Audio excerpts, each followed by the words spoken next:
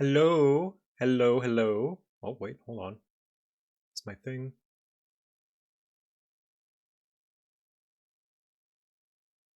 There we go. Hello. There we go. I fixed it. My V-Bridger was not working. How's it going, everybody? Let me put on some chill vibes.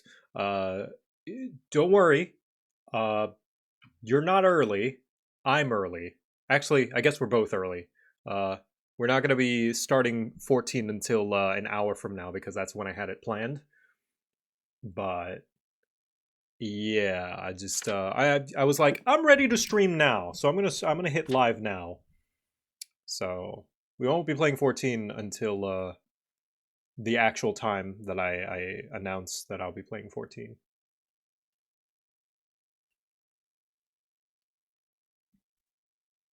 Let's put on some chill vibes. Let's see.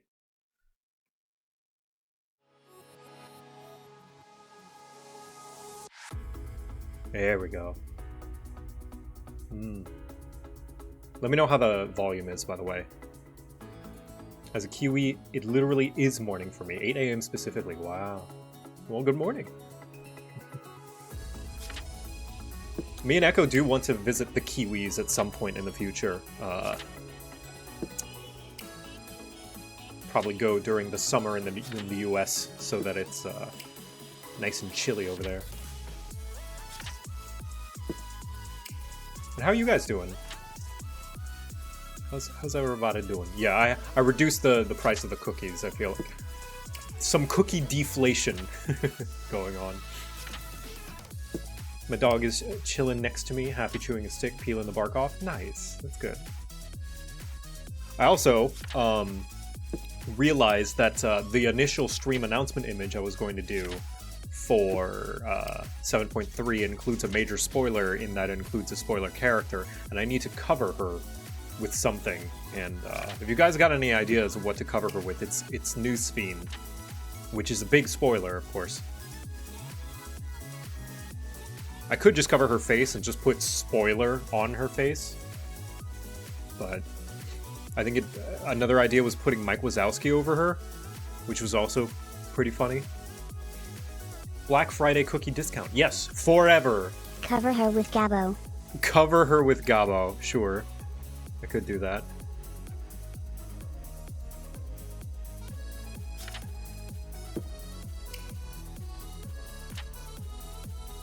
Mike Wazowski is funny. It is pretty funny, but I don't know if it's going to be clear. Maybe I'll just put a spoiler censor over her.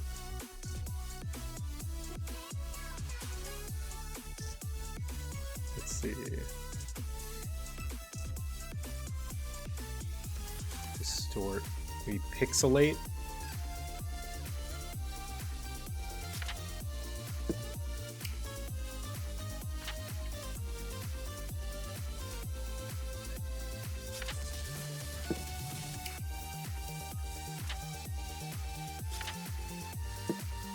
So what do you think of the OG Sphene? I don't think much. I mean, she seems nice. I'm looking forward to learning more about her. She seems like, you know, the ideal of what Sphene would have been. She seems nice, you know. I mean, I'm sure I'm gonna learn more about her as we go on, but as it is now, she's like very leader, very vanilla leader, you know? Like, cares about her people and is nice, I guess. Nothing about her personality really stands out to me so far, which is fine. It doesn't need to. I don't need her to be an amazing character.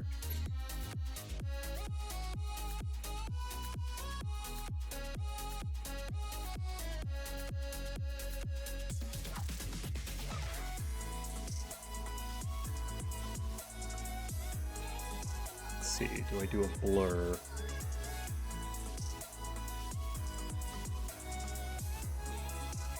I could do a pixelated sensor.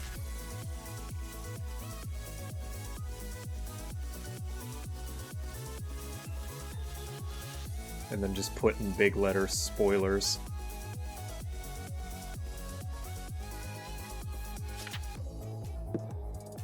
Spoiler.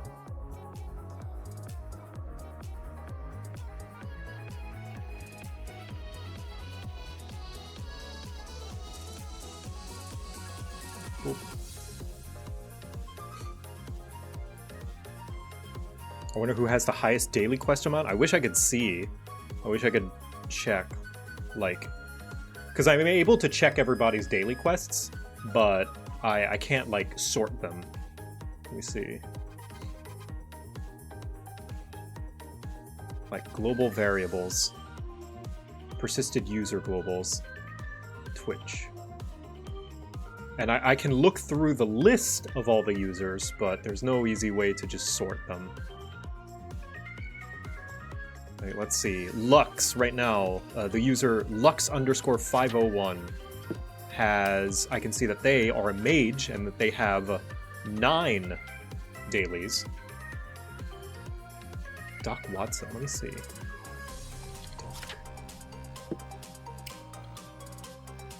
Doc Watson. Oh, Doc, you've got 103. Wow, that's impressive. And Side Quester. Side Quester.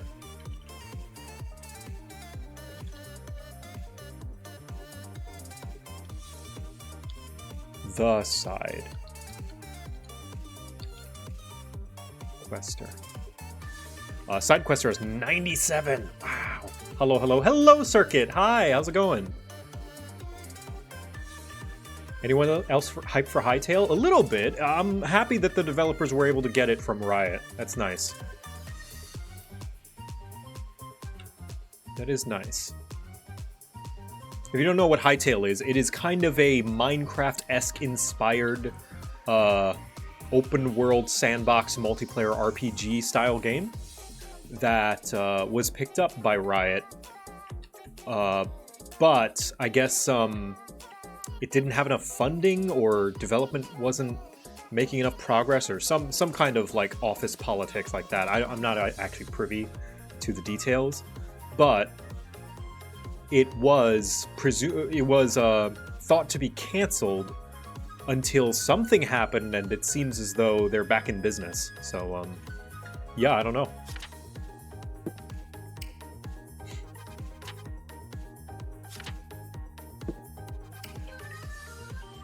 I think Riot made too many changes and killed their own progress. I don't know. The only people who know are the Hytale devs and Riot themselves. Let's see. All right, I just ended up censoring Sveen and just not putting like a Mike Wazowski over it because I don't know if it's gonna make sense. But it's pretty straightforward now that it's clearly spoilers. Fix this.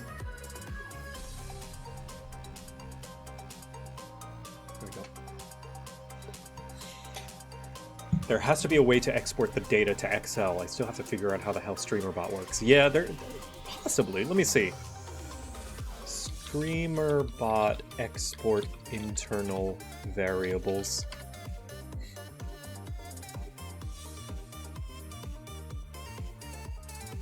Is there a way export to text file? Export. Let's see. Export global variables to text.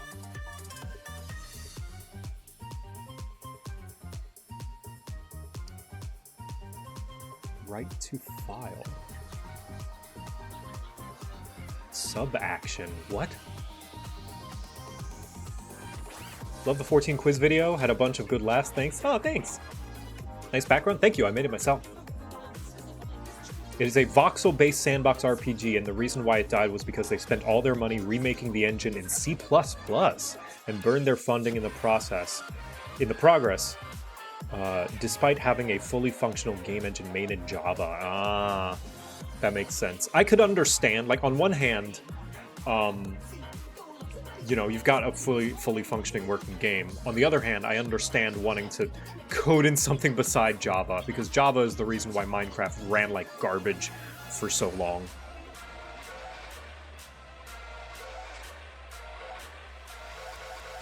But such is the struggles of game development. It's like there's no good answer here. It's either we release the game on Java and all the problems that come with it, or we remake the game in C++ and do everything, and effectively flushing all that dev time down the toilet.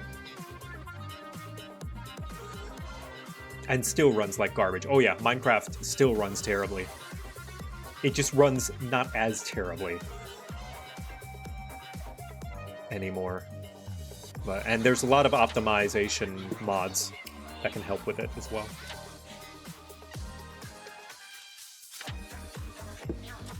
Minecraft literally has no multi-threading, and it's so garbage. I don't know what that means, but I trust that that's probably bad. I don't know the first thing about programming. Okay, usage.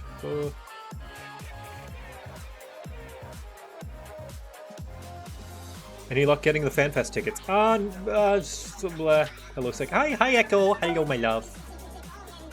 I haven't bothered with FanFest tickets because I have my doubts about NA FanFest. Oh, thank you for the kisses. Yeah, you gotta fill out the Secret Santa form.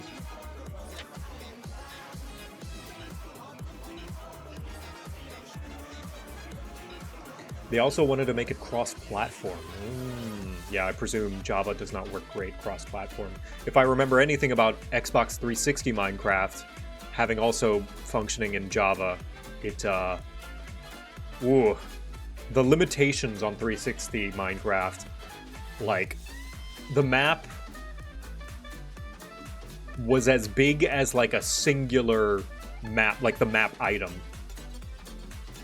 A singular zoomed out map. Or maybe not even fully zoomed out. Maybe like level 3 zoom out. Things are wild right now, and it's nice to see a bright spot in you. Aw, thank you, Alphonse. That's very kind of you. Let's see. All available trigger. Okay. How do I... Variables. Export. There doesn't seem to be an easy way to export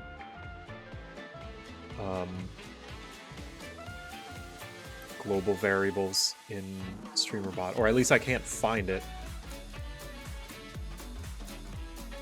Write to file. Is this it? Hold on.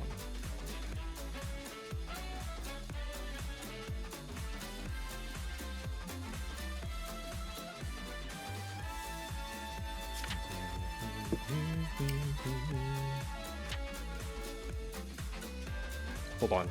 I'm gonna follow this tutorial. Father, how is the solar issue going? Shall I collect the Engray mob? The solar issue is still slow to progress. We'll figure it out, don't worry. I don't want to get into it. Let's see. I guess I'll make a new action. Export global variables.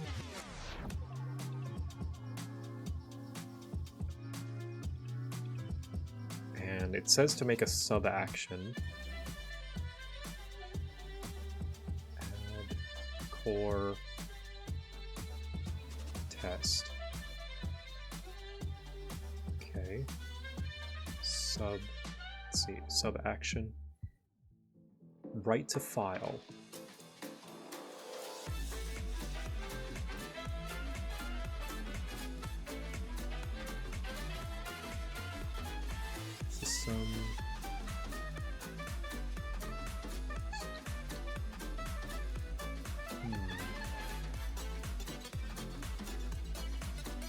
Action queue, file IO, write to file. There we go. Write to file. Let's see. Maybe I'll make a. Let's see. What are you doing, Joe? I am trying to figure out how to export the daily quests from StreamerBot that you guys have been redeeming to see who has the most. Let's see. So LibreOffice. Oh, do I not have Oh, I don't have LibreOffice on this computer. Dang it.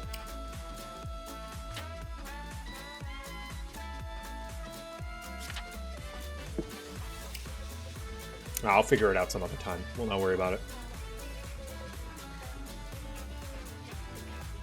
Oh yeah, just chatting. Because I just wanted to start streaming early.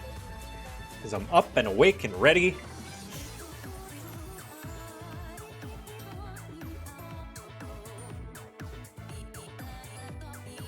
This is a good... If you guys like this music, this is what I'm listening to right now. It is a remix of Final Fantasy XIV music, kind of a disco remix. Just jamming.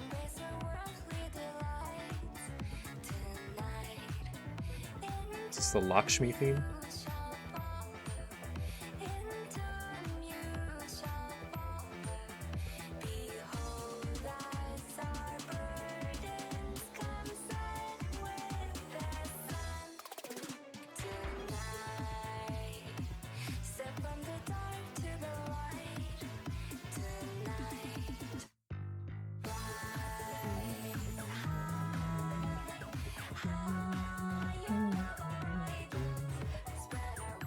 How have you guys been? How was your Thanksgiving, by the way? Mine was nice. Me and Echo, we went to go visit my parents, and we brought muffin this time. Because since we were going to be away from home and Kate wouldn't have been home to watch her, Kate went to her own Thanksgiving stuff. We brought Muffin, and she had so much fun. She got to eat some turkey. She got to meet my parents. My mom really likes her, which is nice because my mom's very picky about animals. She was so well behaved. She ran around their yard. She got to sniff a new house. She did so much dog work. It was a big day for her. She got to sniff and fart and borp. Actually, she farted outside, so my parents didn't have to suffer the gassing indoors. I am poking in for the woes of Job. How are we all? We're doing good. I hope Job does not make too many woes. She did burp in my face. Yes, she went up to... I'm glad my mom got to see the signature muffin run up and borp in your face. Just like, clack, clack, clack, clack, clack, clack. She'll just bleh, right in your face. I don't have Thanksgiving, but I got some amazing butter chicken for... Ooh, butter chicken sounds great. Sounds delicious. First Joe stream, and we're talking about farting and burping. Yes, my dog Muffin. Me and Echo's dog. Me and Echo's baby, our child. She's very farty and burpy. That's like half the things she does. The other half is sleeping and eating. Oh, this morning, though. This morning, for some reason, she just... It was a surprise. I think because she had turkey yesterday. Show the nap photo? Yeah, I'll show the nap photo. For some reason, this morning, we gave her her breakfast, and she just... like, wasn't too interested. Which is a first. She's always ready for food. She's always ready for breakfast. So... Here, I'll show you a picture of both of us napping on my parents' couch.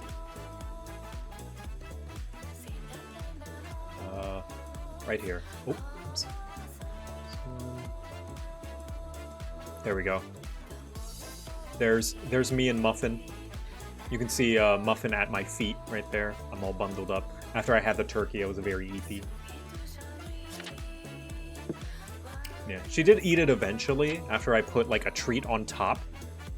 My theories are either one, she was not feeling very good because of the turkey, or two, she was spoiled because of the turkey and now expected turkey on top of her food. She has tasted the forbidden flavor. But we'll give it a couple of days if she continues to do that. Hopefully not. We shall see. But yeah, my parents live about an hour away, so she got to sit in the car for an hour. The longest time she's been in a car ride, I think. She was here. There she is. She was laying down in the car, having a little eat, having a little sleep.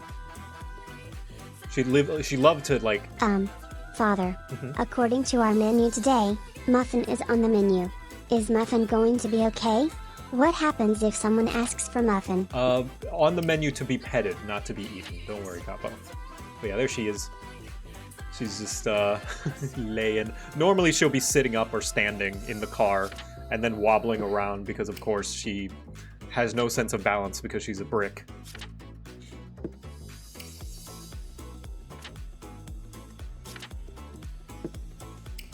My doggo has stomach issues in the morning, so I just gave in. He now gets wet food topper on his breakfast. That could be an idea. Yeah. This is the first time ever in the year that we've had her, so I'm not going to jump to any conclusions yet. But we'll see how she feels about dinner.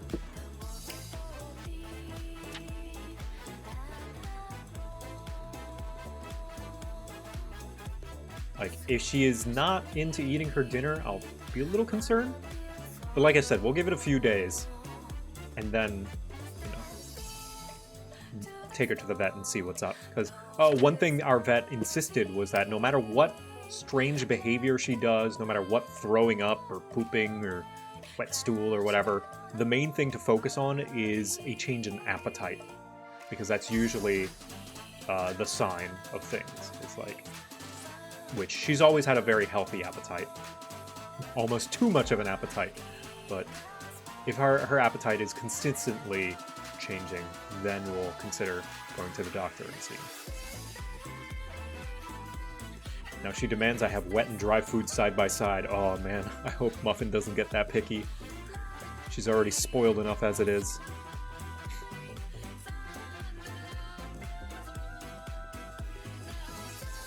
Do you guys want to see a video of me rolling her around?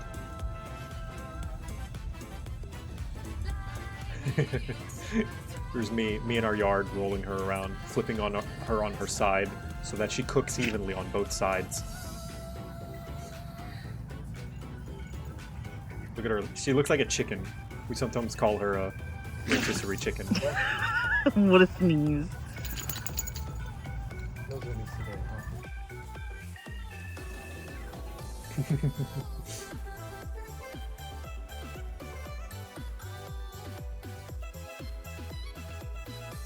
I like our dog.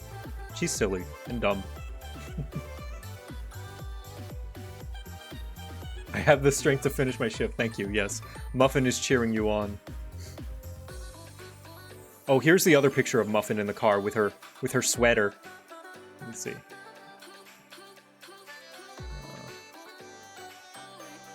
There she is.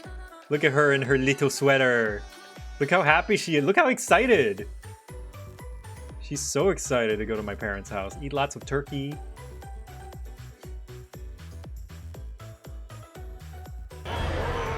Oh, Suthra, thank you for gifting 5 subs.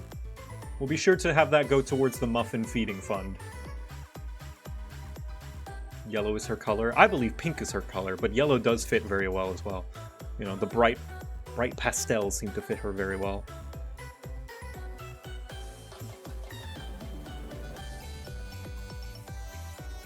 Oh, and here's her being a creature.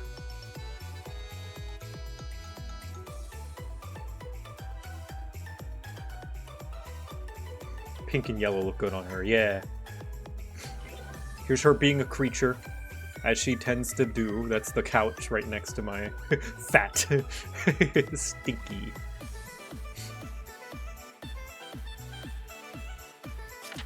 She round. She sure do round. She sure do be round.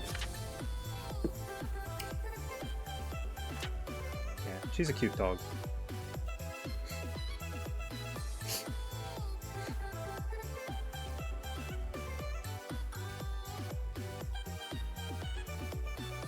I like to imagine that I'm smacking you with money. Thanks. I appreciate it. It's like when you go to the strip club and you throw the dollars, but in this case you're throwing coins and they're smacking me in the face.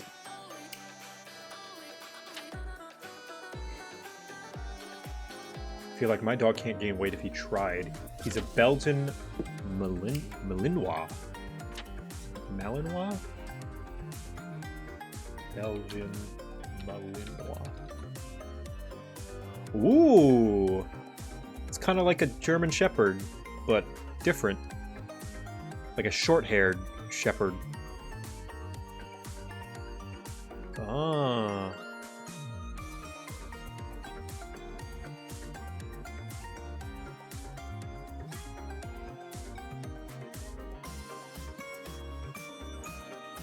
Inside a sock. Yeah.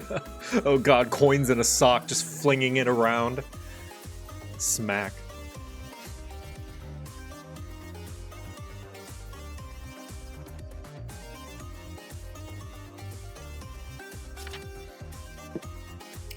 Yeah, we think she's a Staffy Pity mix. Staffordshire Terrier Pit Bull.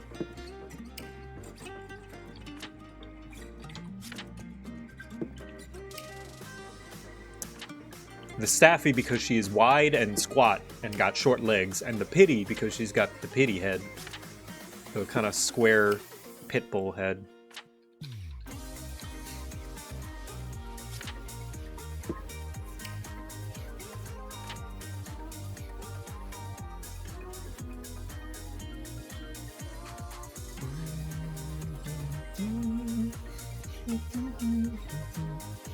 Alright, I'm gonna put out the announcements now. I think it's enough time.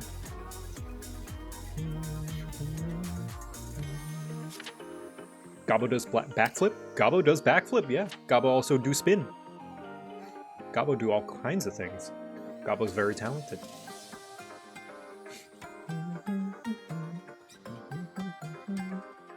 We have a Jack Russell Pitbull. She's drawn more blood by playing than anything else yet. Do you have any expectations going into 7.3? I don't know. I don't know what to expect. Gabo also speak. Gabo also speak. I don't know. I really don't know where the story is going here. I feel like they did a good job of making it very unique and not something that we've seen before, which is Please exciting. help. I'm hopelessly addicted to Kirby Air Riders. I did hear it's very good. I heard. Sakurai knows how to make good games.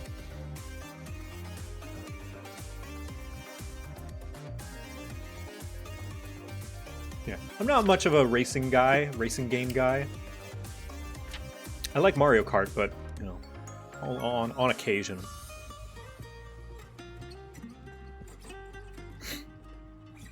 I was never a super big fan. Although, I did very much enjoy, on the PS2, a game called Midnight Club 3. Because just the immense amount of car customization. That's how you get me. Even genres that I'm not into, all you gotta give me is the ability to make my own thing with customization options, and I'm sold. It's the easiest way to get me on board of a game.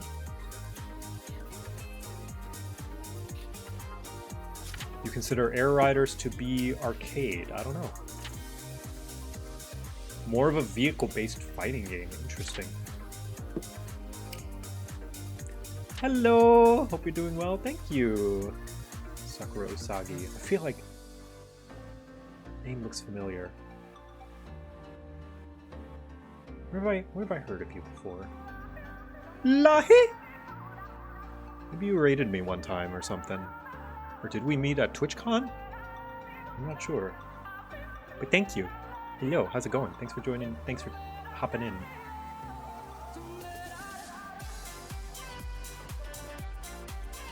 At Father, Akon! do you think I can get my own pet to love and hug like you have Muffin? Yes, Muffin is that pet, Gabo. I met you at Akon. Oh my gosh, that was a while ago. Okay, I had a feeling. Alright. Wow. Well, nice of you to join us. Nice. Thank you for the reminder as well. Man, Akon. I remember I initially got an invite to Akon in 2020 to play a live game with Dingo Doodles and Puffin Forest being run by Felix. And then the pandemic hit and they had to delay it for years.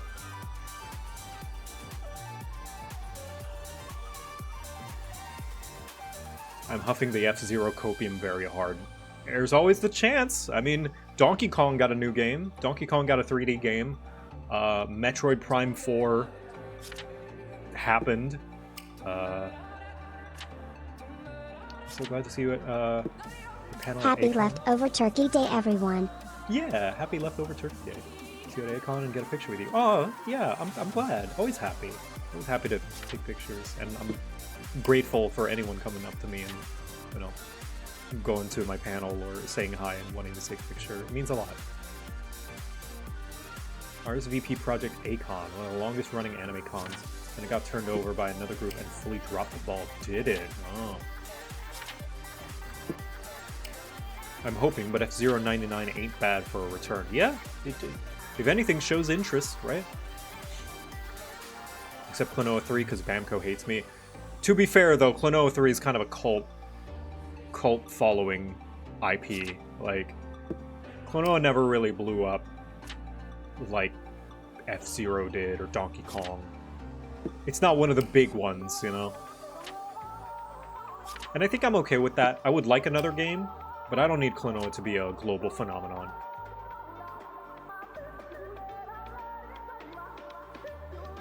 Klonoa 3 would make me evaporate, same. Lahi!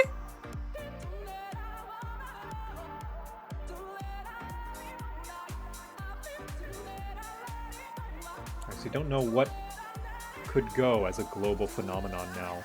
Earthworm Jim? Yeah, maybe. You could have stopped at Klonoa is a cult.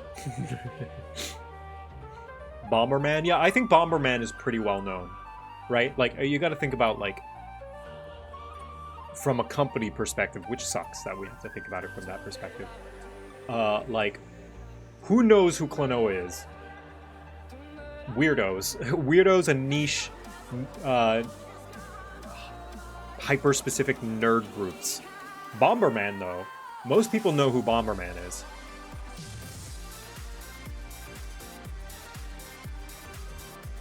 Most people have seen Bomberman or played a Bomberman-like game.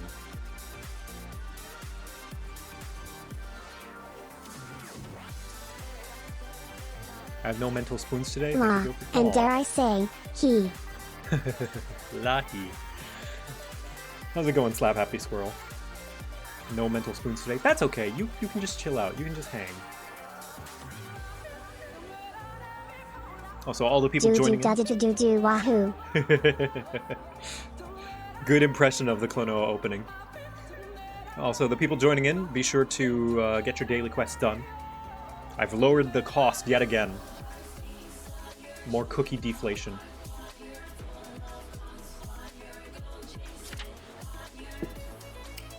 Lahi lahu, lahaha. Zero's problem is that GX series. F-Zero GX. I'm not familiar. Oh, is this on the GameCube? Oh, no wonder I've never heard of it. Interesting. Yeah, it looks cool.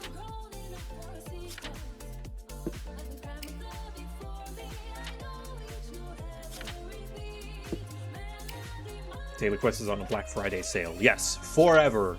I think I'll keep, because it's Daily Quests, I feel like it should be cheap, you know? Initially, I was worried that everyone would redeem it, like... But really, like, what's the concern? What's so wrong with that? That everyone can redeem it easily. It's fine. Cookie economy will thrive. I'm gonna be the money president. 1,000 cookies to everybody.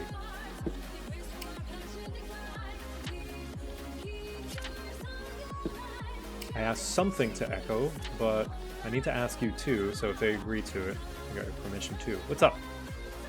What's up, Ruby?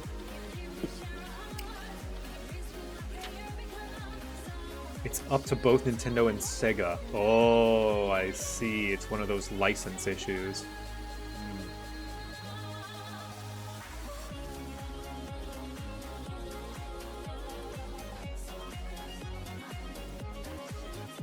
All my extra cookies go directly to Gobo. It's a gobble down economy. It actually works, is the difference. Oof. I want to have my Canadian draw you and Echo the same way that Bowser painted himself and Peach in the Mario. Full permission.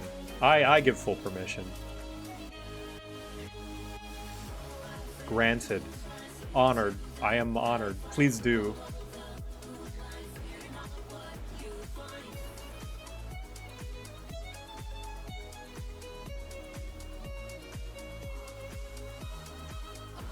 It always brightens my day whenever I see fan art.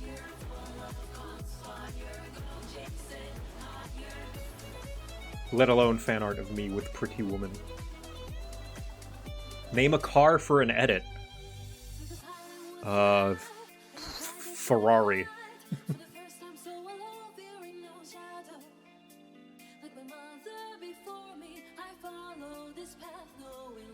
Actually, the Dacia Sandero. There we go. There's your car, the Dacia Sandero, or Dacia, how they pronounce it.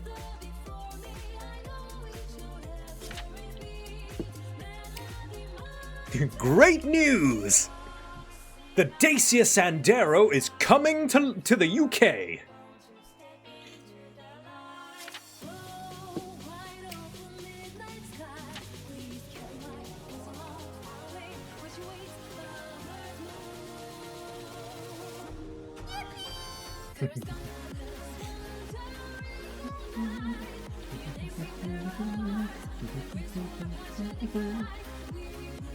Bad news! The Dacia Sandero! It's delayed! Oh no! Anyway.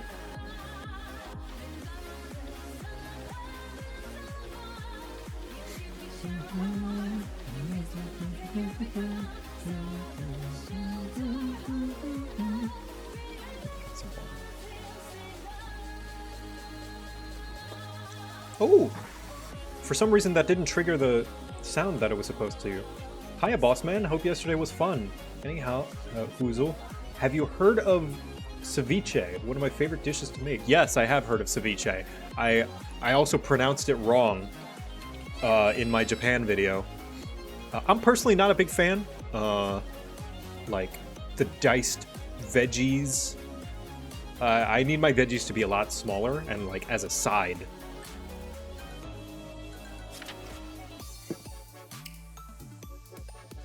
The Dacia Sandero will come with left-handed drive. Oh, good, anyway.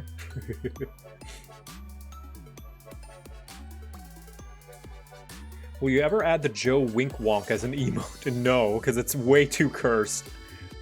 It is very cursed. I appreciate it, I love it, but no. It is disturbing. If someone used the text-to-speech and upload a clip of your reaction to their own channel in some way, how would you feel about that? Positive. I would love if people clipped, because I'm admittedly a kind of streamer insecurity of mine that I've had sometimes is it's not a big deal ultimately, but I do get jealous of other streamers sometimes when I see, you know, streamers getting more clips, like which it is not your guys' responsibility by no means. Like, I'm just kind of giving as the reason as to why I'm always excited when people do clip. It's because like I feel like I get clipped so rarely. So, of course, by all means, like it helps me as well. You know, I feel as though sharing clips like on YouTube is a good way to get my name out there. In fact, that can go into a little bit talking about ways to support me. And I know lots of times you guys are like, oh, I wish I had the finances to support you. But if you don't, doing things like that is a good way to support me as well. You know, sharing me around, grabbing clips, posting them, sharing them around. How Alive VTubers have between 1 to 3 clip channels. Yeah, fan channels as well. And I'm not saying you gotta do that, by no means. But you have full permission and encouragement to grab clips that you like and upload them onto YouTube. Sharing me around sounds sus. We need Echo's permission. Oh, hey, it's Porcelain Maid. What's up? Hey, man, how's it going? Mr. Gamer. That's me. I'm Mr. Gamer. I'm not gaming right now, but I just wanted to start streamer. I started stream an hour early this time, rather than like an hour late like I've been doing for the past week. 15 JoCat clip fan channels on it. You can call me Joel too, if that's easier. Yeah, yes, of course, if you don't mind. Echo does have a Blue Sky reply that says, "Let me share him."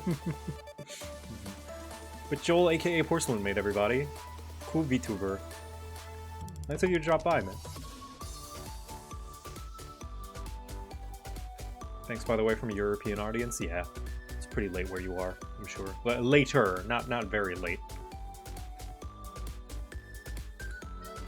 There was a JoCat fan clip channel, like an unofficial JoCat clip channel that existed a while back that had some questionable clips uploaded, but I wonder what happened to it. It just kind of doesn't exist anymore. Like I remember trying to look up one of the clips that it did clip and upload because I was trying to find it, but yeah, I don't know what happened to the channel. I'm proud of you for going crazy in that Halo quiz on YouTube. Oh, thanks. You watched the Willy Asso's video as well? Yeah, they're awesome. Yeah, I enjoyed it a lot, and that was one of the... I basically ripped off wholesale their format for the quizzical encounter, which I mistakenly called quizzical engagement. Wait, no, it's called quizzical engagement. I called it quizzical encounter. First episode, and I already fucked it up. I binge them when I want a nostalgia goon to Halo. Oh, I love Halo. I love Halo, and it's why I'm sad at the franchise's treatment recently.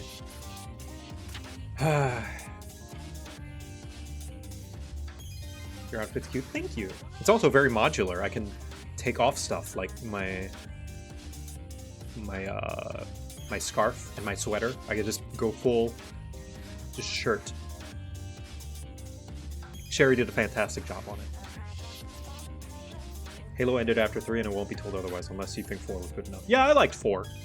To me, I just forget about 5. Like I don't like to think about 5. I like 4. 4 was divisive, understandably so, and I'm not saying the people who dislike it are wrong, but I like the direction they took 4, and I think it ended on a very promising and impactful note. It was a very emotional story as far as Halo goes, which Halo has never been very on the emotional side of its storytelling, and I like that. But I understand that lots of people who are big fans of Halo that aren't looking for emotional stories didn't, because that's not what Halo kind of was about. Promising how? Well, now we have a story about Master Chief without Cortana, and we can tell a story about how he copes with that. Now, I understand some people don't want to explore Master Chief as a character, and that's valid, that's fine. But me, as someone who does like exploring Master Chief as a character, that sounds interesting to me.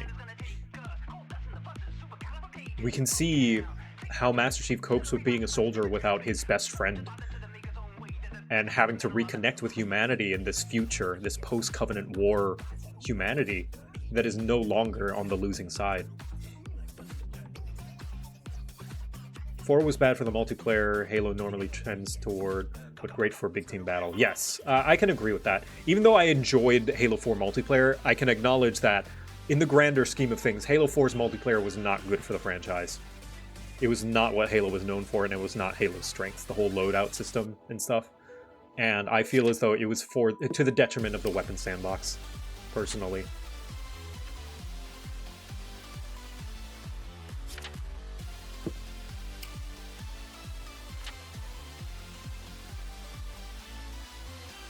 I would have really thought Chief will retire and seek therapy for what he's gone through. That would be an interesting story in that, like, can he? Can he stop being a soldier? I think that's a cool story to explore. But they didn't go that direction. Instead, they just resurrected Cortana and made her evil, which was frustrating. Halo 4's weapon design wasn't very appealing. Agreed. Both functionally and visually. I feel as though they kind of flattened a lot of the gimmicks. 343 just doesn't know how to make Halo work, in my honest opinion. I think, credit to them, it was kind of hard to know, because I believe, like, benefit of the doubt to 343, I believe they were just following what they thought was the natural direction it was taking from Bungie. Because what was Bungie's last Halo game? Halo Reach. And although it's looked back upon fondly today, I remember when Reach launched, it was very divisive amongst fans. Like, let's be clear, Halo Reach was a controversial Halo game when it came out. Fans did not like Bloom. Fans were divisive about the art style because it was dreary compared to Halo 3. You know, Halo 3 was a very colorful, very bright game, very visually impressive, whereas Reach kind of toned that down a bit. The armor abilities, especially Sprint, people did not like armor abilities. And Halo Reach was the one that started with loadouts. Now, it wasn't custom loadouts, like personal loadouts, like Call of Duty. It was more game mode-based loadouts, but even then, like, it was already straying away from the traditional arena shooter, everyone starts the same way that Halo did before. They got rid of equipment, so the sandbox was a little bit, like, pulled back and more attached to the player, which I believe is the wrong direction to go. But, like, that's why, like, I'm kinder to 343 about where they went with Halo, because I believe that they thought they were just following in Bungie's footsteps. They were just doing the natural trend of what Bungie was doing. That's my theory, of course. I don't know for sure. I was making angry rant videos about Reach haters as a 13-year-old. Yeah. Yeah, I'm also on the anti-sprint train as well. I believe Halo should not have sprint because, like, sprint adds in a lot of complications that you have to then fix, right? If you had to choose a Bard college, which of those subclasses do you think you would be? Probably just lore. College of Lore, pretty basic. I don't genuinely think that I'm much of a combatant, so not swords. I am, in the same way, I'm not Bard of Valor. I don't think I would talk to the Fae, so Glamour's out of the picture. Sprinting not working with Halo's non-zoom scope FPS style. Sort of. And also, sprinting messes with the weapon sandbox, because here's an example, right? The Energy Sword. The Energy Sword is a power weapon that is a one-shot kill, right? But there are ways to play around it. You can't just run up to someone and slash them. You have to get within range, you need to use corners and cover, and you need to have map awareness. But adding sprint into the game, like, if you are backpedaling while shooting someone with a sword, you win. You win that gunfight. So you can't just be dumb with the sword. You have to play with smart with the sword. But if you have sprint, someone's backpedaling you and shooting you. If you sprint at them, you win. So that's one thing. Who the heck was that cat girl in the thumbnail? The cat girl in the thumbnail is a lovely woman. that is orange cat energy. That you may know, Miss Squid Cena. Squid Cena, everybody. Voice of Uklamat. How's it going? Also, Fairbanks, hey! The sword was an ambush weapon. Yes, exactly. Agreed. Same with the shotgun, right? Whereas I feel as though sprinting complicates things, and it makes it so that the outplay potential for the sword and the shotgun is less. Because the person with the sword and the shotgun can just sprint at you. And, I don't know, that takes a little bit of depth away from the weapon, a little bit of the outplay potential and a little bit of the skill ceiling away from the weapon. Another thing that sprinting does is it makes the maps smaller. So they have to enlarge the maps, which means longer sightlines, which means you need to make weapons shoot further. You need more longer range weapons, and you know, how they solved that issue in Halo 5, they gave every weapon aim down sights. And I think that is the one thing, like Halo, that is sacred. Like, one of the few things that I think is sacred to Halo is you do not add aim down sights. That's my opinion. Like, sprinting, I was like, I don't think it should be in there, but whatever, it's still Halo. Aim down sights, though, but they have to, because they added sprint, and I just feel like adding sprint to Halo overcomplicates things and makes it so you have to change it. The people demands a Monster Hunter Wilds expansion. Yeah, give it maybe maybe this summer they might announce it. I don't know. Sprint had too many negative knock-on effects. Yeah, because the original game and, like, every game up until Reach was built without sprint in mind. It also lessens, you know, the impact of vehicles, because if you can sprint, there's less incentive to get in a mongoose. The benefit of getting in a mongoose is because it's faster. So now you need to make it even faster than sprint. On top of that, Shagaru Magala as the expansion's final hunt. That could be cool. I do like Shagaru Magala. Just finished your latest collab trivia video. Loved it. Thanks. Yeah, I'm very proud of it.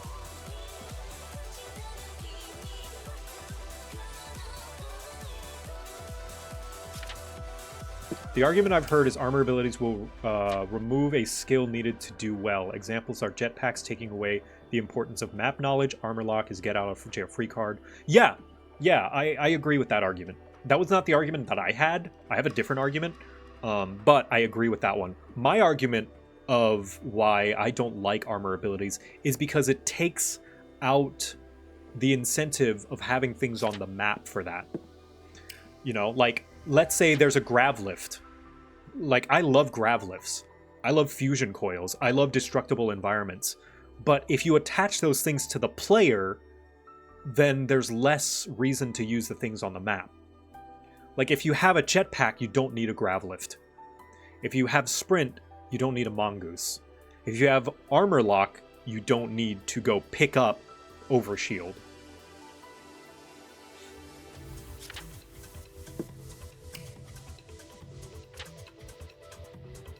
And it also it means that designing maps are harder too, and it just results in having to make, in order to make a balanced map for all of these different armor abilities, it just becomes a less interesting map. It has less personality.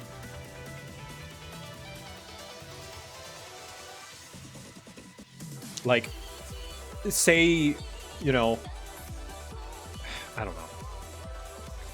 And I'm not saying these are necessarily objectively bad choices. Some of them people like, but it means that now there is a version of Halo, there's a type of game that Halo once was that no longer exists. And that's a little sad. That's the nature of, you know, things changing, but I feel that same way about Monster Hunter. Old Monster Hunter is no longer a type of game that exists. Now that New World Monster Hunter, and I love New World Monster Hunter. I love World, I love Wilds, I love Rise, but the old segmented Maybe map... giving the armor powers a time limit or cooldown would make them more balanced. You can never truly go home. Well, that's... I mean, armor powers had a cooldown and time limit. But if you talk about time limit before they run out, I think you at that point you just might as well make them equipment. Like, I feel as though they already solved this with Halo 3 equipment. You know, a one-time use jetpack, that's the grav lift. That's the deployable grav lift. An armor lock, that is one-time use, that's the bubble shield. And it's something, I like it better because it's something that can interact with the sandbox. You can throw a bubble shield into a grav lift and it can shoot it into the air. That's cool. I like that interactivity. I always called Halo to my friends, whenever my friends who had not played Halo, how I describe Halo is it is a AAA Garry's Mod. That is how I see Halo. It is a bunch of cool interacting systems that you can make interesting game modes out of. And it's more interesting when it's an item in the sandbox you can pick up and play with, in my opinion.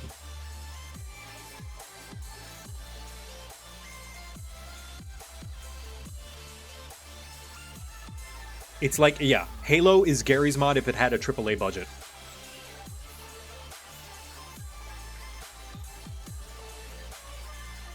Now, it's not as robust as Garry's Mod in terms of, like, the game modes you can make out of it, but it was the peak of making custom game modes when it came out, on console anyway. Think about Speed Halo, think about Fat Kid, think about, like, Infection, Griffball. There are so many community-made custom modes because of all the tools that they gave you, right? Where's Skibbity Needler? That's the Needler Walk. Hold on. We have Skibbity Needler. It's called the Needler Walk by Genetic Spartan. And it is one of my favorite old Halo things. Here. You guys need to listen to Peak. Hold on. You guys I'm about to culturally inform you on Peak. Here's the Needler Walk. Well, I'm cruising around in a pimp warthog. I got 2 smoking needlers and I'm ready to jog. Put your battle rifle down. I'm here to say, needler time. So get out of our way. Come on, wave your hands in the air and shoot your needler like you just don't care. Now wave your hands in the air and shoot your needler like you just don't care. There's a little dance that we like to do. It's not too hard, so I'll teach it to you. Get out on the floor, listen to me talk. It's time to do the Needler Walk. Come on, grab your needler, do-to-do. You're starting to feel that funky flow. You take 2 steps forward, 2 steps back, and launch into a needler attack.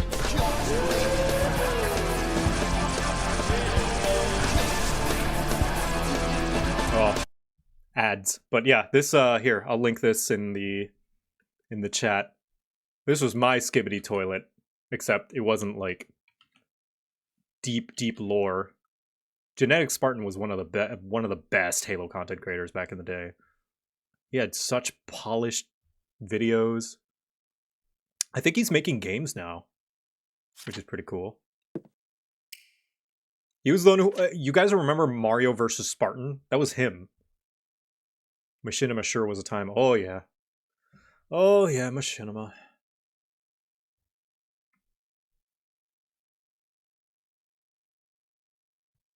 Sandbox also showed that for all the disciplined soldiers they are, the Spartans really are quick thinkers and scrappy on the battlefield. Yeah. You think you can make a comeback in some way? There's always the chance. There's always the possibility. I'll never say Halo's dead forever, you know, and it will never make a comeback.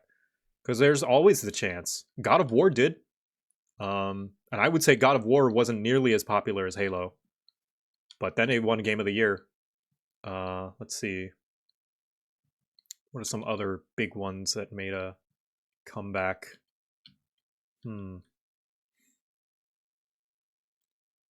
Franchises. Game franchises that made a comeback.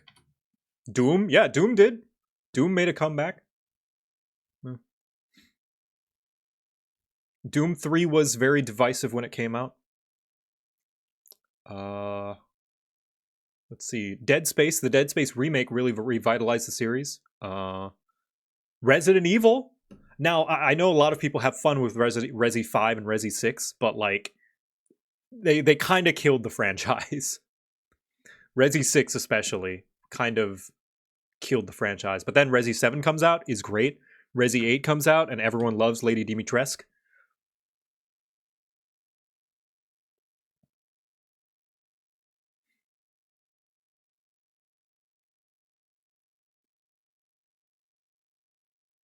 Let's see.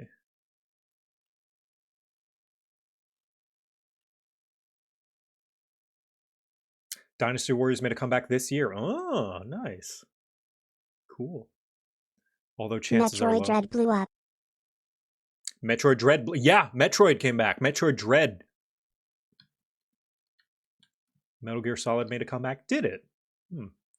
I thought after Kojima left, it kind of like died. Because my wife said she'd leave me if I quit my job as a programmer. I guess we have a codependent relationship. Gabo, you're getting rotated.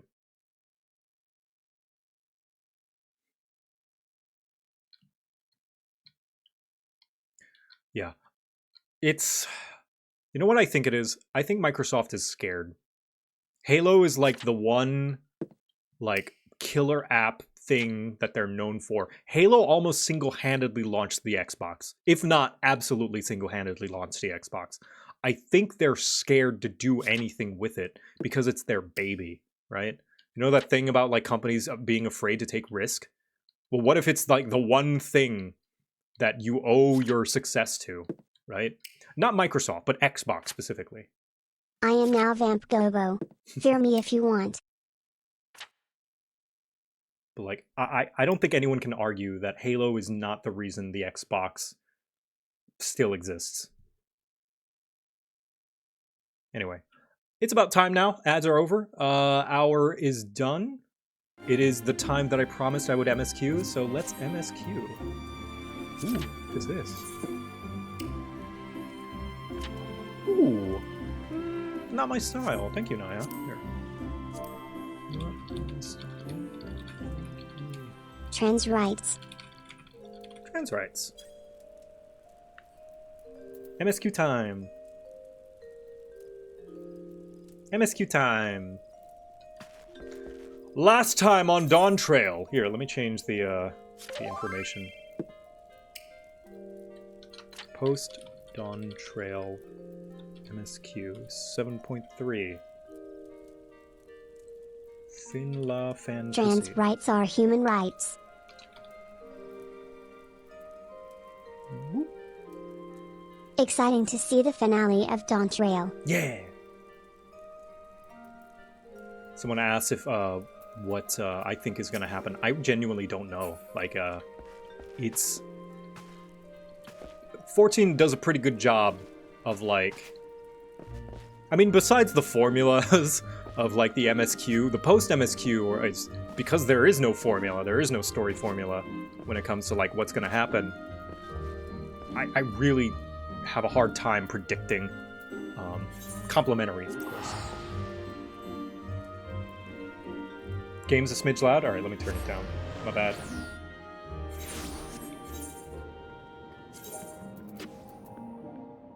Here, how's that?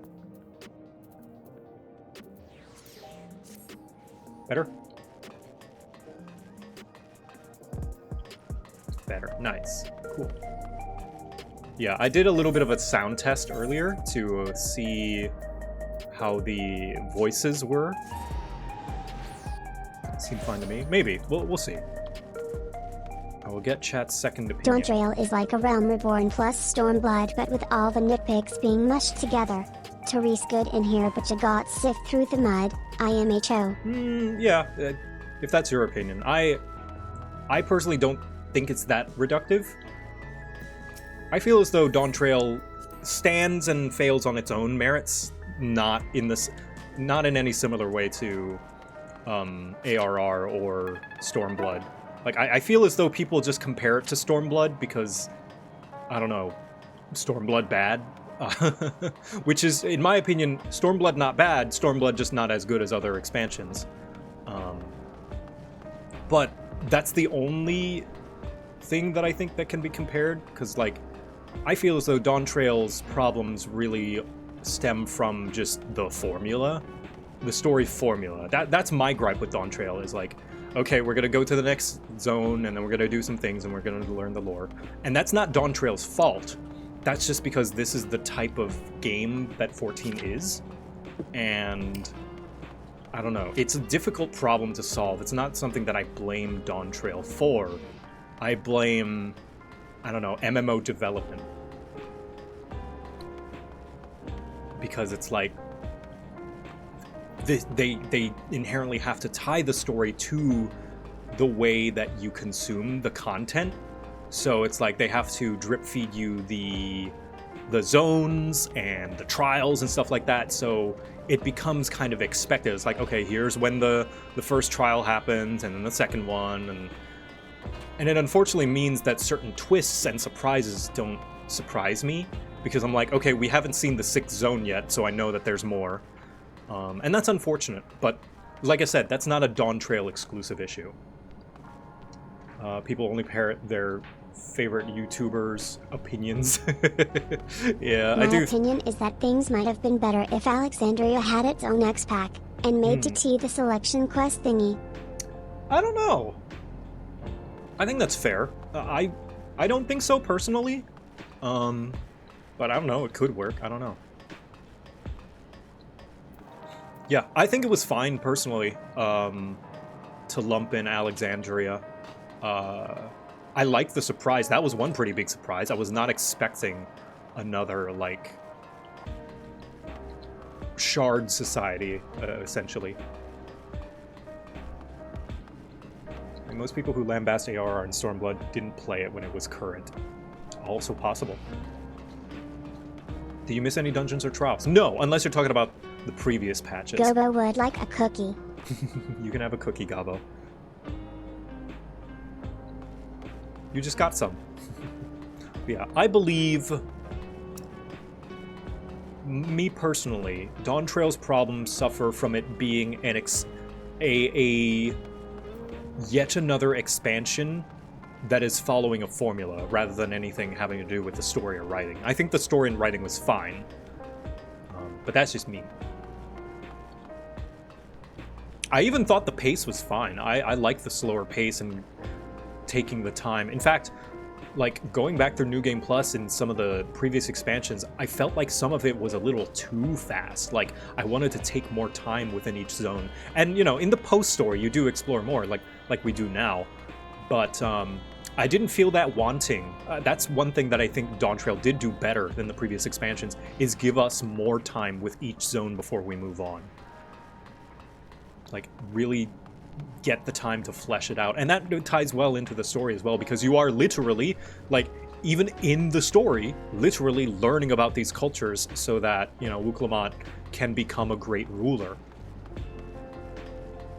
Heaven's Word has a big issue with that. Zones are speed ran. Yeah! All this running in circles is making me dizzy. Yeah, sorry about that. Yeah, I'll continue. I've said my piece. My opinion's known.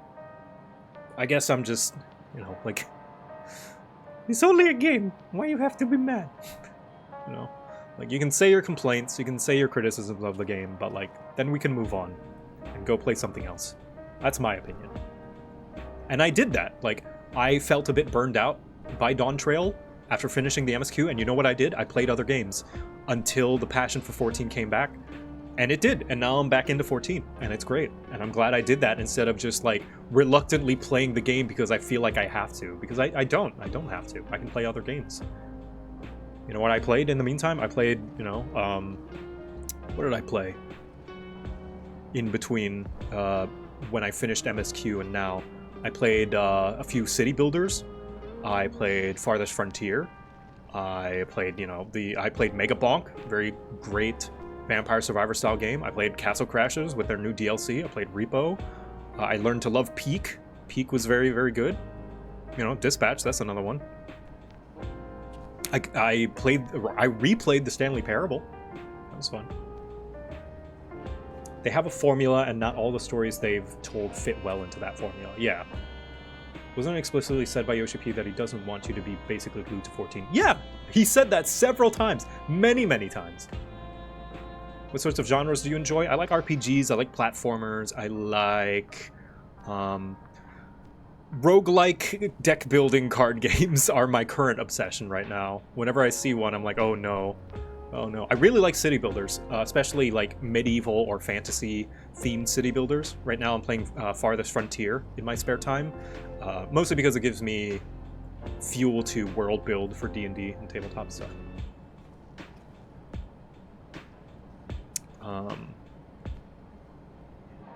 Yeah.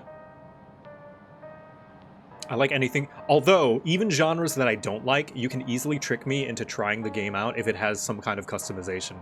Like, I'm not a racing game fan, but Midnight Club 3 allowed you to customize your own car, and that got me to play that game for who knows how many dozens of hours when I was a kid.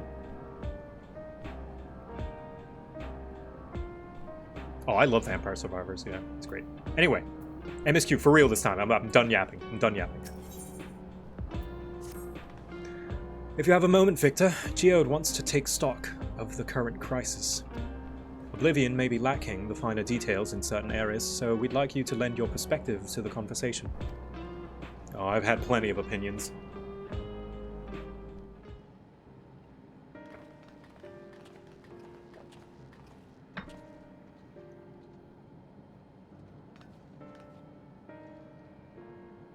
Sorry to drag you into our meeting, but we need to get a better handle on the threats Alexandria is facing right now. Not at all. Much has happened since the state funeral, and a clearer idea where things stand would be beneficial for us as well.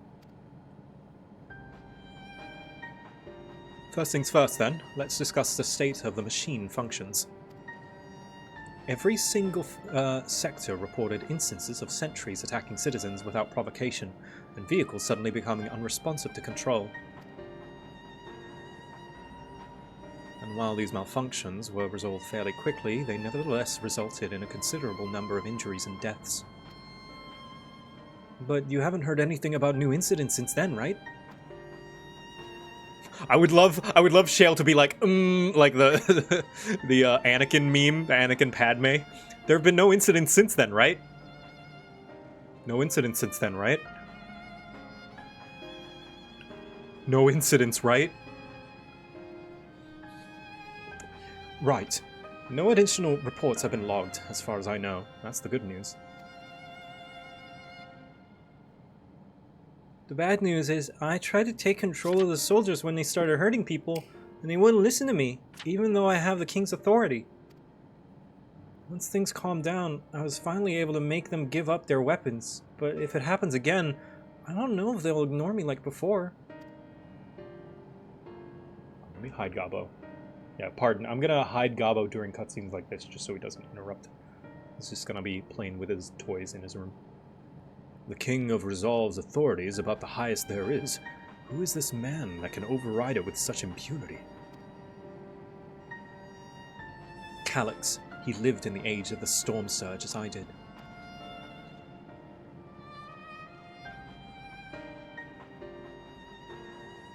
Lest you forget, he was known for his advancements in electro-technology, and it was he who established preservation on the purpose of furthering his research.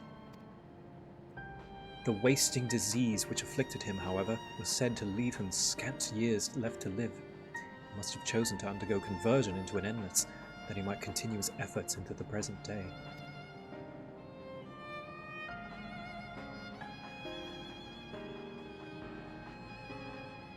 Preservation's early goals seemed noble enough, exploring treatments for Levin sickness, designing Everkeep's core system, that sort of thing.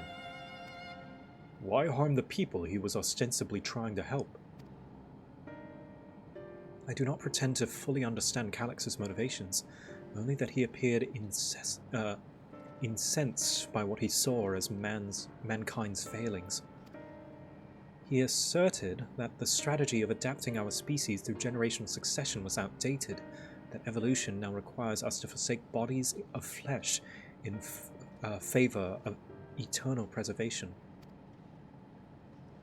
We've already seen how he's employed the simulant to convince Alexandrians that endless conversion is their only hope for survival.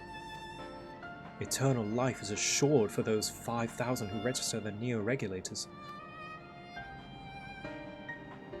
But this is merely one part of Calyx's greater plan. He wants the key to interdimensional fusion.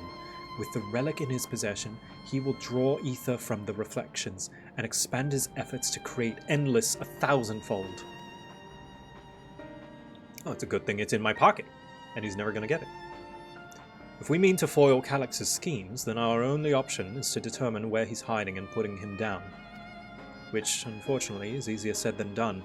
I've been scouring the terminal we found in the depths of Everkeep, but I failed to uncover even the slightest trace of his activities. Give me a little more time, though, and I'm sure I can sniff him out. I'll help you! Crusty iPad kid! Slap, slap, slap, slap, slap, slap. Just start slapping the desk. While Galulja and Shale are working on that, I think I'm going to take a look around town. I want to make sure no new problems have cropped up, as well as search for any information that might lead us to Calyx. You're welcome to come along. Another malfunction could happen at any time, and I'd be glad to have some brawlers at my back. You got it, Mr. Rockman. Count me in. Raha and the others are helping Oblivion patrol the other levels of the Everkeep. So, shall we stick to the streets of Solution 9? Sounds like a plan. Thanks, you two. I appreciate the company. I have to speak with the city's administrators about bringing in the Landsguard. I want our soldiers around to protect those who are moving to Tuliyola. Alphino and Alize will be joining me for the meeting, so the three of us can cover the sector as soon as we're done.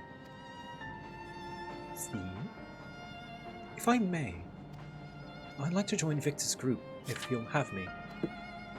Yeah, why not?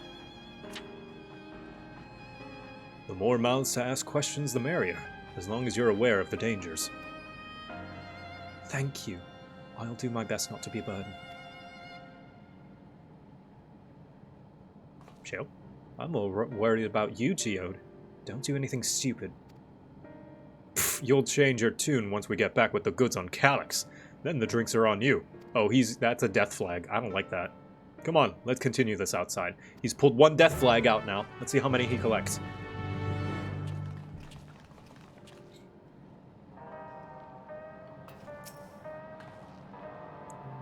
Until you're done with the episode.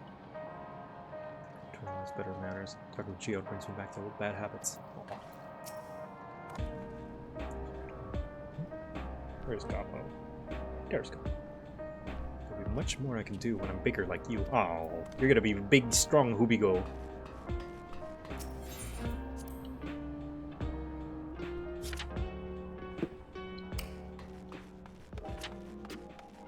Hey, hello, let me pet you. Nice to see you.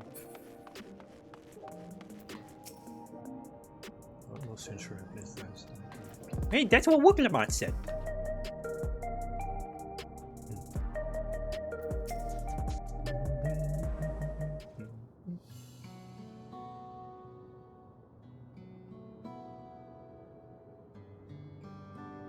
What's up? What's the holdup?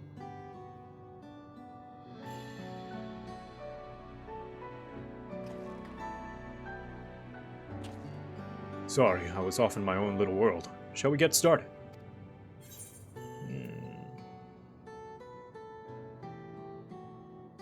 Are you alright, Geode? You seem a little spaced out. Me? I'm well enough, given the circumstances. It was the Queen's fondest wish that her subjects remain shielded from the horrors of death, and so they were for the longest time. Then, the moment mortality once again becomes an unavoidable fact of life, they're greeted with an outbreak of bloody violence. Many are bound to give the endless alternatives serious consideration. Indeed, and I do not blame them for that. It is only natural that such thoughts should come to mind. What I cannot forgive is the way Calyx wields fear and misery to manipulate people into making that choice.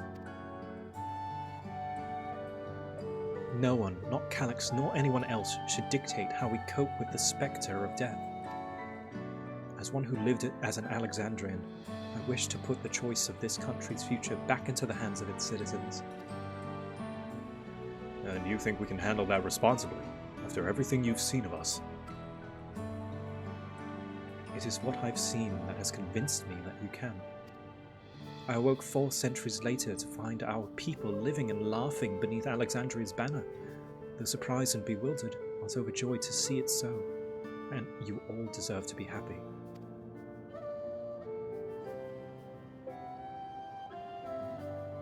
Well then. We'd best not let you down. Now, I suggest we move as a group. We don't know if or when a battle might find us.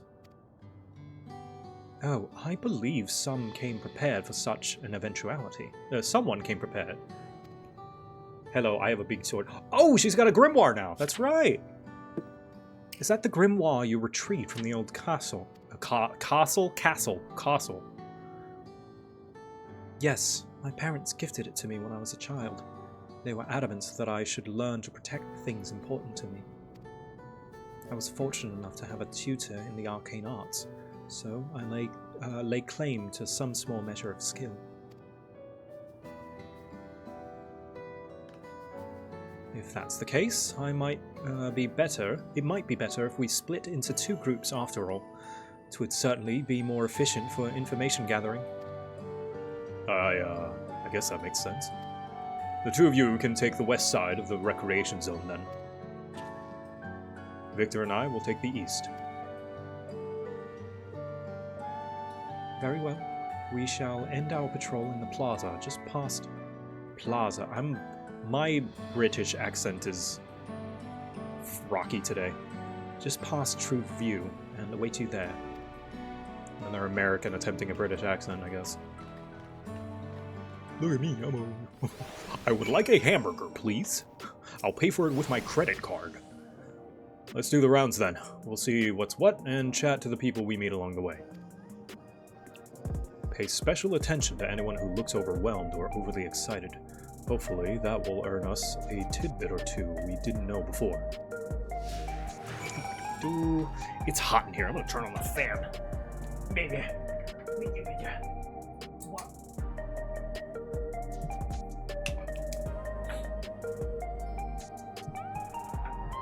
Work shift complete. Hey, congrats. Way to go.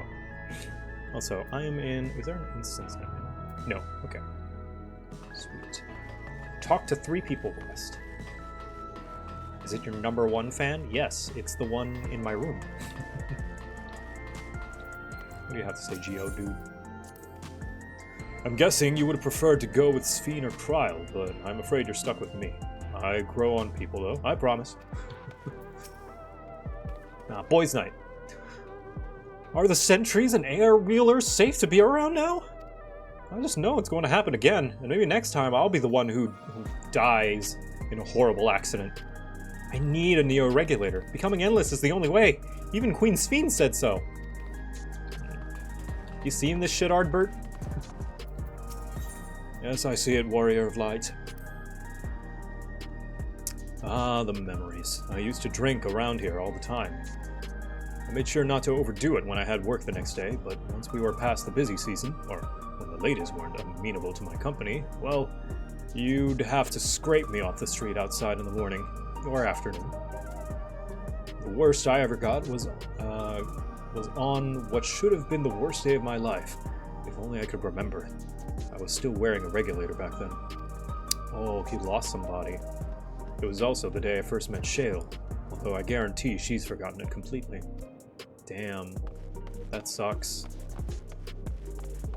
Man, that's so sad, like this whole regulator business about like, they lose something important to them and so they get wiped from their memory so they won't feel sad. You want to hear my story? While I appreciate you offering a sympathetic ear, there's not much to tell. If you must know, a good friend of mine died when those machines went crazy. His air-wheeler dropped right out of the sky, and he didn't survive the crash. Damn fool wasn't wearing a regulator. I know that's not so strange these days, but he never bothered with one.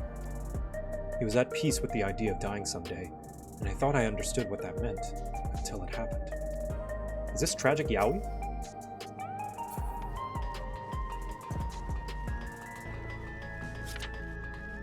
I don't know what somber means, or what that citizen was not somber. What? Well, it's like sad, right? Like a little fearful. It's command. Oh, which one? You can choose your job. What do you mean, Bracky? Can a justifiable case be made for wanting to have your memories wiped? I think so, by personal choice, yes. I think the justification is personal choice. But I think what the problem is that it's automatic, whether you choose to or not. Job class in the adventure card. Oh, I see. Yeah, you can choose it. Yeah. Let's see what. Yeah, you can choose your job. Shown. This is mine. What has me in such a fine mood, you ask? Well, I've just registered my new regulator. I was leery of becoming nothing but memories at first, but now that I've gone through with the registration, I've never felt more at ease. Also, once it was done, the regulator displays the current numbers. One of the 5,000 slots available, over 3,800 have already been filled. So if you're still hesitant, you have not much time to make your mind up. Mark my words, friend, when there's only a few slots left, it's going to be very ugly. Victor, a word? I feel like there was a new factor in these stories we've heard. One we hadn't considered during our discussion with everyone in the back rooms. Fights are likely to break out.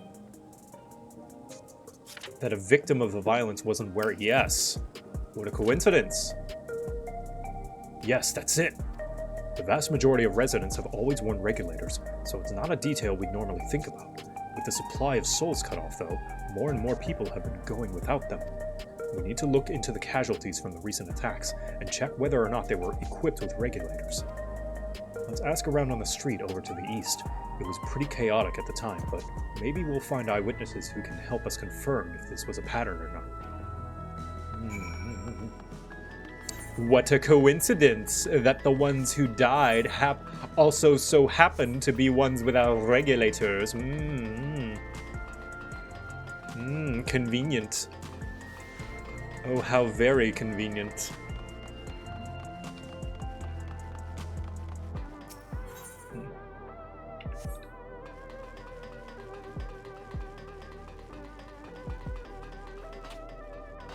Oh, you guys were talking about the class in the Redeems, not in the game. I see. My bad. I misunderstood yet again. It was once my job to deliver goods by hover cargo. And that's why I know a fair number of names and faces throughout the city. The little ones who jump for joy when I brought them packages. The old lady who's always greet me with a smile. I'd hate for anything bad to happen to them. I need to do more of the raids. Maybe next week. Now that I'm back into weekly Final Fantasy, I'm excited to get back into the Dawn Trail side content. Hello. How are you today? Please let me know if I may be of service. Citywide casualty data unavailable. Government officials are currently processing reports from all affected zones. Can you narrow it down by the recreation zone then? You must have some estimations on hand. Recalibrating parameters. Injured, 87 individuals. Casualties, 19 individuals. Casualties equipped with regulators, 0. How convenient. What are you guys doing? You're doing the squat? Hold on. Hold on. I can do that too. Yeah! Me and the boys squatting. The delinquent squat.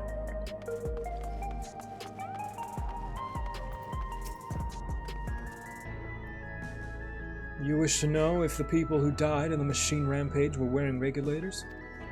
I'm sorry, but I was assigned to clearing away debris. I didn't see any of the deceased. No bodies were present by the time I arrived, so I assumed the ushers had already done their work. I do remember there being patches of white dust scattered about— Yeah, that's right, they got, like, Thanos dusted. Were quite a chore to clean up, but nothing else worthy of mention. Victor, I think it's time we rejoin Cryle and Sphene. I was half joking with my boast to Shale, but we may have stumbled upon something major here. We should share our findings and keep pursuing this avenue of inquiry. Didn't Cryle say to meet them in the plaza just outside of True View? Let's get going.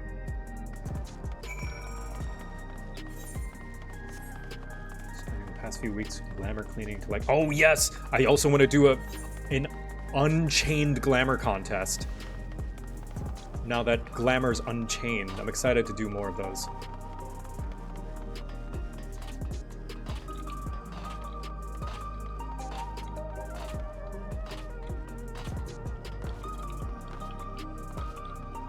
Hello.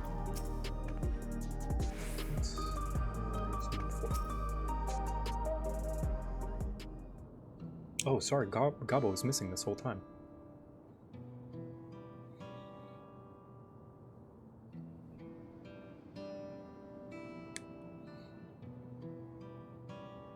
So, essentially, you're saying that the people who were killed by malfunctioning machines weren't wearing regulators? Well, the numbers are still tentative, and only apply to that one zone. We don't know how they'll stack up against overall data, but this is definitely more than a coincidence. I think it's safe to say that anyone who had removed their regulator was a priority target. Now that you mention it, the person I was treating for injuries wasn't wearing one either.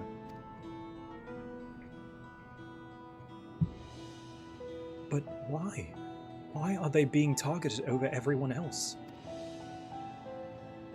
Probably to incentivize getting regulators. Based solely on the lack of a new regulator, we cannot judge if a person has no desire to become endless, so if they simply fail to acquire one in the limited or if they simply fail to acquire one of the limited devices. But those who wear no regulators at all,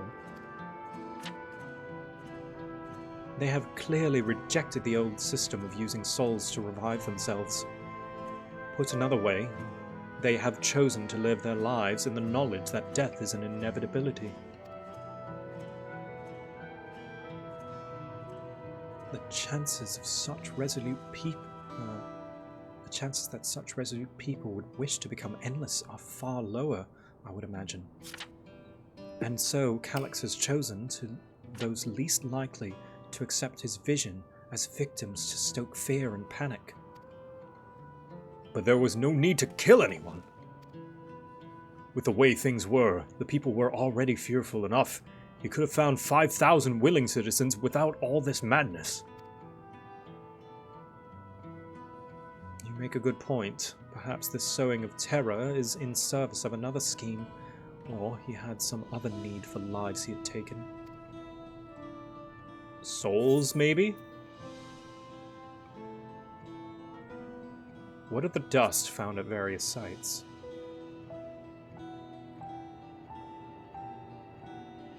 Right, the sanitation worker's story. She saw no bodies, but mentions piles of white dust. Dust, but no bodies. Now, where have I heard that before? Do you recall when we went to save Erinville from the sentries on the outskirts? That Usher Malachite told us very much the same thing.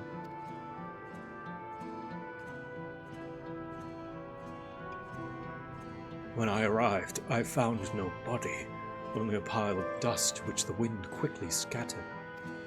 Confused, I questioned the residents, but none knew what had become of it.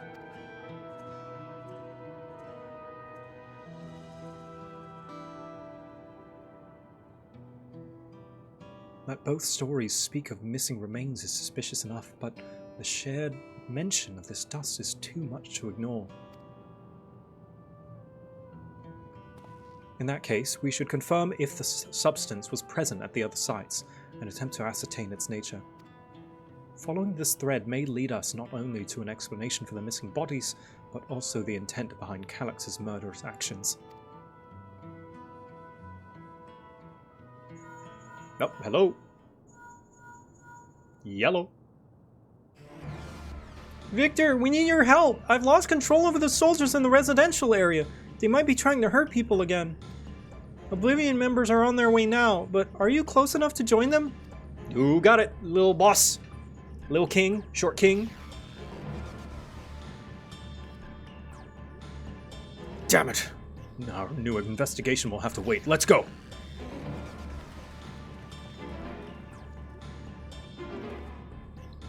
Moshi moshi.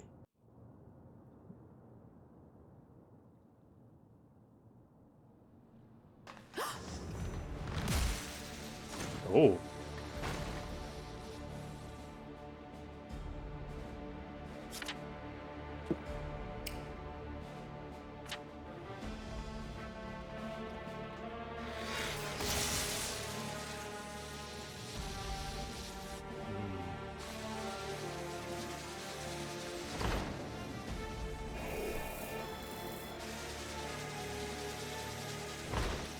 Oh.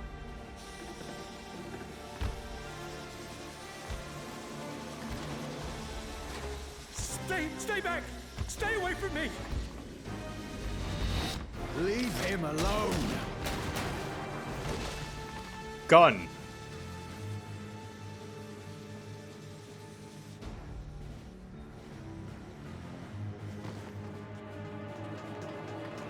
Are you all right?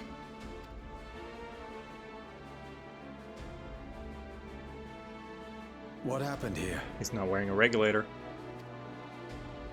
A sentry walked into my apartment, even though I'd locked the door and everything. I managed to run, but the man who tried to save me...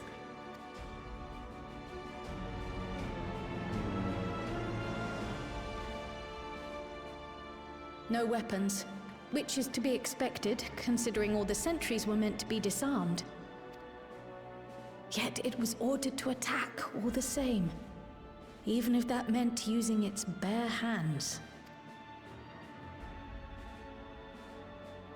Concerning. I'll leave matters here to you. I'm going to do a sweep of the surrounding area.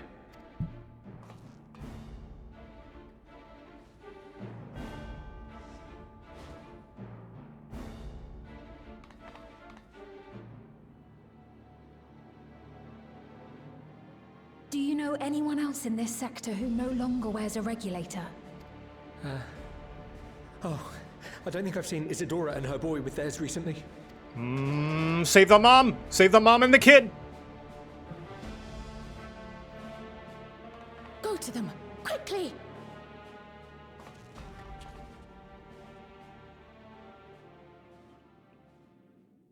Come on, mom.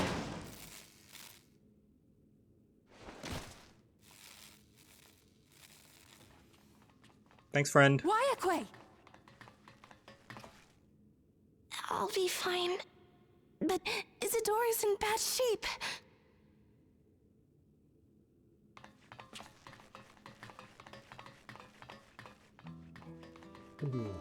Heal her. Heal. Mother, please.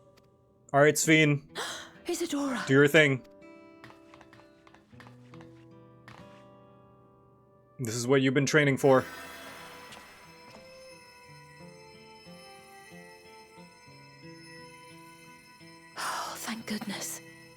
wasn't struck anywhere vital.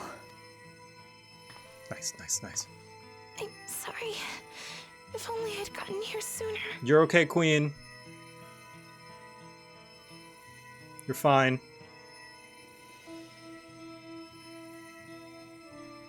Everything will be all right. I promise to make your mother better.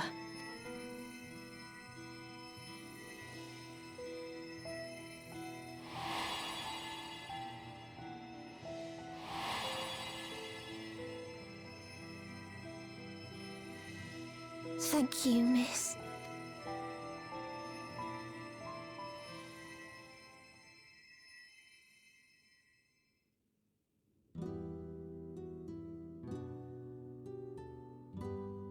That bed looks uncomfortable. Will she sleep like that forever? Oh, yeah, I'm not in the 14 category. My bad. I thought I fixed that. My bad. Thanks for letting me know.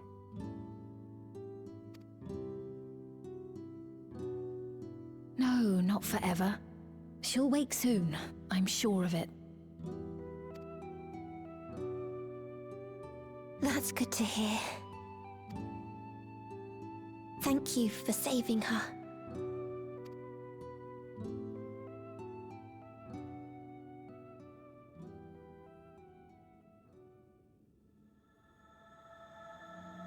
Some people do like firm beds, it's true. The promise of tomorrow. You can't see it because my stupid model's in the way here. There it is.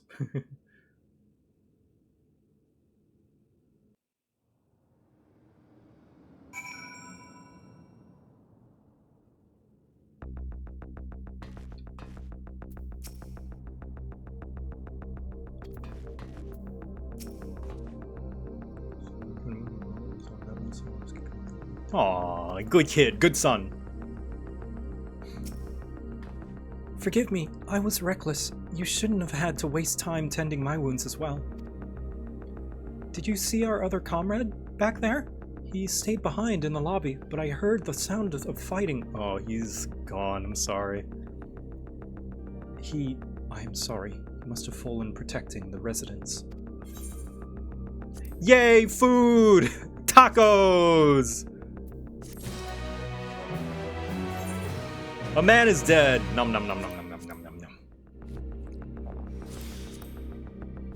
nom. Tacos. Our comrade, do you think he may have been struck down? If he is wounded or worse, I should go to him. He might be dead. Wait, please.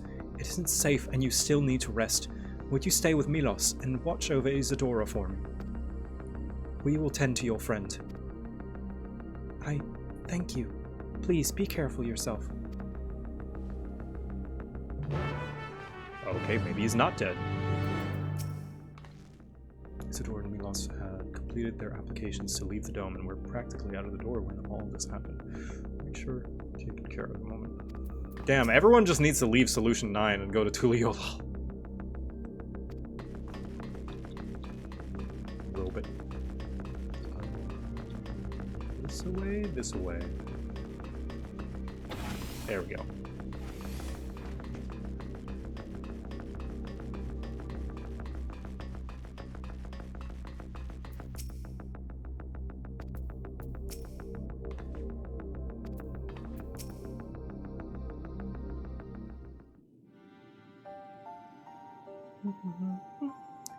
Isadora is going to be alright then.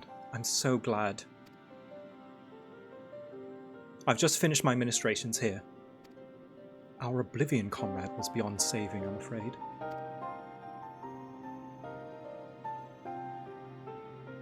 Rip. That brave soul, he gave his life to save another. He died protecting me. I don't understand why any of this is happening.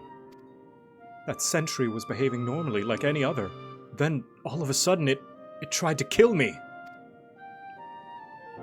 Weapon or no, Calyx commanded them to commit murder.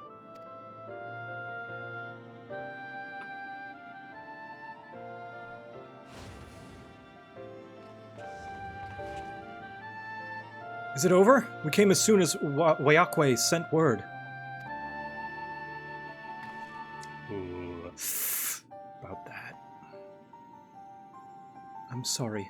By the time we arrived, it was already too late. Then Geode could be in trouble too. Once we have this radius locked down, we need to find him.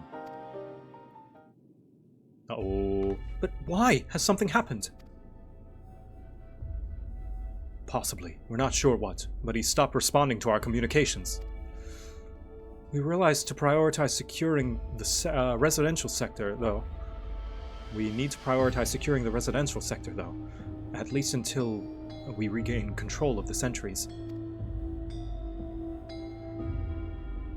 Then we should search for Geode.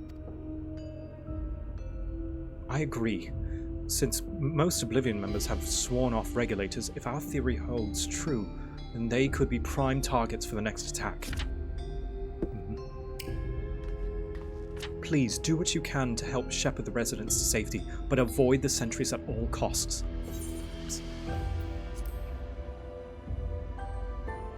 Oh, thanks. Here, take these communicators.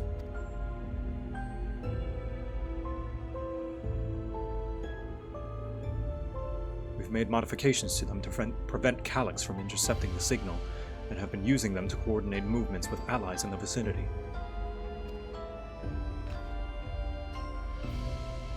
Wayakwe has one too, so I'll ask her to keep hailing Geode. Good luck, and stay safe.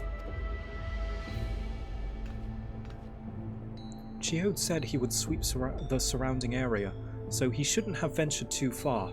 Let's get going. Alright. Let me do something. I'm gonna bump up the volume a little bit, but bump everything else down. Because the voices were a little quiet. Try that. Try that.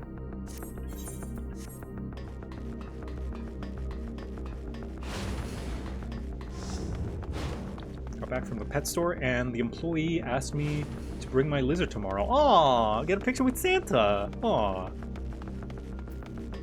I hope they get some nice bugs for Christmas. Nice big old pile of bugs. You can change your audio during cutscenes. Oh, /voice 70. Okay. Well, my voices are at 100%. It's master volume and the rest of it that needs to change. I'm pretty sure my voices are at 100. Yeah, my voices are at 100.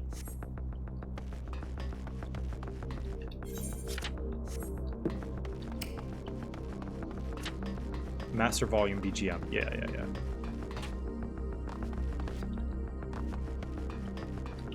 Is there one for... Let's try FFXIV?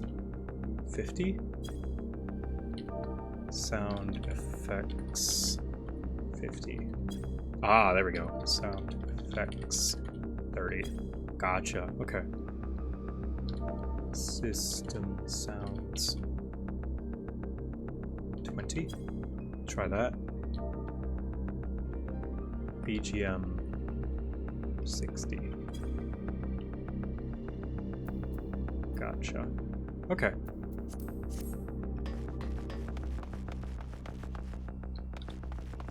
Nice to know that they work during cutscenes. They used to not. You see no sign of Geode. Wayakwe's voice crackles forth from the communicator. Geode! Geode, answer me! There's no response. Perhaps you should continue. Oh, the death flags.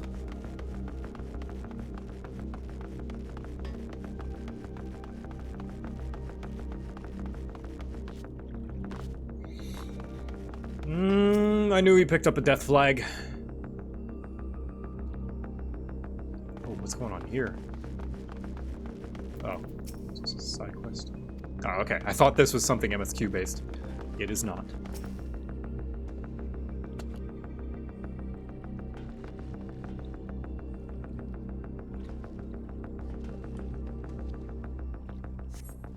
The Son of Geode, the neighboring residential radius would be the next logical place to look.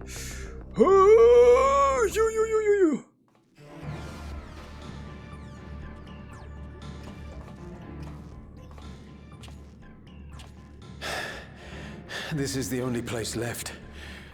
Let them be safe. Geode, are you there? Answer me, please! I'm here. Sorry for the long silence. I've been busy. Oh, you're alive! Thank the gods! Where are you now? The radius next door. The lobby is secure. I'll scout the second floor. Then I'll join it.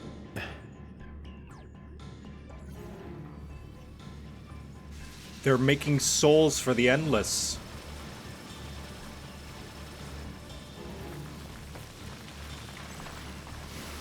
Oh my god! That dust. Dust? What are you talking about? What's happening? They're not just collecting souls.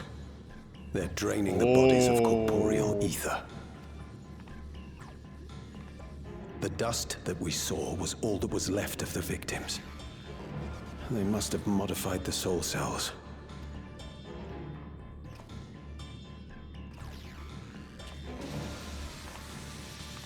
I love the animation on the bots. Old man, no! Shit.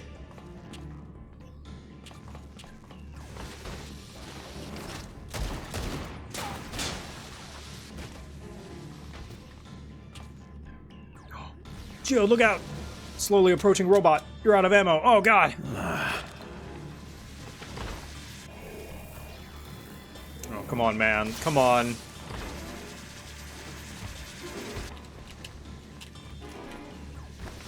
Damn you!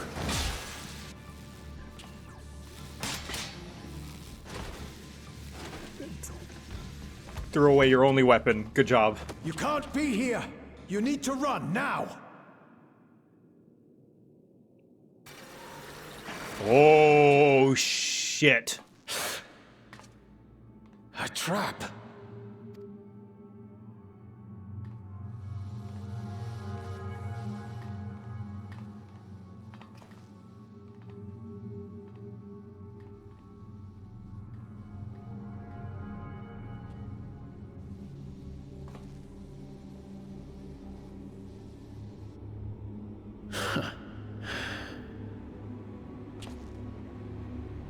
Take care of the others, eh? Oh, Geode.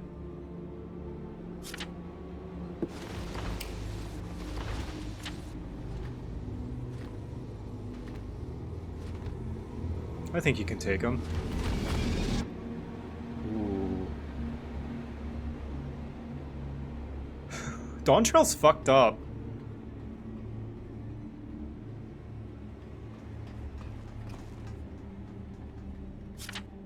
No sign of him so far. This way, maybe?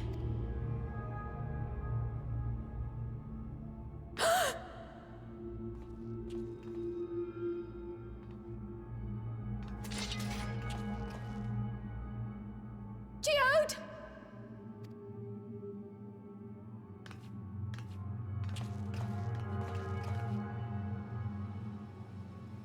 Yeah, no body, so... Oh, fuck. It could have been someone else. I don't know.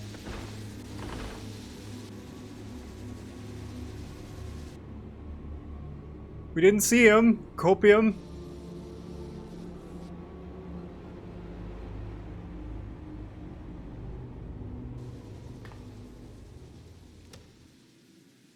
A shame. I had hoped to leave here with at least one more cell's worth of ether. But seeing how eager you are to interfere, I shall cut this foray short.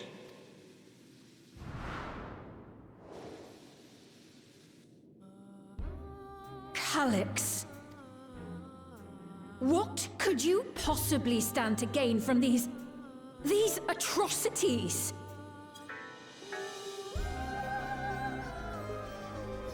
Ether sufficient to generate 5,000 endless. How would you acquire it? I wouldn't. How would I? Until I have the key, the reflections are closed to me. Thus do I make do with the sources at hand. 7% of Alexandria's current population will yield the energy to convert 5,000 into endless. With 11%, operations could continue unabated for 800 years. Maybe if you have to make sacrifices like other people for your tech to work, maybe your tech isn't advanced enough. Maybe you wait until it can be ethical before you use it. That's an idea.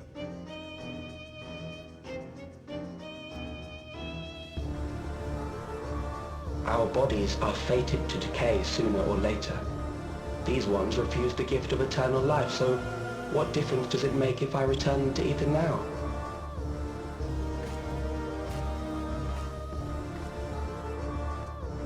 Yeah, ethics slow down progress. We need to do it now.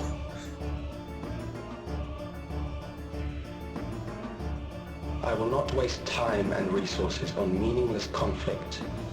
This unit cannot offer you worthwhile resistance. Instead, I pose a question. Would you hand over the key if I promised to halt my harvest? How about I just come, like, stab you?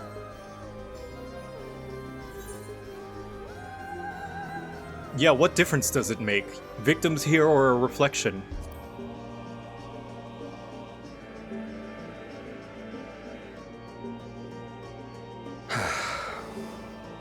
It was foolish of me to even ask.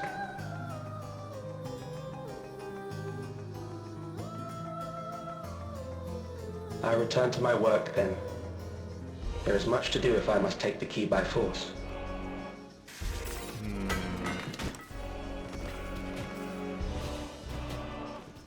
Grab the geode copium canister. Maybe we could save him. I don't know. Turn him into a cute little, like, Cortana AI robot. He can speak to us. I don't know.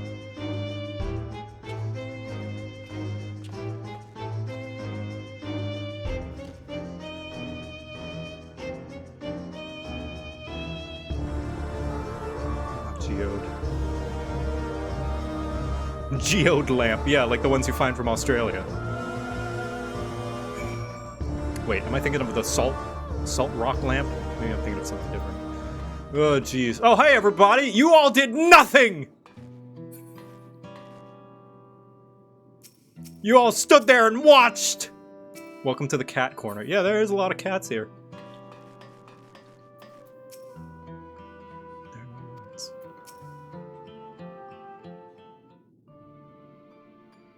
Guy like Geode getting turned into a cute anime character is basically every isekai. Yeah, you can choose. Well, there's Fantasia. I was gonna say he can choose anybody he wants now, but Fantasia can also do that. This pile of dust, these ashes, and the soul cell he left behind. Was that his twisted way of returning Geode to us? Damn you, Calyx. Damn you and your careless cruelty. Oh, ad break. I'm gonna wait for the ads to finish. Sorry about that, everybody. Disappointed Geode didn't take at least one bot with him. Maybe he did. I don't know. I believe the scene is more shorthand. I like to believe he did.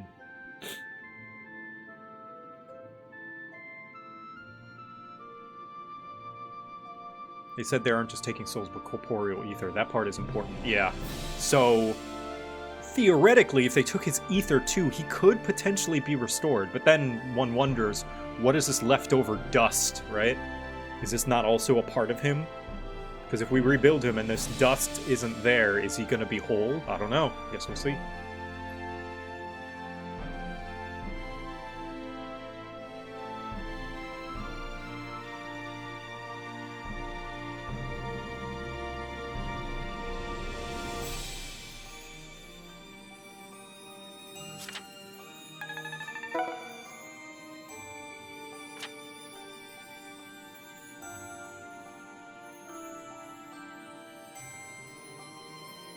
Someone like the Elementals or Emmett could revive him. Anyone else? Nah. Maybe, I don't know. We've pulled things out of our ass before.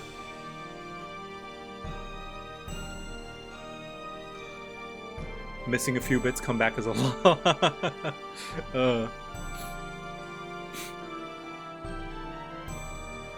He comes back just a little smaller.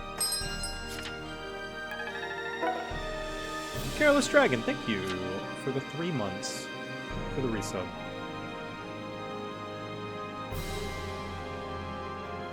I don't think you're meant to store that. I'm not storing it in my ass. I'm saying. Never mind.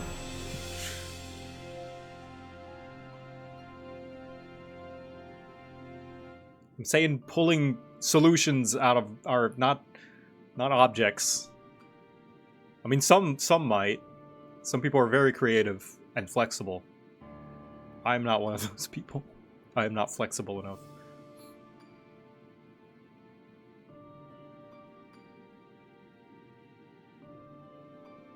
The G in G Fuel stands for geode. Yo, pass me the geode fuel. That's actually a cool sounding drink, honestly. Make it all sparkly. Put some like pop rocks in there.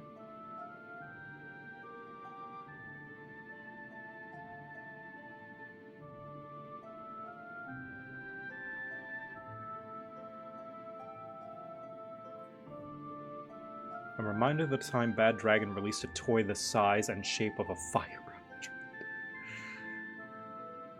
I'm sorry, the size? Fire hydrants are pretty big. That's like a whole little person.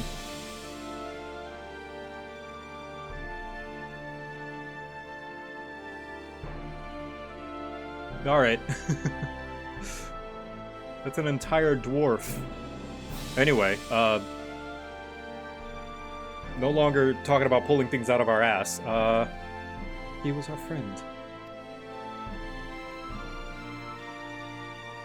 Even so, some might say every death was justified if it meant 5,000 Endless could continue their immortal lives. And if a reflection stolen ether allowed for many more Endless, why, that too would be a noble sacrifice for the greater good.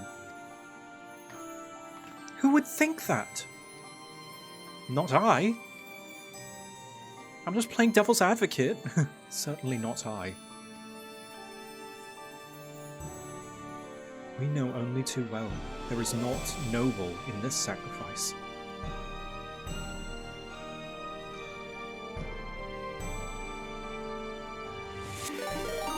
Silver Kaze Ninja, thank you for the raid, welcome. We have to stop him. We have to find Calyx and put an end to this madness as soon as possible. And under no circumstances can we let the key fall into his possession, Victor. It falls to us. We will thwart his plans here in Alexandria before he can terrorize innocents in reflections elsewhere. You got it, boss.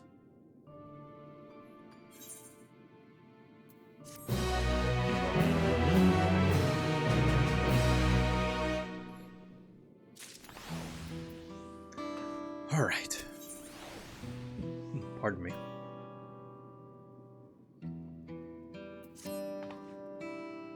We should return to the back rooms. Shale and the others will need to know what happened. Yes, I'll ask Wayakwe to meet us there as well.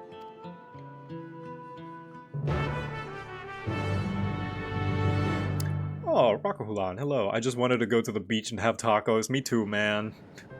Gotta be a hero.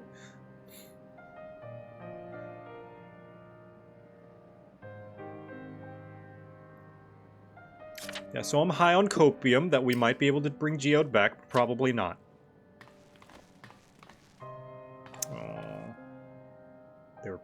They were very close.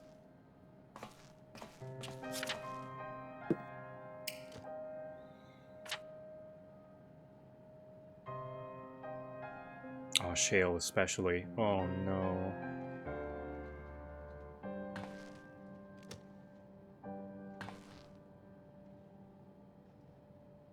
Our dear Geode. soldiers. If only I'd been able to control them. It's not your fault, Goluja. Sorry, I almost called you Bakulja. Pet. You're okay. It's not your fault. This isn't your fault, Gololja. The blame lies with Calyx, and with him alone. It's all so senseless. Why force his plans upon us when we're already happy? Living our lives. What does he even think life is? I'll never forgive Calyx for doing this. Or myself for being powerless to stop him. I said earlier that, like, Solution 9 would not have survived the final days, but I think Oblivion would. I think the people of Oblivion are strong-willed. And not afraid of death. Or, given to despair. I think Oblivion would be fine. Wait, where are you going? To clear my head. Don't worry, I won't do anything stupid.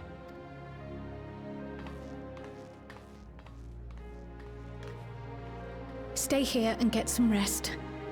I'll make sure Nostalgia stays out of trouble. Thank you, Kryle. Yeah, we need the buddy system. That was our problem. Thank you.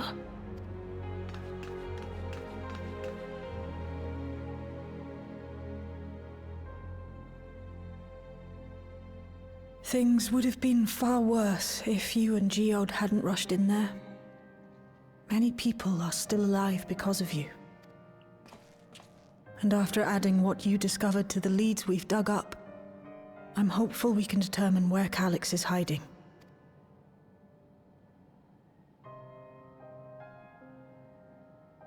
But not right now. Oh, the lip quiver.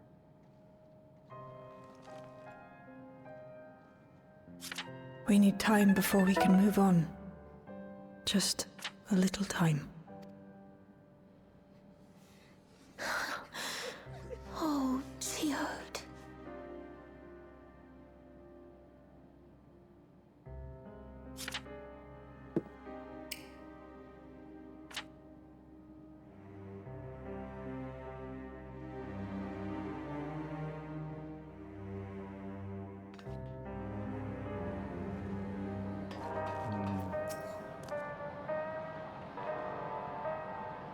No worries, little guy. Yeah, they were very close.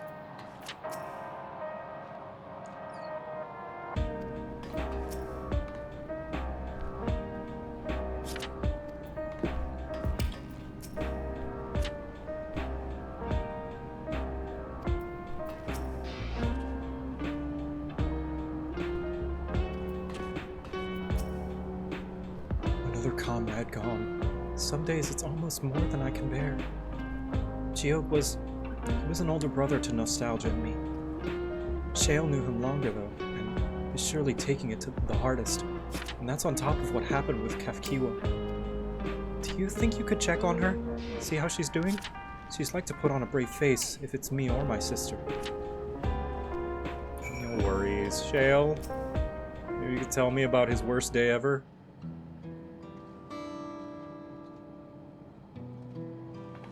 Apologies, my mind was elsewhere. We need to press on with the hunt for Calyx, but I can't seem to focus. I should be better than this, I know. Yeah, you need time to work through it. You take your time. You're right. I ought to heed my own words. As it stands, I'm of no use to anyone. Kafkiwa used to say the best thing to do with grief was to let it all out. So, I think I'll take myself over to Earth and Sky and say my goodbyes to Geode. Why don't you come along? I could use someone to blubber to if you've a shoulder to spare. Aww. Right then, let's get out of Everkeep for a bit. Yeah, I like this, that it's like, we need time, not to calibrate anything or to search, just to mourn. Oh! That's a Pegasus witch. Yo, hi. How's it going? It's Celine, everybody. She read my my fortune a little while ago. Nice of you to join us. Yeah, speed's been going good.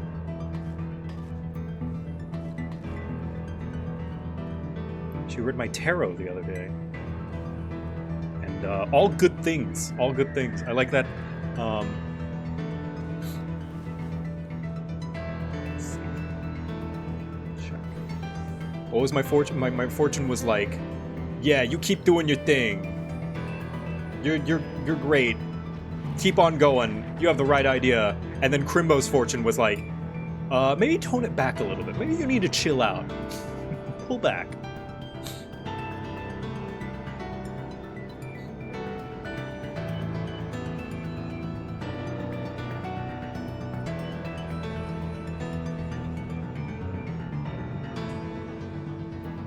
Want another tarot deck? Yeah, they're cool, right? I kind of want to design my own Major Arcana. It's funny. It's still good but funny. Yeah, I just love the contrast. It's a fair trek on foot, so I've arranged for a couple of airwheelers. They've had their communication modules removed, so even Calyx shouldn't be able to seize control of them. Say the word, and we'll set off. Alright, sweet. Tron bikes! Yes!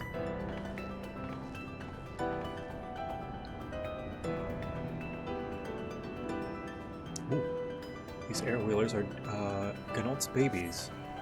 We won't find a smoother ride in all of Everkeep. What tarot would you be? Actually, me and Kay talked about this. I think Victor would be Temperance, or either Temperance or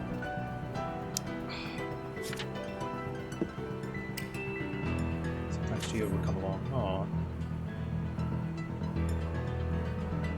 Does that surprise you? Our friendship always had a competitive edge. Major Arcana cards.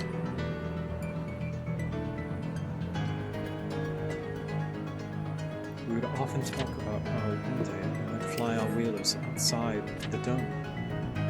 Oh, that's right. They're probably younger than the dome. Jeez.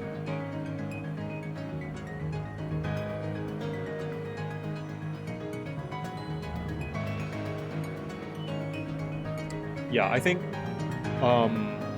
Victor would either be Temperance or Judgment, I think. Strength, Temperance, or Judgment. Almost there. Be sure the ground is clear before you touch down.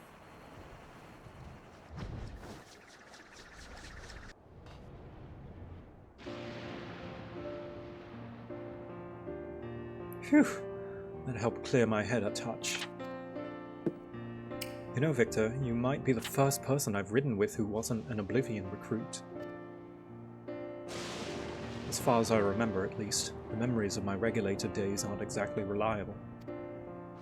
Come on, let's head inside. Hopefully, the way will be clear for the pests of today. Clear of pests today. Just unlocked Dragoon today, and I was wondering if there was any JoCat fellowships out there for viewers to join. I don't think so. I don't really have a lot of fan community things. I used to have my own Discord, but you're free to make your own, I think. Like, I feel as though making it JoCat focused isn't really substantial, but by all means, make one and I don't know, do some recruiting. It doesn't have to be in my name, but yeah, if you're inspired to get a group together. Most common card I draw to represent me is Queen of Wands. Yeah, I don't know those. I only know the Major Arcana. What's that one about? What's the Queen of Wands?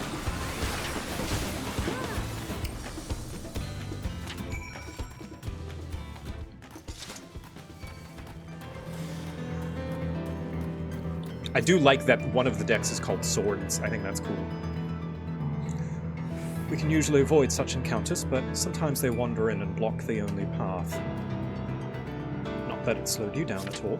I've never seen you fight up close before. The surveillance feed clearly didn't do it justice. Hopefully that keeps the route clear for a while, shall we? Swords, wands, pentacles, and cups. Yeah. Best words used to describe it as a person is someone that is bold, determined, and social. Oh, nice. Date? Shale date? Maybe not appropriate. Oh, a third one for Geode. A third cup for Geode. Whenever we lost a comrade, the three of us would come back here to reminisce. Me, Geode, and Kafkiwa. Will you raise a glass?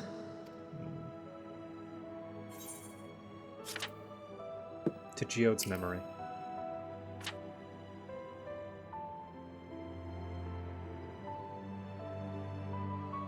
Oh!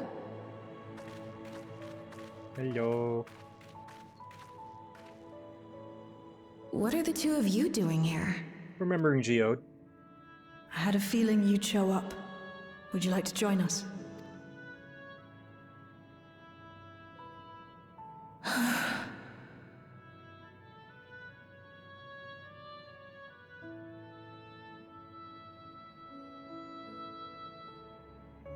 I suppose I could spare a moment.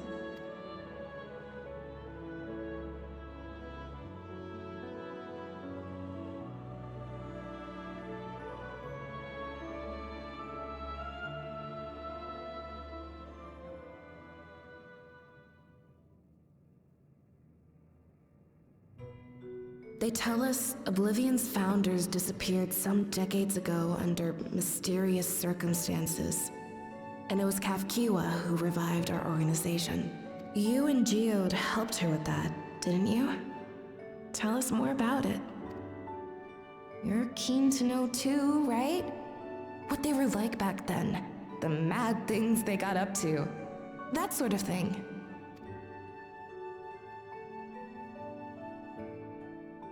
Lore. Those were the days. It was actually right before the Reformation that I met Geode. I still wore a regulator then. I had recently lost someone close to me. I'd also quit a long stint as an adapter to work at a bar of all places. It paid me to sit with patrons and keep them company. So Geode came in one night. It wasn't long before we got into an argument. First-time customer, but tempers flared. And then one of us threw a punch. You got into a fist fight? What were you even arguing about? Damned if I know. We were deep in our cups. I think we were both just frustrated and angry at everything. By the end of it, we were both sprawled out in the street. Pair of drunken fools. Then this odd machine stopped to lecture us, scolding us for obstructing the foot traffic and not taking better care of ourselves. Yeah, you lurk, Celine. Thanks for tuning in. I can't imagine you ever being in such a sorry state. The odd machine. That was Kafkiwa, I take it. That it was. Once she was done upbraiding us for our unseemly behavior, she launched into a recruitment pitch. Kafkiwa explained that she wanted to protect the outside world from Zoralja's invasion, to keep him from bringing ruin to the place her beloved son lived.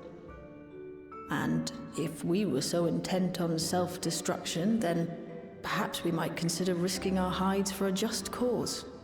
Imagine getting scolded by a TV being controlled by a black woman, no less. Any kind of scold. If the right words from a black mom, you follow her words, is what I learned. It was a lot to take in. I hadn't given much thought to what lay beyond the barrier, and learning that Kafkiwa herself was already dead was enough to make my head spin. Like like Nicole Watterson. When she says jump, you say how high. But Geode and I were intrigued by her ideas and wanted to see this future of hers come to pass.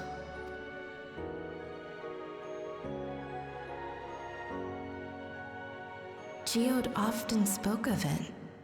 He told me that meeting Kafkiwa was what first taught him the value of remembering people. Like he was sharing a holy revelation. Oh, but back then you hadn't yet taken on Oblivion's name, had you? Is that so? I just assumed. It hadn't been Kafkiwa's intention to carry on Oblivion's legacy, nor adopt the cause your parents championed. Not initially, at least. She wasn't even aware such an organized resistance existed. She did, however, suspect the presence of other dissidents, those who objected to resurrecting the memories of the dead in defiance of the natural order. In the hopes of identifying like-minded comrades, we began searching the core system for traces of unauthorized access. And that's how we found it. An anomalous sector in the back of the Neon Stein. According to Melancholy, the door to that mystery had remained firmly shut since she took over the business. The back room. The back room. We forced our way in, only to discover that the hideout had long been abandoned. Although the occupants were gone, the equipment they'd left behind contained records of a group calling itself Oblivion.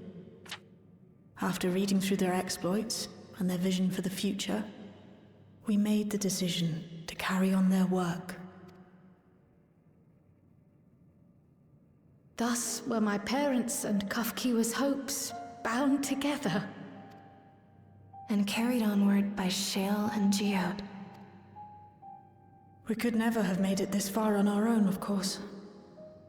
Not without the strength of arms you and your friends provided. I hit things really hard. You point me at thing and you say kill and I do it.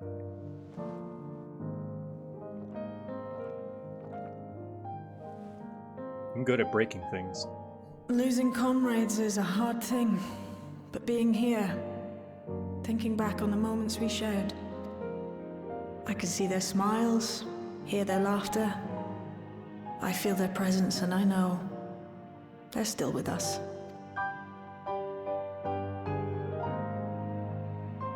But these memories of mine are for me alone. Reminders of why I chose to do this. And why I'll stay the course.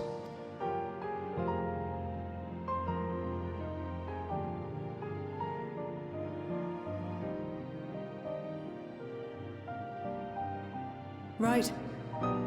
Time we got back to work. Also, I don't know if you guys Thank notice, everyone. but you can see the subsurface scattering in her ears, the lighting behind her ear turning because of the transparency of the thinness of the skin. I noticed that when I was playing Heavensward with Kate.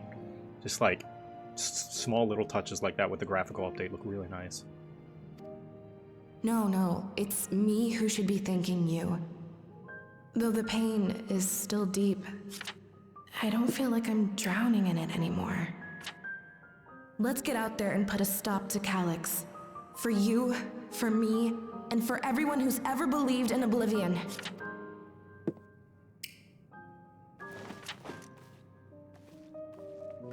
Yeah, you can see it here, yeah. It's really nice.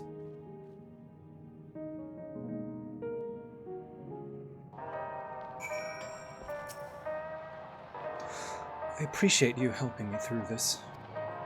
And not only the grief, you've helped me see that my comrades mean even more to me than I realized, which only fuels my determination. I'll be spending every waking moment working to bring Calyx to account for his crimes. I'll do my part, and you do yours. Oblivion needs you. Here's a copy. Oh, god damn it, Todd!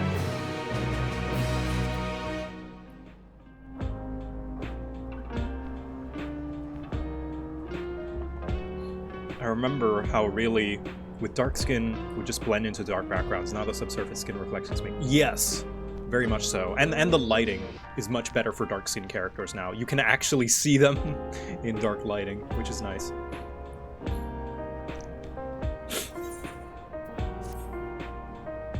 You can actually see their facial features as well. Like, because whenever you had dark skin, because of the game's lighting, it would just kind of look like a silhouette.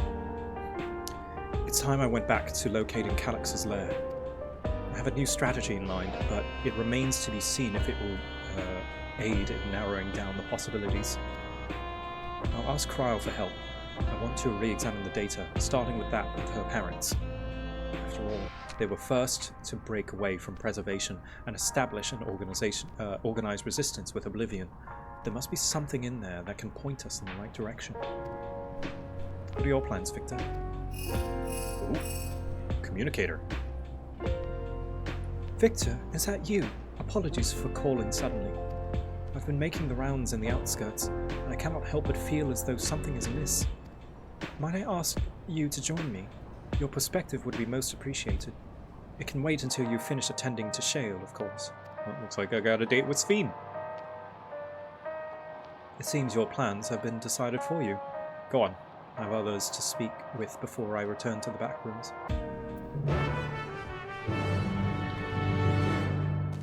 I started 14 after the lighting update, and I've seen old cutscenes and agree. Yeah, it's much better now. Oh yeah. 100%. They've done a great job with it.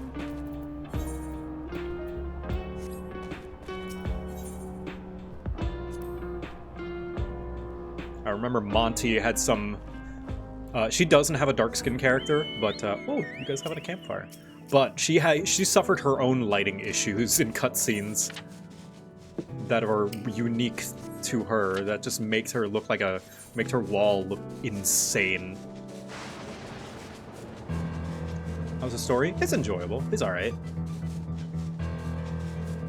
I'll give my final thoughts at the end. But, yeah. I think, the Geo death didn't hit me as much as it might hit other people. He was alright. But, it's, you know, it's a nice moment. I'm mostly intrigued as to how we'll stop Calyx, mostly.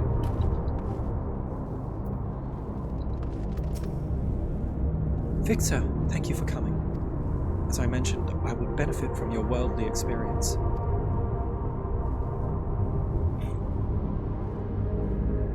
Perhaps it is my imagination, but the townspeople appear to be acting oddly. That is, even considering the current state of affairs. As I am yet unfamiliar with the outskirts, I thought you might be better equipped to judge if their behavior is unusual.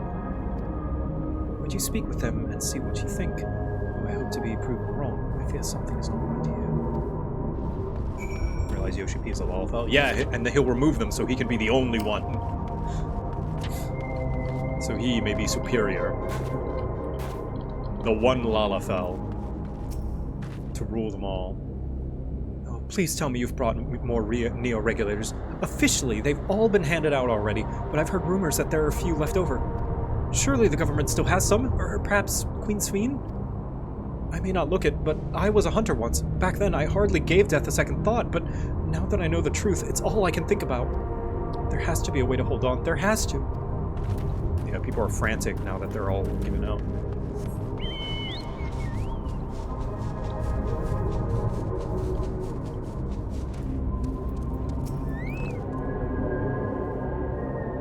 You're not wearing a regulator.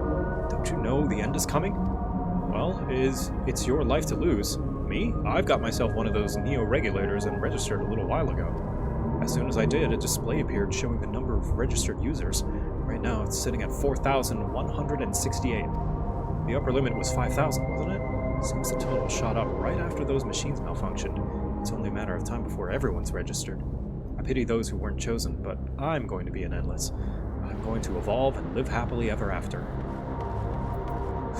Ooh, the flesh is weak, but data is eternal.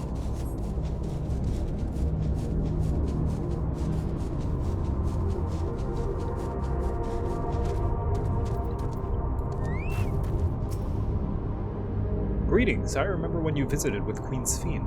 Come to check on our well-being, have you? Well, I can say that things are rather stressful out here as well. without knowing it, if or when our machinery might turn murderous. The specter of death is ever present. People are terrified, and the clamor for neo-regulators has reached a fever pitch. I personally was fortunate to have claimed a new device early on, and have long since completed the registration. Death has no hold over me now. Now I must begin my prayers. The darkness draws closer, grows deeper. We must cast it out.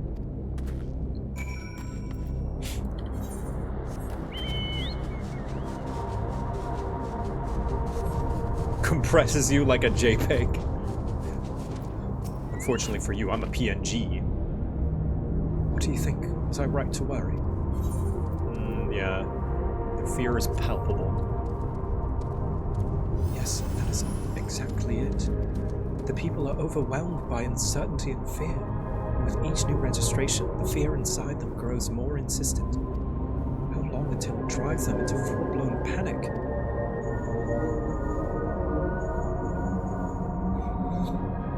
What is up? Victor, can you come to resolution? We have a problem. I'm already here with Lama T and Alpha now.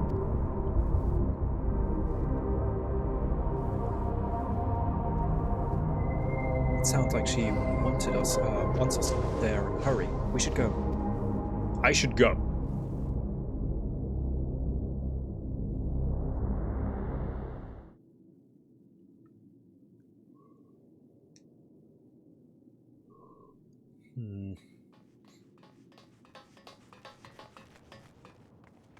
What's happened? Sorry to drag you out here, but I thought it best you see for yourself.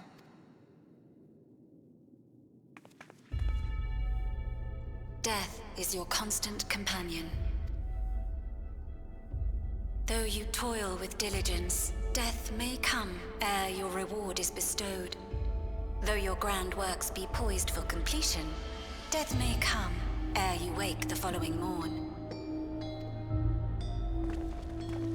Though you enjoy a life of peace and good fortune, death needs but one instant to claim you. Your bodies are weak. Your heart, your brain, every fragile organ rolls the dice from moment to moment. Sheer chance deciding if they function or fail. Be you stoic or generous or righteous, no virtues tip the scales in that fatal reckoning. We need that young Matanga guy from Endwalker to chant his chant about death and living being suffering. The choice is made without reason. The end is cloaked in terror. That is what it means to die. Matsya, yeah, my boy The Matsya. announcement began after we finished our meeting with Gossen. As for its source, well...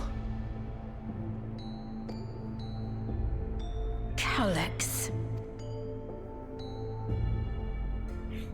There is no shame in being afraid. It is that very fear which will drive you to conquer death. Let us set a new course for mankind. Let us preserve our existence unto perpetuity. Cowards. Hope for it. Wish for it. Pray for it. We will become endless. I hate this ad. I always skip it. With evolution's brilliance, will we banish the ever-present darkness of mortality. Change isn't easy. No one ever wants to take the first step. But this is the right path for us. What other way could there be? I'm gonna do it. I'm going to register. Wow, Wuklamat! You couldn't have come at a better time. Please, you have to let us move to Tuliyalal. Oh, yay! It's too dangerous to stay here. Who knows when the next century will turn on us? Even if we wanted to become endless, there are no more neo-regulators to be had. Fleeing is our only option. If the solution was as simple as leaving, then we'd all have left already. Did you not hear the announcement? For the living, death is a foregone conclusion. No matter where we go, or who we shelter with, we won't get another chance like this to overcome our fate. Easy for you to say when you have that regulator.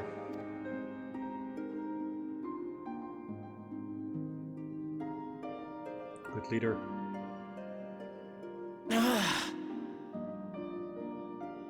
The Landsguard are on their way as we speak, and arrangements have been made to see that you all will be safely evacuated. Tulihiola will aid you in whatever way we can.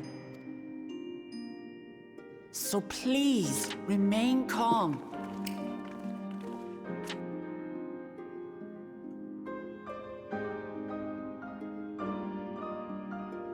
I want to help Alexandria. I want to save its people.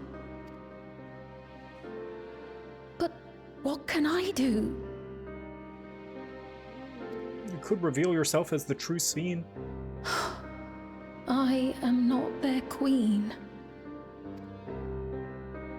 They'll let you be.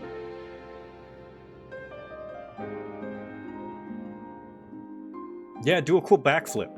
They'll be like, ooh. They're like, I am the true Queen Sphene. Oh, that's bollocks. Prove it. Flips. Oh, okay. Oh, that's pretty cool.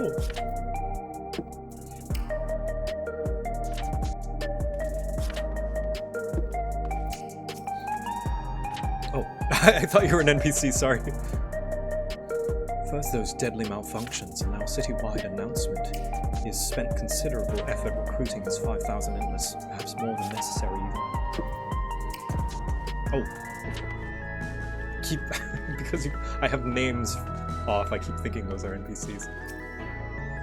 I'm sorry I couldn't be there in time. Crowd told me everything that happened while you were away. Oh, awesome! My apologies, the sign is not responding to any of our attempts to change the display or switch it off. Verifying registration number. Verification complete. Welcome, guest of the Queen Sphene. This is Resolution, the operational center of Solution 9. If you have any queries, please present yourself at the counter inside the facility. You guys are all signing up? Oh, cowards! All of you. The lot of you cowards! Calus has access to the core system, which means that if he chose to do so, he could deploy the soldiers beyond the barrier. Even if our people learn to live with death and decide to leave the dome behind, they will not be beyond his reach. Yet, if it serves to allay their fears even a little, I beg you, Uklamat, please let them shelter in Tuliolal. We will welcome any and all who want to come. We've already begun evacuations, and will be able to pick up the pace once the Landsguard arrive. In which case, we had best spread out and keep an eye on the crowds. The mood is tense, and we must prepare for possible violence. If you happen to determine where Calix is hiding, though, we'll be ready to move at a moment's notice. Surely we'll find a clue of some kind soon. He can't elude us forever.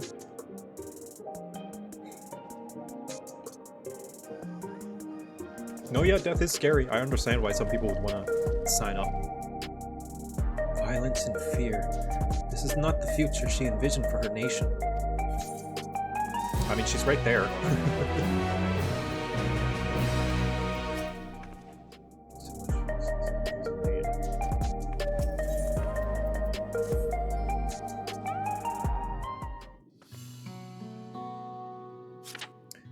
Tuliolal would gladly welcome every last Alexandrian with open arms. But what of the nation the late queen was so desperate to preserve? What of that bright haven of peace and laughter? I won't stand here and let her legacy be sullied any further. I will protect Alexandria. That was the promise I made her at the last. Oh, the other Sphene, I see. But she betrayed you, did she not? Why do you feel this obligation? I saw myself in her, I suppose. We both felt the people's joys as our own, yet alone, we lacked the strength to protect them. There's so much that I love in this world. Too much for me to take in my arms and keep safe, and that made me afraid. I needed someone who shared that love and fear, so together we could do what we couldn't by ourselves. This is so... Alright, I see why people ship them. I'm seeing it. I'm seeing the Yuri. Or maybe it's simpler than that. Maybe I just wish that we could have been friends. Doomed Yuri. So when she turned to me in her final hour, desperate to safeguard Alexandria's future, I swore that I would see it done.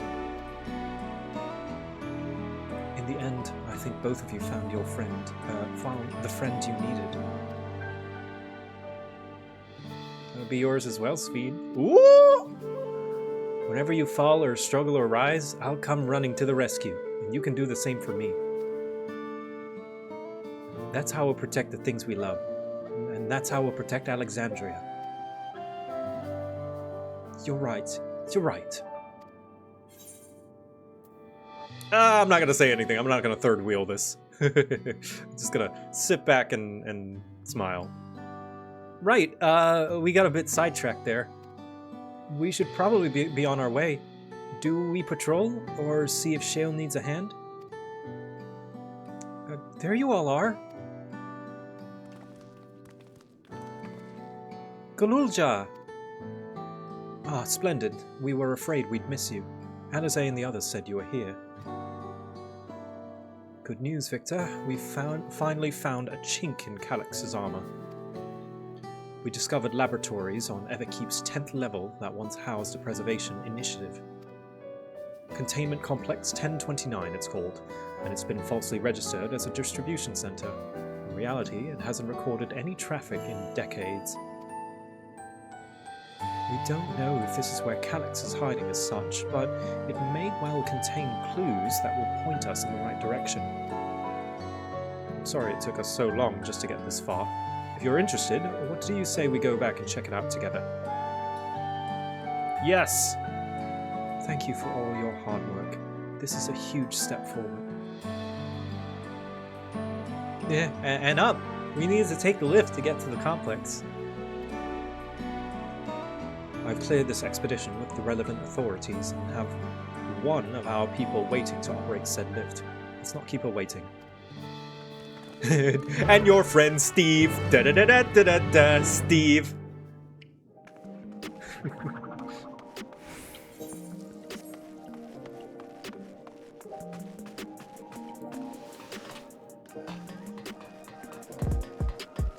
Hey guys, can you, when you say something's for the girls and the gays, can you include me as well? The girls and the gays and the Warrior of Light.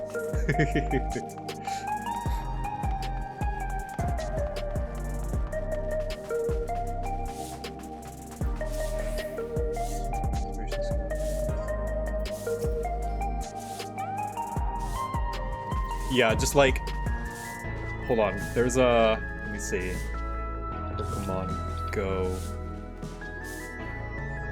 third, Wooklamot and Sphene and Victor is just, let me find it, Pokemon Go,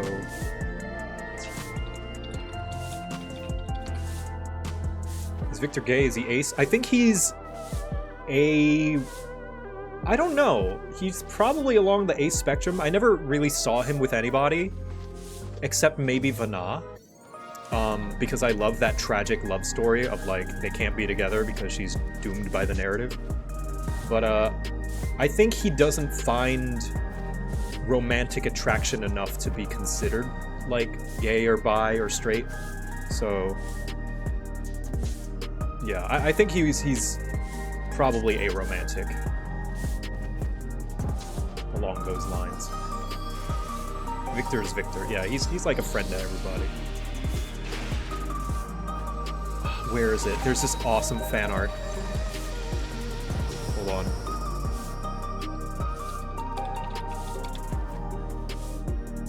Demisexual romantic would fit then. Yeah, I'm not too familiar with all of the terms myself.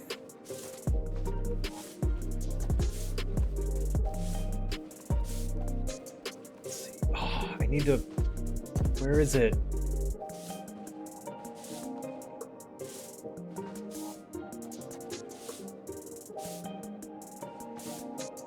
Hold on, I need to find this fan art because it perfectly encapsulates what I see.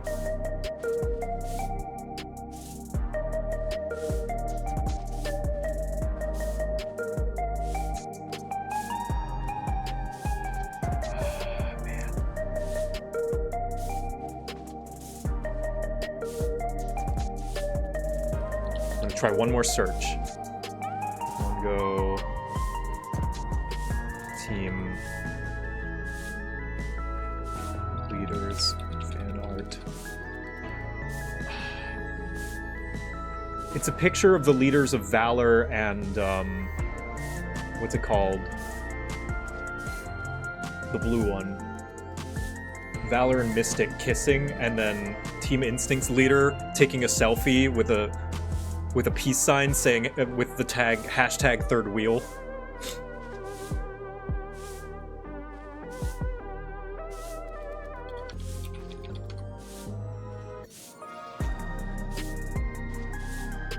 Surfy, is that it? Is that what it's called?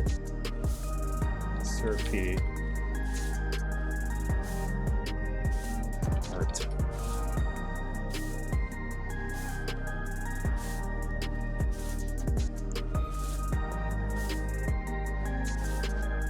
Surf a cage.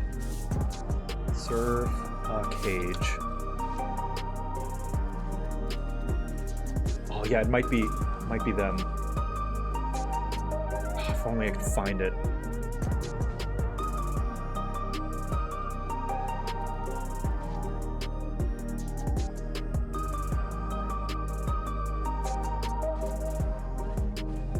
Ah, I wish I could find it. I can't. Alright, well, I need to use the bathroom. I'll be right back. Gabo, you can come back in the meantime. I'll be back.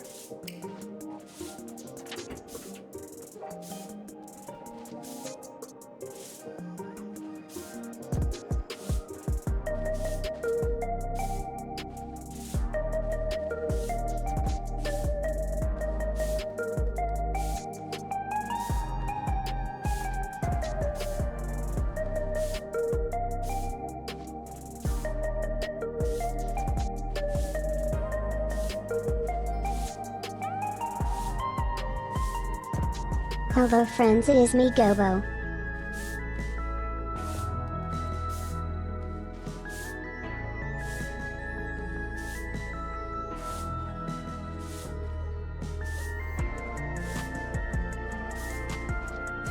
Alright fellow guests, I require more cookies to recover my mana so I can cast Fireball again.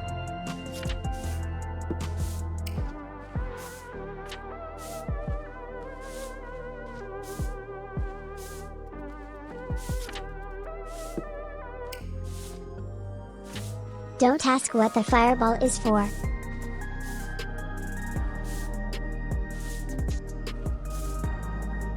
Tasty cookies. Yum yum yum.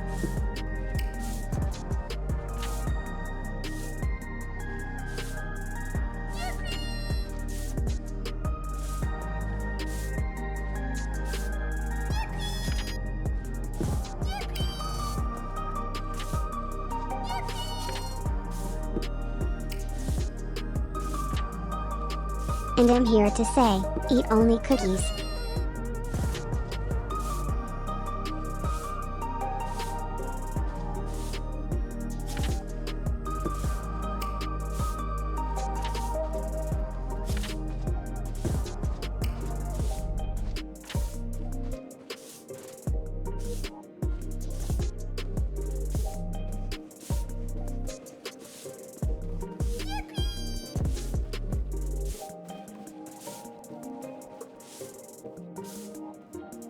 Father is gone. I am Stream King now.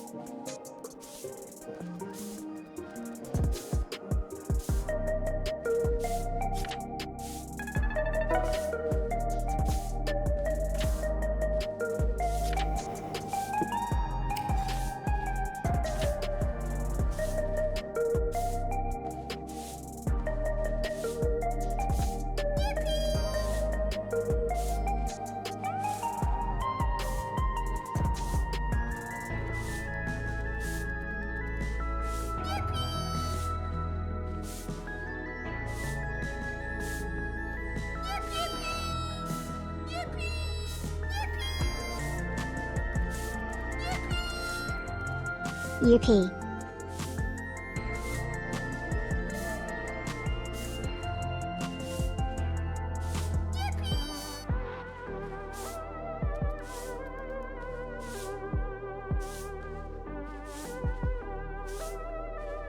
His palms are sweaty, knees weak, arms are heavy, there's vomit on his sweater already. Mom's spaghetti, he's nervous, but on the surface, he looks calm and ready. Yep.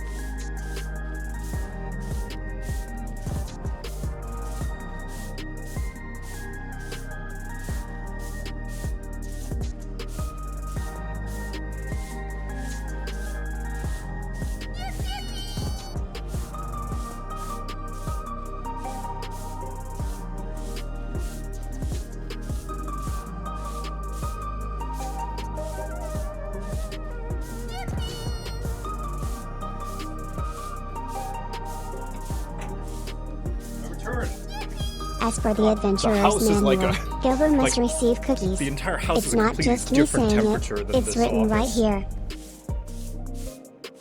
Yippee maxing. I'm gonna quickly search one last time if I can find the fan art. Third wheel.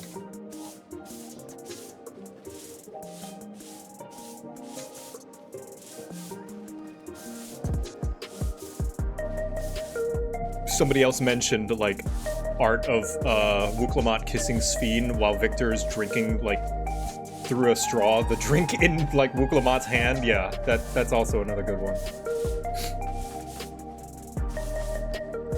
I can't find it. Shipping.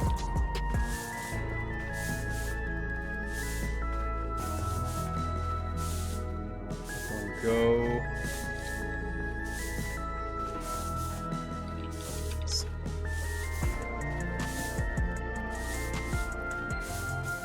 Candela Blanche.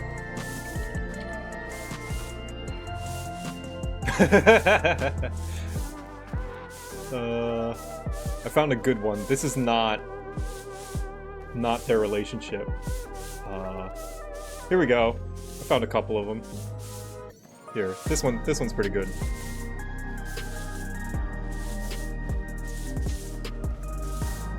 There we go. This is by Noe Kiki, I believe. Wait, no. Yes.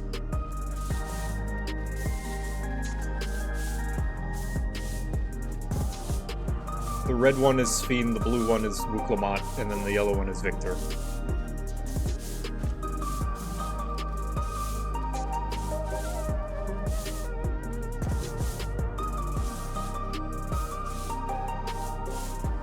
Father, I don't mean to alarm you, but there's a for real actual ghost standing right behind you. Huh? Where? I don't see it. Oh, you mean Artbert? Nah, that's fine. He hangs out sometimes.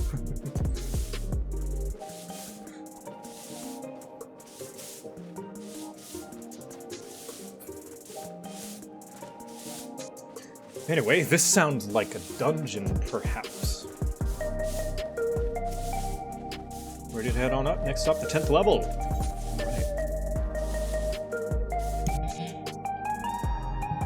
Do you think he's still there? Probably. We heard his voice in post Shadowbringers, so I'm pretty sure he's still with us.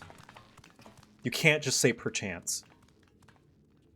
Alright, sorry, Gabo, you gotta get out of here. Artbert is one of the many men JoCat has had inside of him. That's true. Write it down. Clip that out of context. Artbert is one of many men I've had inside of me. So this is one of Preservation's laboratories. It's so dark I can barely see.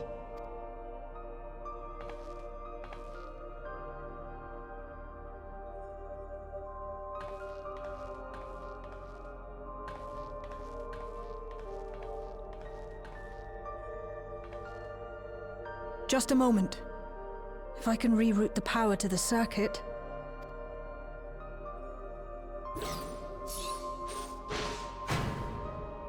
You got the working!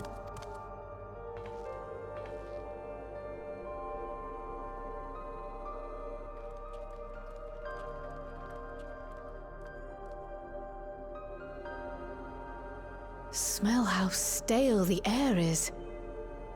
This room hasn't been in use for many years. It was thanks to Kryl and Galulja that we managed to locate this place. You may remember that my earring contained the control code for the gate to the Golden City. As it was Preservation that constructed the portal, we reasoned that the code to operate it might include a signature of some sort, unique to their organization. So I took a closer look, and a line-by-line examination yielded a string of symbols identifying the code's author. We then began accessing the nodes for every door in Everkeep, seeking out control codes which contained those same symbols. A lot of paperwork. After a grueling search, we finally discovered our prize behind door number 1860, the entrance to the facility in which we now stand. I'd probably still be at it if Galulja hadn't been around to assist me. iPad kid. I took breaks, but Shale never stopped working. Not even once. We gotta limit your screen time. You're a treasure, Shale. Do not drink a bunch of Monster. I can contribute precious little else, I'm afraid, but I appreciate your kind words. In any case, this next part will require your helping hands. We need to spread out and search for something that may lead us to Calyx. We're more than happy to help, of course. But I wonder, won't he realize we've found this place?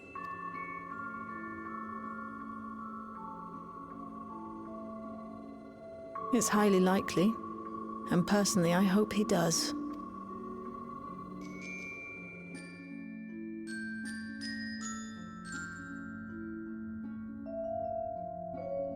You all know our main objective. We're here to pick up Calyx's trail. And I've learned of a certain device that should help us to do just that. I'll explain how as we proceed, but according to the information I was able to dredge up, the device in question should have been installed in the director's office. Now, as for where that might be, yes, this map matches my data. Sorry, Gabo. This room we're in is the Researchers' Commons, located in the west side of the complex. The Director's office is to the northeast of here.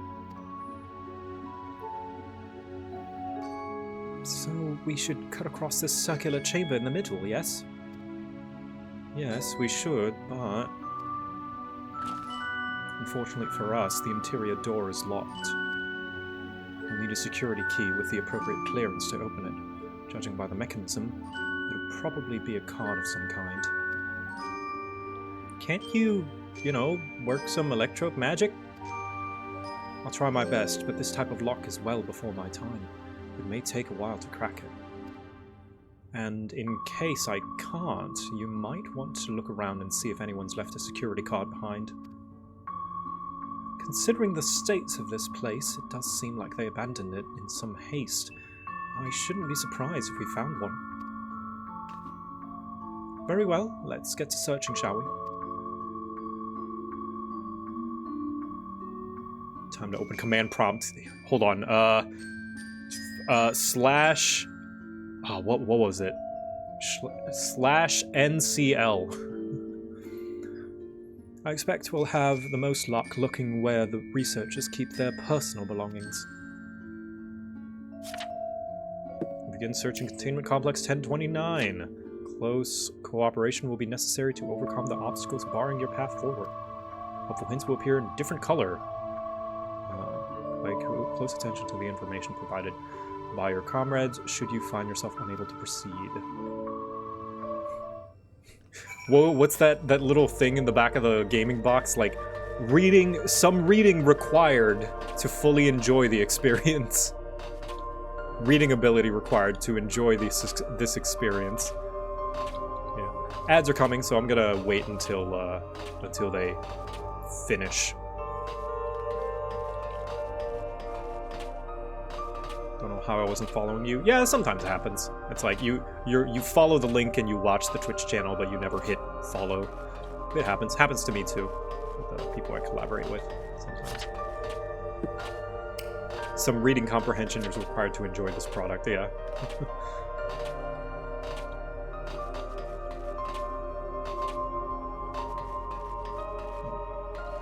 I'm just gonna. Yep. That sure is a door. Yep, it's sure definitely locked by one of those, locky types. You know, with that stops you from going. Right, Shale? Yeah, right. Actually quite enjoyed this section. I'm looking forward to it. How you guys doing, by the way? It's been a couple of hours. Victor's using his full thinking power. Yeah, his intelligence is at least 6 out of 20.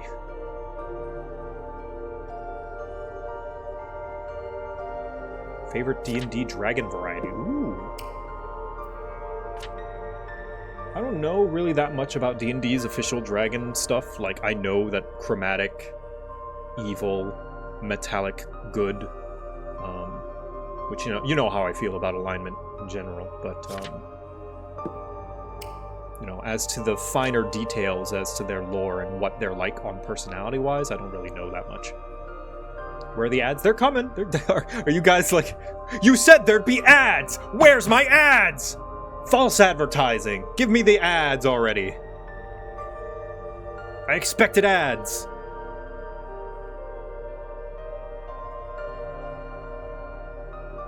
Ads.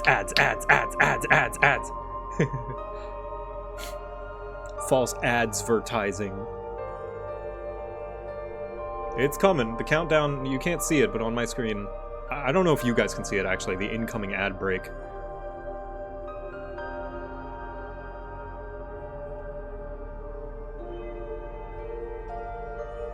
Oh, Gabbo's not here. So sorry. You just wasted those cookies.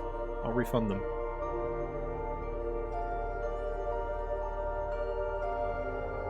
Sorry about that. Requests. Reward requests. There we go.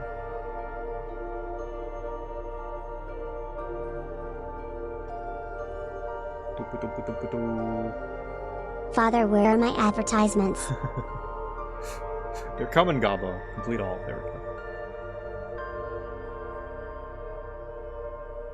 Gosh, so many. All requests, complete all.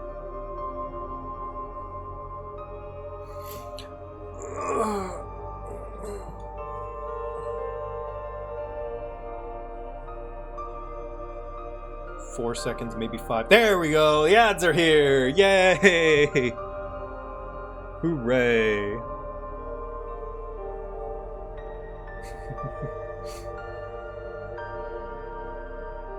It was 4.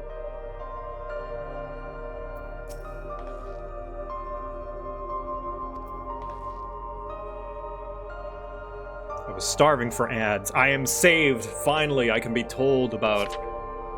I don't even know what's being advertised right now. What's the common...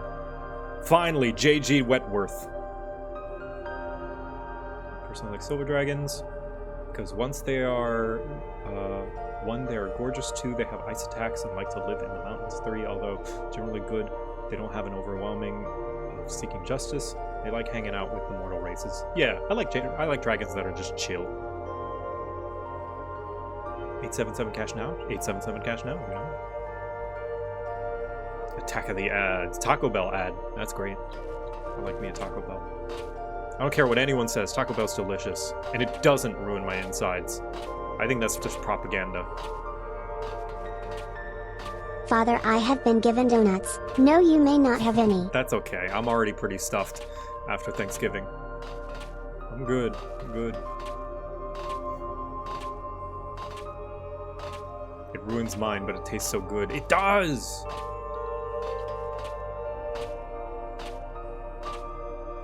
Japan Taco Bell does not have beans in any of their meals. Interesting. Is Japan just not big on beans? No, because mochi. Mochi has bean paste. I wonder why that is.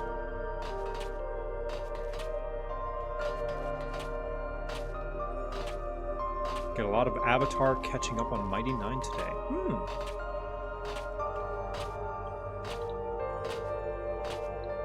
Start sports gambling now.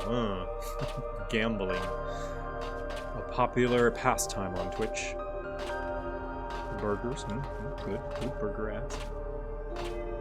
Refried beans are difficult to grow in Japan. And expensive to import. I see. Father, beans. Can I go gambling my cookies? Yes. Bard usually have lyres or guitar-adjacent instruments. What would be a cool, not conventional bard instrument in your opinion? Your voice.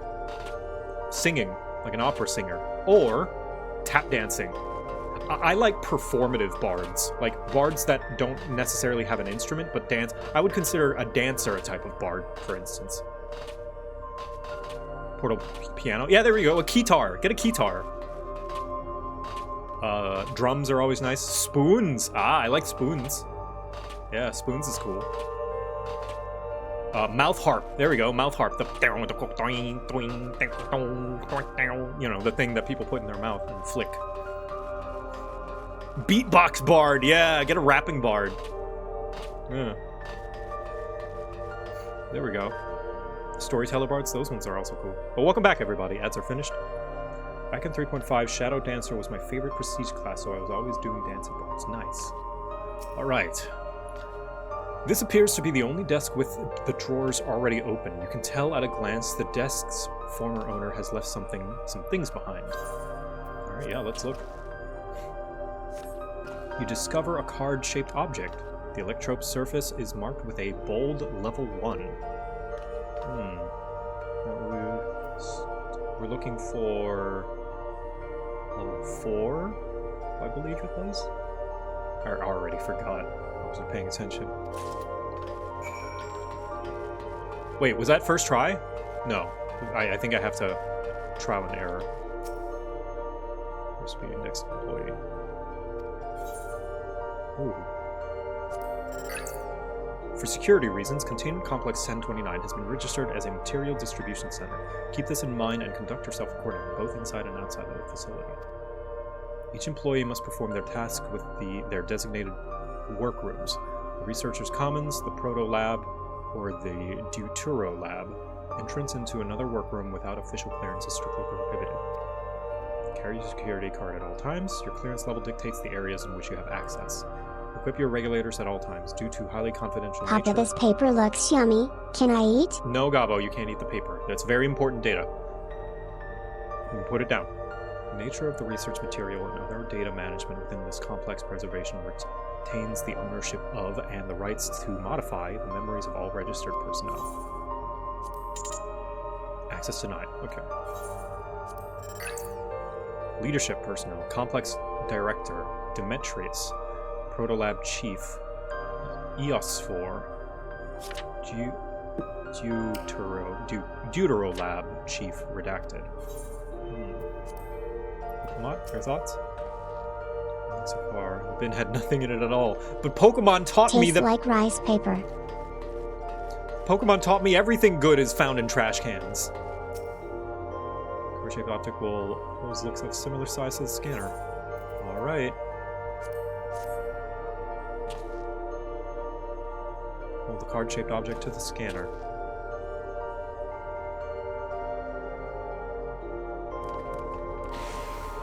Oh, wow, first try. It opened, you did it, Victor! And a good thing too, I was getting nowhere with that outdated circuit. I am curious though, why would they abandon a facility like this? It was run by a director Demetrius, or so that terminal there told me. Perhaps there are more answers to be had once we venture further inside. Then let us continue onwards. The door to the director's office is across the central hub. Man, I'm a little disappointed that I got it first try. I would have liked to look at all the other stuff. Oh, that's disappointing. I don't get to see any of the other info.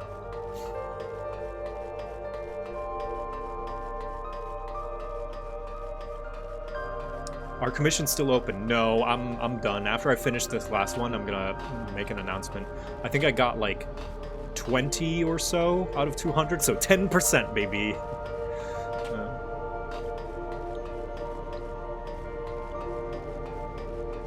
Ooh.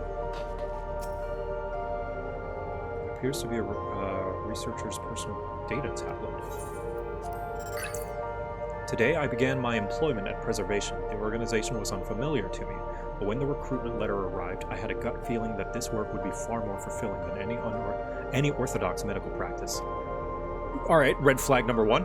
My instincts were correct. Master Calix's philosophy is the refined ideal of notions I've only ever vaguely entertained, that mankind must evolve beyond the shackles of its flesh and blood existence. Number 4. Number 3's not there. I had a meeting with Director Demetrius today. I heard others praise his genius intellect, yet he seems but a guttering candle in comparison to Master Calix's blinding brilliance. Number 8 and number 9. This morning I was permitted to access the top floor and observe the workings of living memory. As predicted, the shortage of ether required to sustain the Endless is reaching critical levels, yet Queen Sphene insists on continuing her ineffectual flailing. Number 14. Our Milala colleagues, including the Protolab chief, have been behaving in a decidedly suspicious manner of late. Should I report my concerns to the director? Number 18. From now on, I have been assigned to assist with the research project in the Juturo lab. We are scheduled to conduct a major experiment, the details of which I have been kept ignorant. It would seem prudent to back up my memory data.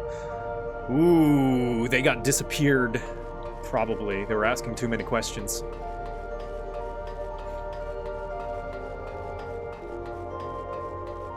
Alexandria name for Lalafell. I see. Thank you for the reminder.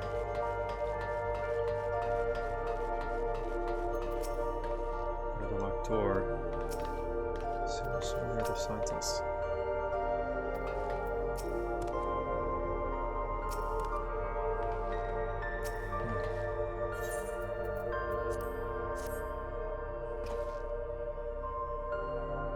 Hold the level 1 security card up, but the scanner beeps in disapproval.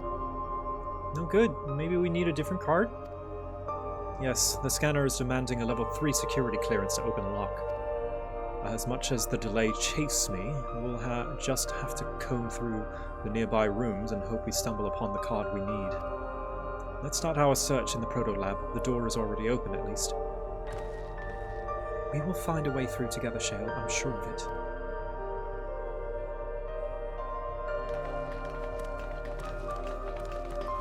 Okay. Oh, maybe I will get another chance to look through. Oh, thank goodness. No, this is a different. Okay. Let's track down Calix. Hello, iPad kid. I dug through this data tablet and found a journal. I'll read it to you. The results of experiment 158 show a marked improvement in ether extraction rates. At last, we have achieved the target value set by Master Calix. Though I will become endless as per our ascendancy protocols, I will preserve this historic number along with few remaining worldly effects. Preserve the number? Wait, what number was it again? 158. Okay. 158, 158, 158, 158, 158, 158, 158, 158, 158, 158, 158, 158.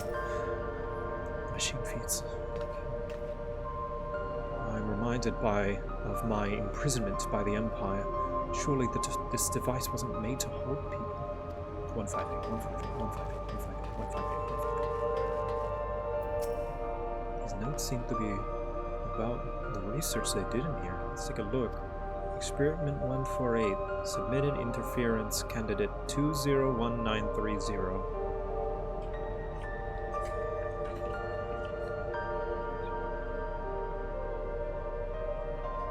For efficiency procedure review.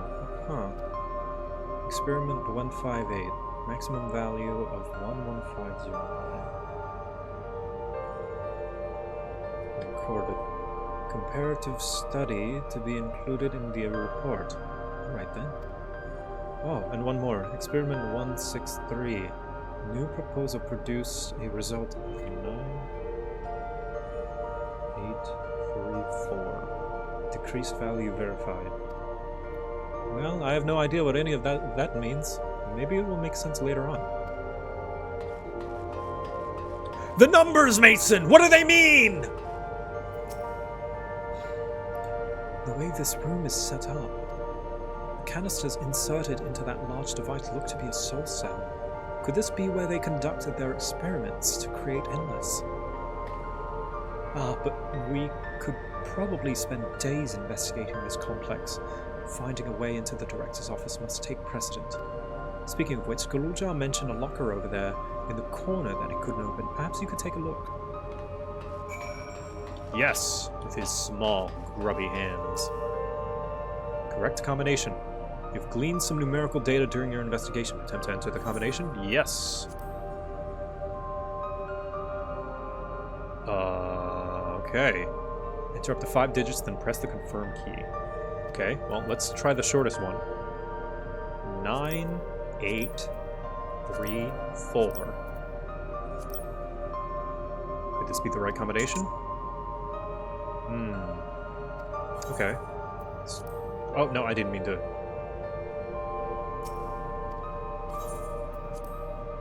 So it couldn't be the other one, because it's 6 numbers. So I'll try the 5 number one.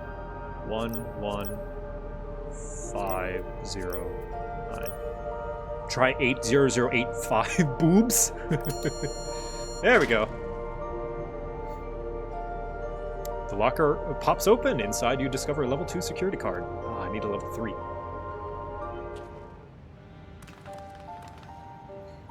Victor, you got the locker open.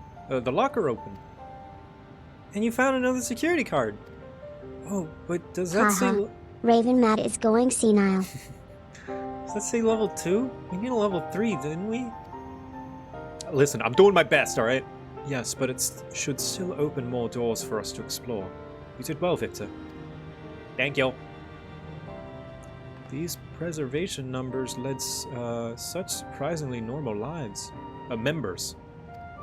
Leaving notes, losing their cards. I guess I imagine they'd be more, what's the word? Bloodless? Mechanical? My parents were once part of preservation, if you'll recall. It would seem the researchers who agreed with Calyx and his philosophy underwent the conversion to endless entities. But I assume those who could not, or would not, eventually left the organization altogether. Oh, I almost forgot. The researchers kept journals in their data tablets. The one I didn't explain much, but something big happened in the complex, and after it was decided that everyone will become endless. The writer was really happy about this. You could tell how much they admired Calyx and his work. The entries ended after that, but maybe you can read more in the other tablet there. Right, let's move this investigation to another room. Well, we have the Jituro lab and the maintenance facilities left to search. Both are accessible via the southeast corridor. So it's back to the hub and the locked door across the way, which will hopefully yield for our new security card. I'll take the old one, if you like. Doubt we'll have any use for it.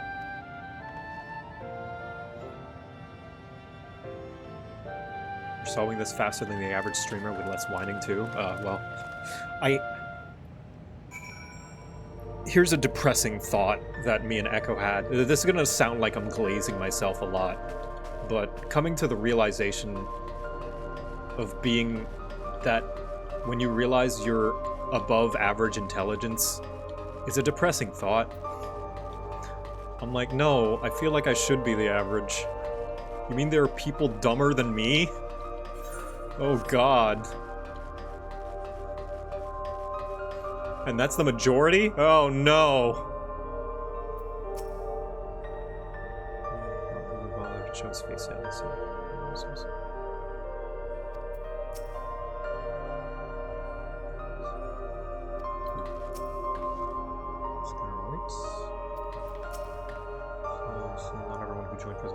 Endless. Imagine how dumb the average person is, then realize half the population is dumber. Yeah.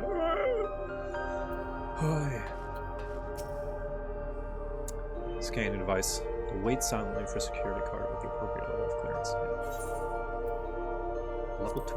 Oops. Nice. Opened. So, where should we go first? The Deutero lab or facilities? Let's start with the lab.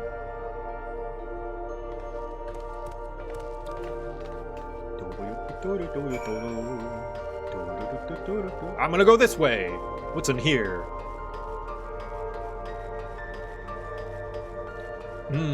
PlayStation symbols. This one's wrong. You should be a cross.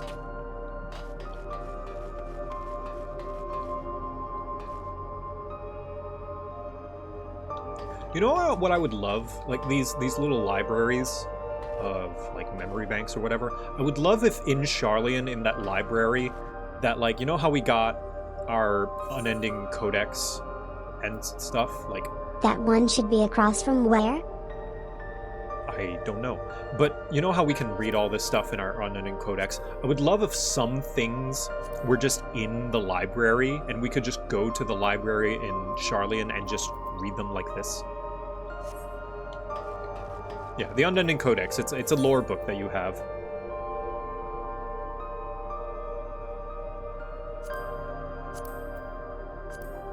Yeah, you can read about, you know, all of our friends and Vritra, and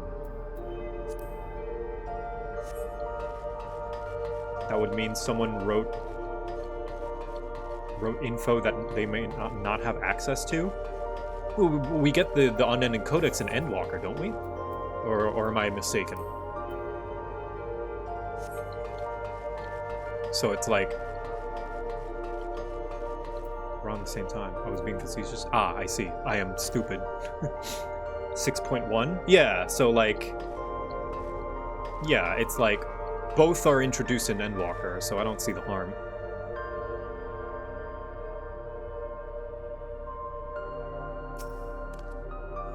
Shale, there doesn't seem to be any power here. No, none at all. It's possible the energy supply from this room is on a separate conduit, which means there should be a contingency for opening the door. Look there. Look here. There's a sign above the card scanner. In case of emergency, backup power can be rerouted from the facilities. The facilities room is down the other branch of this corridor. Let's see about getting the power restored to the Deutero lab, shall we?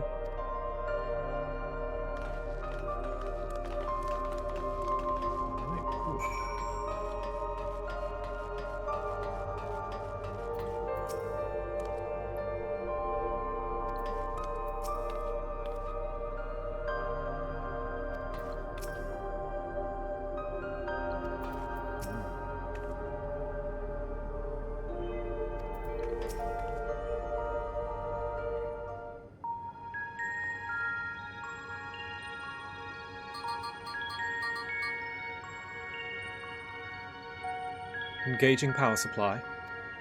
No good. It's returning an error. There must be a preliminary procedure. According to this error code reference, if the power supply has been interrupted for an extended period of time, then we need to reconfigure both the emergency generator and the circuit control panels. Shale, that's the emergency generator over there, isn't it? Yes, and by the looks of it, it's the same model as the one used in Heritage Found. But how does it send power to the other lab? Ah, I see. The energy cable attached to the base of this terminal leads down the hall directly to the Deutero lab. Which means we need a way to connect the generator to that cable. What about these patterns on the floor? Could this be the circuit we need to reconfigure? I believe you have the right of it. Using the control panels set into each of the tiles, we create an unbroken path for the power to flow. What I wouldn't give for an instruction manual. Ah, this is a simple puzzle. Indeed. If you could look around for any written procedures, I'll keep digging through the terminal directories. Might I also ask someone to operate the generator? I can do it! I've used that type of machine before! Then would you be willing to try and reconfigure the circuit path, Victor? The rest of us can help by supplying Victor with whatever information might be found on the circuitry configuration. I want to see if I can figure it out myself. Let's see. So then, we have to go here. 4-tile pattern. Ah, I see. So it's preset. So if I do this, then it should connect up to that one, like this. Yes. Alright, I'm gonna see what they have to say. I think I figured it out, but I want to see what they say. I was able to glimpse a part of the warning sign behind the containers from what I could make out. It said, "Caution circuit will not function with duplicate patterns." Ah, I suppose that means only one of each circuitry pattern can be set at the same time. Luja, you're the iPad kid. The generator doesn't seem to need any fancy settings, so as long as it's running and the circuit's fixed, we should have the power supply ready to go. Diplomat, your thoughts? Victor, take a look at this diagram. Ah! There's a note in the bottom left about the backup power. Configure the 4 circuit control panels to provide an uninterrupted path. These symbols must represent the room we're in. If that square is on the top left is Shale's terminal, then the bottom right should be the generator that Galulja is working on. It's hard to make out the rest, assuming these are our 4 tile patterns. The bottom right is a square and the top right is a half a circle. That's something to get you started, at least. Yeah, I can tell the... It sucks that I can see the fear in the developer's hand as they're giving me this puzzle. They're like, but in case you can't figure it out, here's some hints, guys.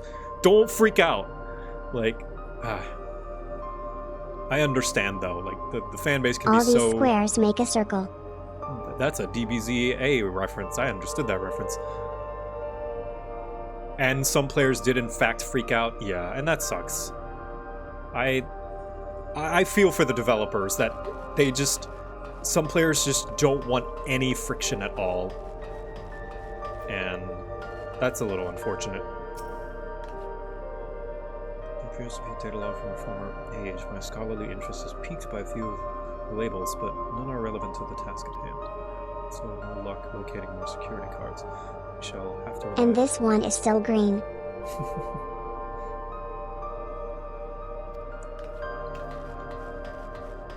Okay, so no duplicate shapes. Like, that hint I think is fine, but like the hint that they gave for Wuglamot to give the player, I could tell, like, they're like, oh, please don't be mad. Which is a shame. So, the circuit goes here. I believe that needs to be circle, it said? No. Square. There it is. Square. And then, I guess, circle here? Yeah. Ah, there we go. And then triangle here. Easy. You've connected all the circuits. Inform your comrades of the success.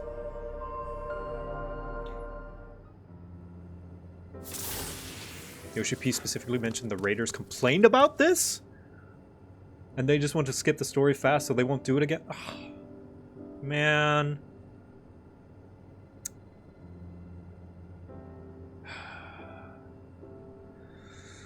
Yeah, I think 14's biggest development problem is that it's trying to appeal to everybody. Which I understand as well. Because mass appeal is how you make money. But man, I wish it wasn't the case. Play a different game then? Well, you have to see it from a business perspective as well, right? 14 is like one of the main things keeping Square Enix afloat. All these shapes make a circuit. Yeah. 14 is one of the main IPs that is making Square Enix money and keeping the company afloat. So, from a business perspective, they can't afford to not appeal to as many people as possible, sadly. And it's a risky thing. Like, does not mass appeal sometimes still appeal to the masses? Yes, absolutely. Look at Helldivers. Look at FromSoft games. Look at, you know, just a lot of it. Look at Balatro. Balatro is not designed with mass appeal. Elden Ring is not designed with mass appeal. Helldivers is not designed with mass appeal. But that's survivorship bias.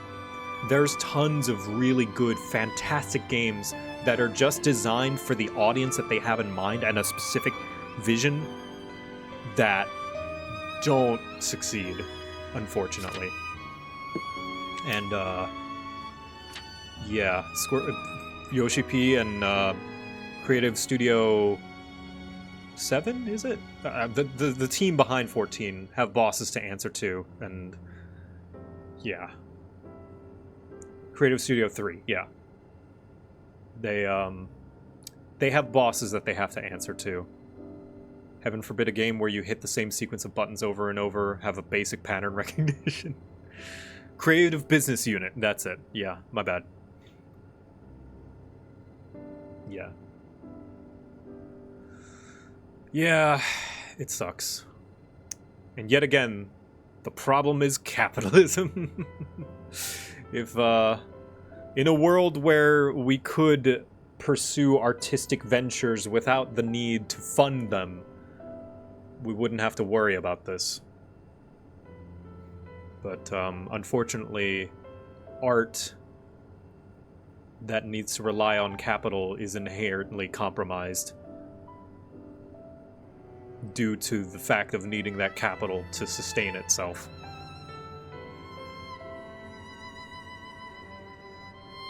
Does that make sense? Did I use too many big words? What I mean... here, I'll dumb it down. When art not need draw for other people, art draw for self, titty be as big as want. But make art for others, others not want big titty, so can't make titty as big as want. Because must draw for others, and others not want big titty. Therefore, art not true to self. Does that make sense? It works! The dumbed down version was the confusing one. Yeah, that's true. We did it, Victor. The Dichiro lab should now be fully powered. Well done, everyone. If I may, Shale, could we access a certain data log before moving on? I was checking the storage shelves and one of the labels caught my eye. Preservation, the early days is in the title.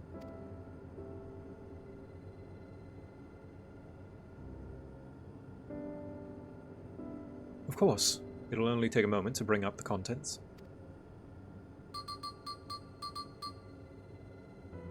Ah, it looks to be a text-based account. I'll read it out. Preservation, an Alexandrian Institute for Technological Development, was founded by Calix, an 11-year-old child. 11?! Anime never ceases to amaze me how young they'll make their characters. Approval for establishing the organization came during Alexandria's involvement in the Storm Surge, with Calix's designs for... I said anime, but, you know, Japan, you know what I mean. With Calix's designs for new defensive solutions funded in large part by the Treasury. As the conflicts grew in intensity and casualties mounted, Calix funneled Preservation's resources towards the perfection of memory storage. Research into this field continued even after the Storm Surge came to an end, with Calix eventually electing to preserve his own memories in a virtual domain. So this account is from beyond before he embraced his endless existence, hundreds of years ago.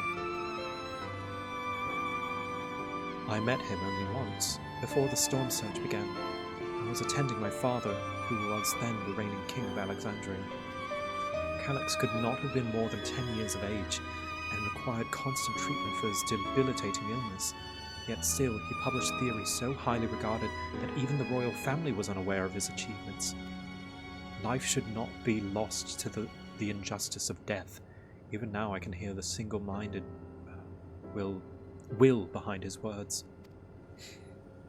So it was then that, when war came to our kingdom, my father was quick to commit his unwavering support for this somber youth and his proposal for preservation. Several years later, the ensuing violence brought the death of both my parents. Overwhelmed as I was by my sudden succession to the throne, I suspect they spared me the reports on endless research and other less urgent matters. Yeah, I mean, I feel for him. It sucks, like, being that young and being told that your days are numbered sooner than most. So, it's, you know, I sympathize, for sure. So you had no way of knowing what kind of person Calyx was changing into. Did he change? I wonder. Perhaps he has ever been the type to value ideals over compassion, and failed to see it at the time. Or perhaps he did change, but is still driven by those same deeply held beliefs that mortality is cruel and unjust, and his role is to deliver mankind from its fate. Whatever the case may be, we cannot allow him to shape our future. Let's press on, shall we?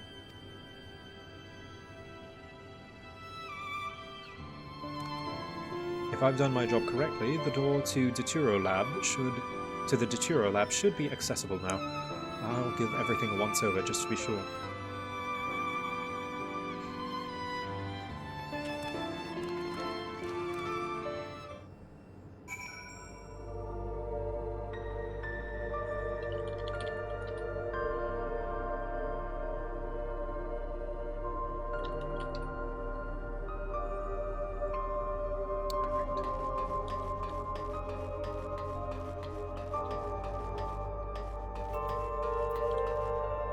I just think that it's stupid, but also if they're too dumb to do a simple puzzle, then I question their ability to do raids at all. The thing is, I think their frustration comes from the fact that you can't do the puzzle without reading. To be fair, like, reading ability and raiding ability are two different things.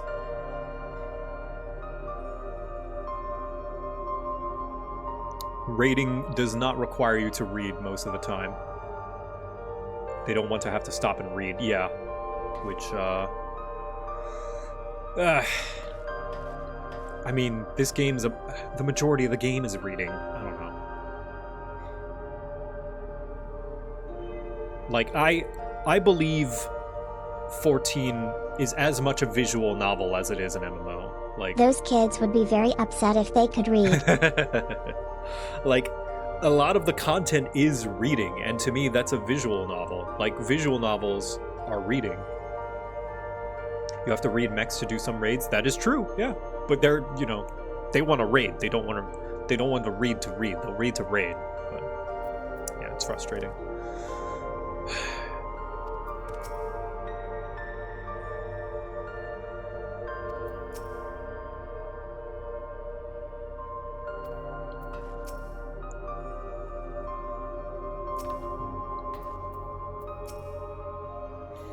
I was hired to raid, not to read. The energy current seems stable enough. Still, you should let me handle this one. The security card, if you please. Oh, and be a quick prayer that a shorted wire doesn't burn me from the inside out. See, if Geode had only made a joke about dying like that, he would have avoided his death flags.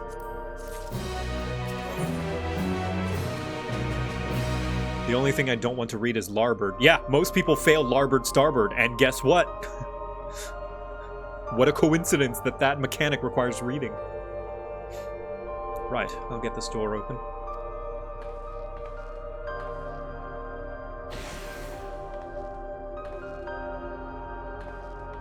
Phew, smooth as silk. Let's head inside and see what awaits.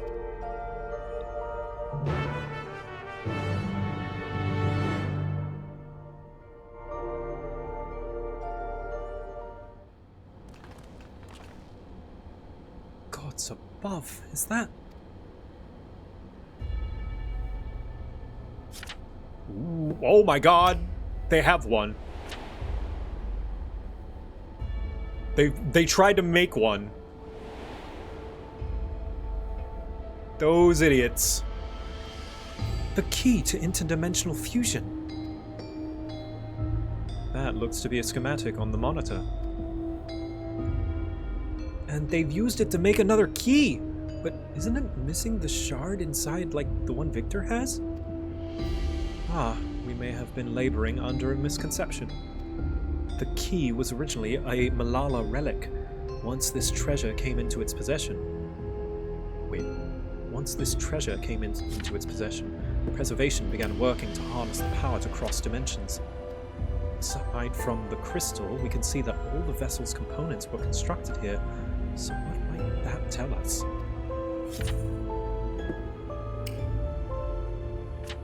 Oh, this is just the device they made to control it. It's just a shell. That would be the logical conclusion, yes. It is as my parents explained.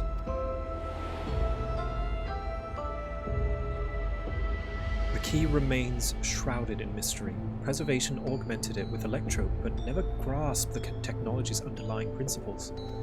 To this day, not a single person understands the mechanics of interdimensional fusion, not whom viewed the key with its power, not when they did so, nor why. So there's this seat member of the Convocation of 14 called Azim, right? And they're a really silly little guy who really just kind of didn't follow protocol and just kind of did stuff.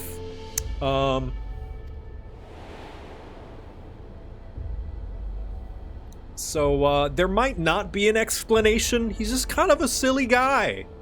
They just kind of they just kind of rolled with the punches, and we're all paying for it now. Now it makes sense. Calyx can track the key because its vessel was made by Preservation. I believe there is much we may learn in this room. On our next visit, I will have to enlist Y'shtola's assistance for a thorough investigation. I too am curious about a great many things, but pinning down Calyx's whereabouts is our priority. Hopefully there is a security card here that grants access to the director's office. The research conducted in this lab appears to have been highly confidential in nature. Some of the personnel must have belonged to the organization's upper echelons, and that means higher security clearance. We should spread out and look for any cards they left behind. Remember, anything less than a 3 is no good to us. Tucks the Azim crystal. Yeah, that's weird, huh? Sweats. Storage crate. What's in the trash? Well, that's not the trash. This lone storage crate is filled with documents, binders, and other miscellaneous objects. Cool job. What do you make of this? Why are they making so many vessels? Do the other ones not work properly? Oh, good question. Probably not. Yeah. I presume it's very volatile magic. Look at the untextured. It's like 3D printing them.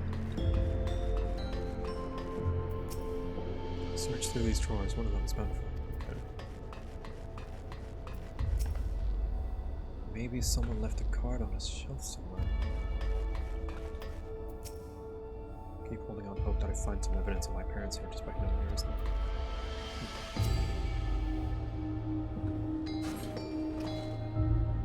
You find a security card in the cabinet drawer. Oh, sweet. Let's have Shale examine it to be sure. Sweet. Ah, I wanted to look at that.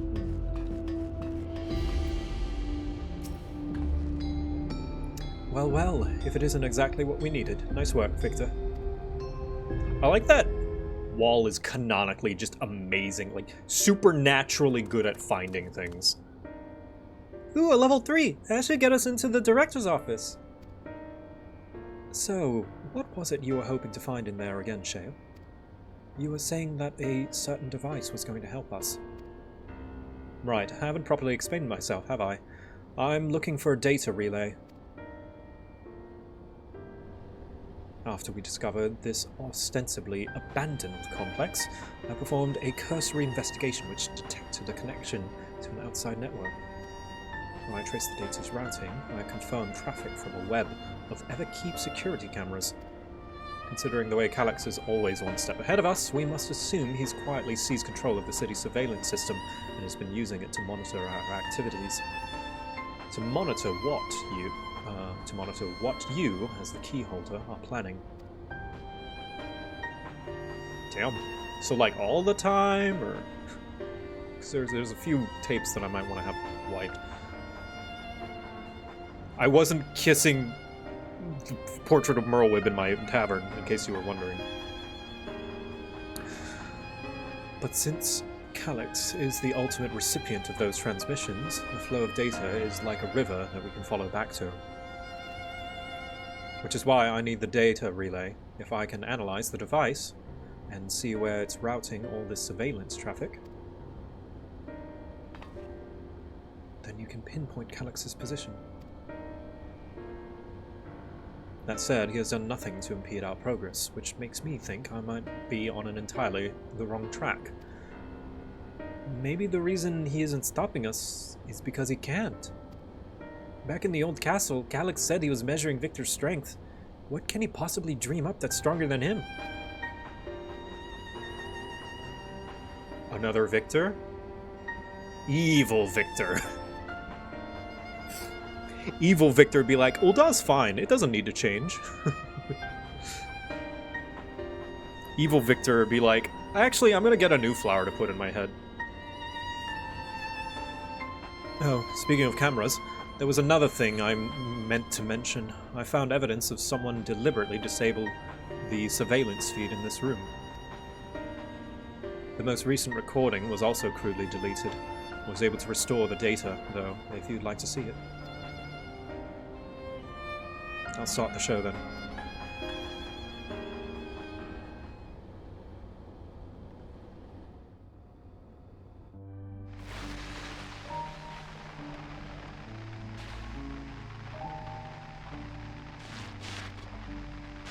Are you really planning to leave? Yes. The idea of eternal life. It's begun to frighten me. I struggle to renounce our conventional wisdom. Death is the means by which life prunes its branches, leaving the trunk to grow strong and tall. We die so that our species may flourish. What would become of mankind were we to halt that process? If unending stagnation is the fruit of our labor, then perhaps we strive for the wrong thing. That hair. This guy has 3 wives and 5 girlfriends. Your argument is a rejection of Master Calyx's vision. I suppose it is. Perhaps such dread would not plague me, were I capable of sharing his perspective on the subject. But I cannot. He and I are too different, in too many ways. I lack his extraordinary genius. I had no illness threatening to cut my life short, no singularity of will to cut away all distractions and focus solely upon research. She has, in short, she has a life to live.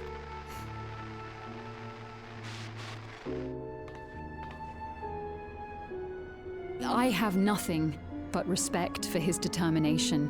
The way he overcame his prognosis and seized the means to transcend death itself. But I'm not convinced that this obsession with living is the right path. That's why I've decided to leave preservation and put all my effort towards building a legacy for the next generation to come. Yeah. I mean, like, she's not shutting it down, she's just saying it's not for her, you know? Like, it's not her calling. And she wants to be a part of the people who are not for eternal life. Which is respectful. Surely you...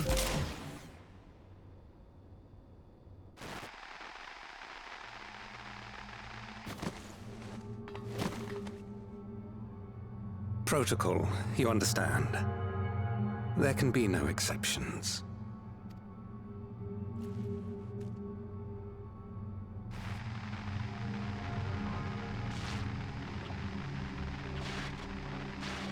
Okay.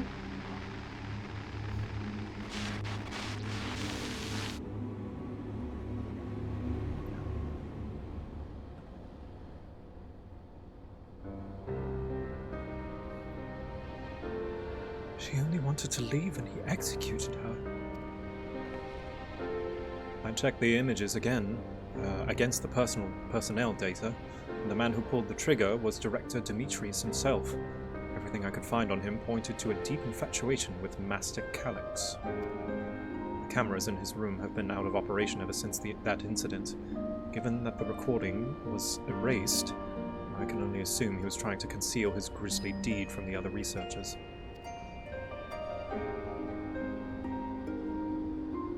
I'm not surprised, given how my parents described their defection from the Institute. Yeah, this has gone from a reasonable research trying to fix an unfortunate problem to cult behavior. He spoke of rushing me through a portal, even as Preservation's agents closed in on them. Toxic. It is not. That is not toxic yaoi. That is a boy who is 11 years old.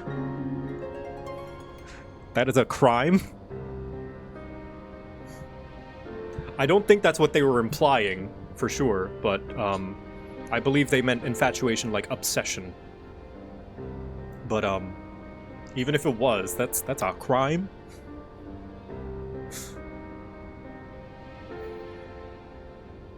God, and I just finished playing Turnabout Big Top 2, and here I am, I just can't escape it. As a trip to the psychologist, oh yeah. I dare not ask what became of them after that, but if it turns out they were captured by their pursuers.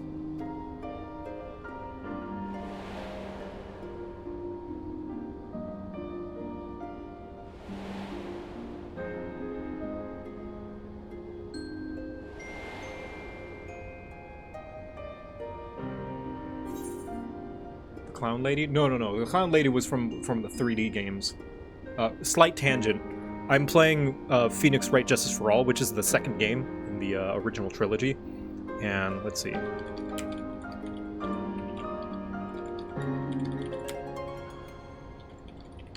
So, one of the suspects in the current case, the actual case doesn't matter for why I have a big ick about this case.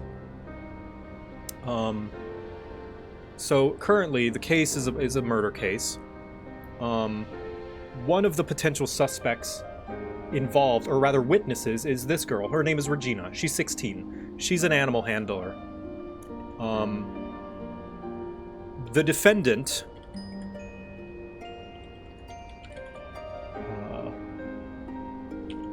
Phoenix Wright Max. His name is Max Galactica. He's a performer. Who is in love with Regina. Regina is 16. Max is 21!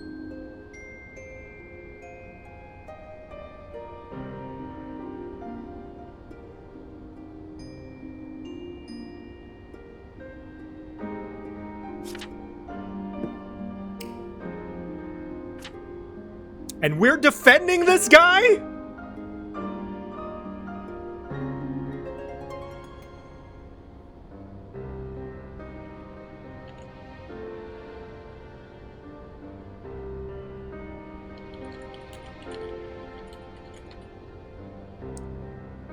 Now, that'd be bad enough, right? That would suck. But, he wants to marry her, and that's weird. So, like Sailor Moon and Tuxedo Mask? Yeah, exactly like Sailor Moon and Tuxedo Mask. It's weird. But he's not the only one who wants to marry this girl. There's this guy named Ben. He's a ventriloquist. Benjamin Woodman. Who, also wants to marry her. He's 30!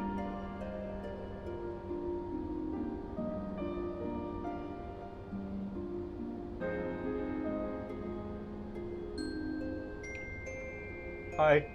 Having some trouble with numbers there? I'm telling them about Big Top Turnabout. Oh, okay. I was gonna just leave it, but I heard 21! Yes. Yeah, 30 though. Yeah. The second one here. Yes. Yeah. Yeah. Not Echo, Not it's Echo, Kate. it's Kate. It's Kate. It's Kate again. Yeah. Yeah. Alright. Just wanted to see what your math was. Yeah. Mods, make a play Turnabout Big Top. Mods, make a play Turnabout Big Top. Gosh. And no one in the game has a problem with that. Everyone's fine with it.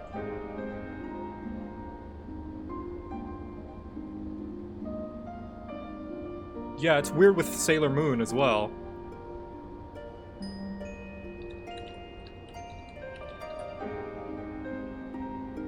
Wait, no, Tuxedo Mask is her age, right?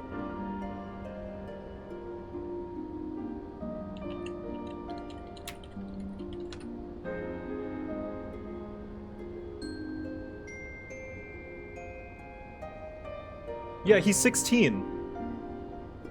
Usagi's 14.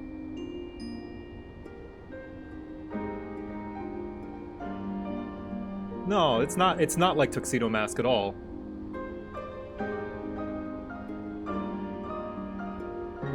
Yeah, that's way more acceptable. I thought it was 19. No, he's 16. He's 19 by the end, but Usagi's 17 by the end.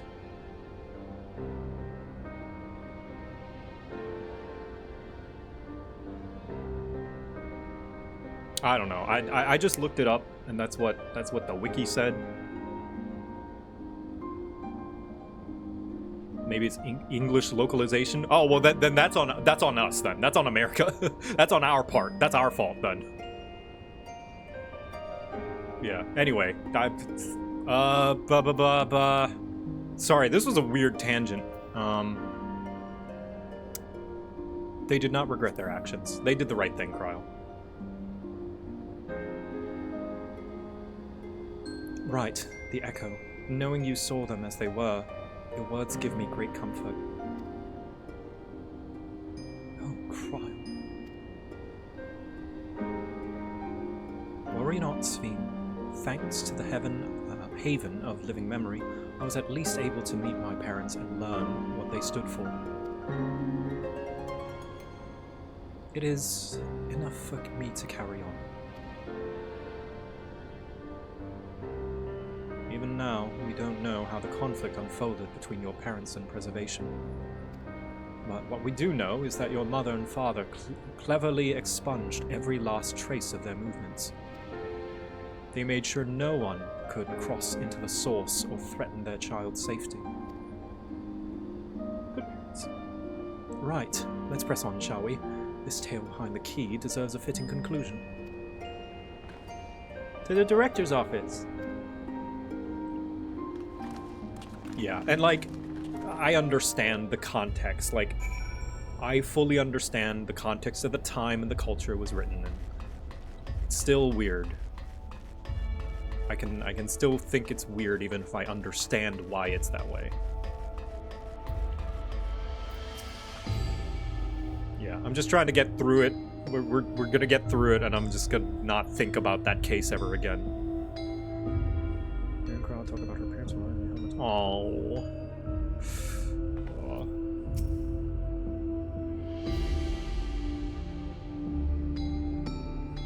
It's not just about it not being comfortable for me, it's wrong. Like, I think morally, you know? Like, it's a big age gap that's like, with a... We're not gonna get into it. Sorry. I'm being preachy.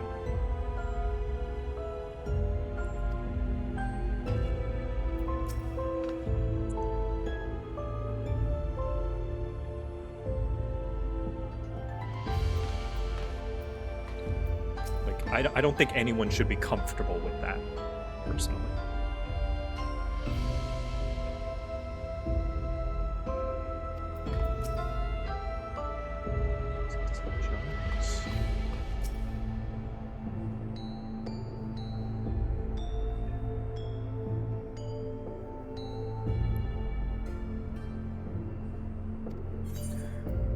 Alright, here we go.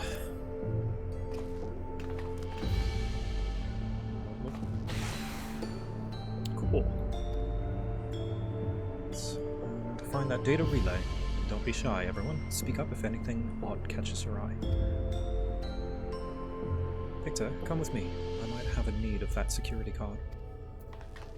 Okie dokie. Also, incoming ads in 1.5 minutes.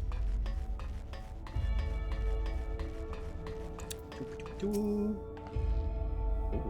this director Demetrius was very particular about how he decorated his office. We got incense and vases and some kind of gem display. Oh, yeah, what is that? And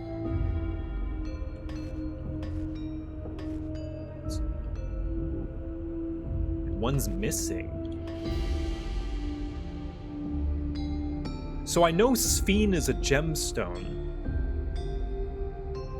So Sphene is a type of gemstone. So I wonder if she's the missing piece to all of this somehow.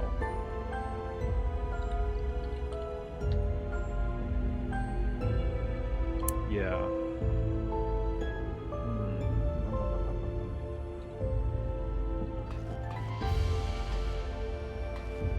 Oh, look, takeaway packages and some coffee. Coffee drinks. Nice. Coffee mixers, probably. Oh, it's a coffee maker! Advanced sci-fi coffee maker.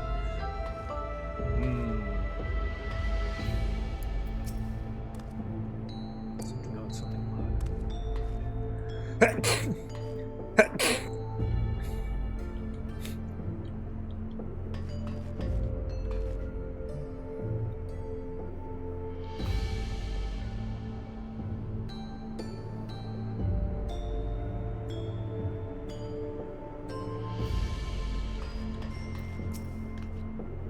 I see Preservation gets its locking system from the same people Umbrella Corp uses.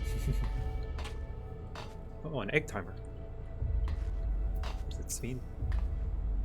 Reducing people to ether.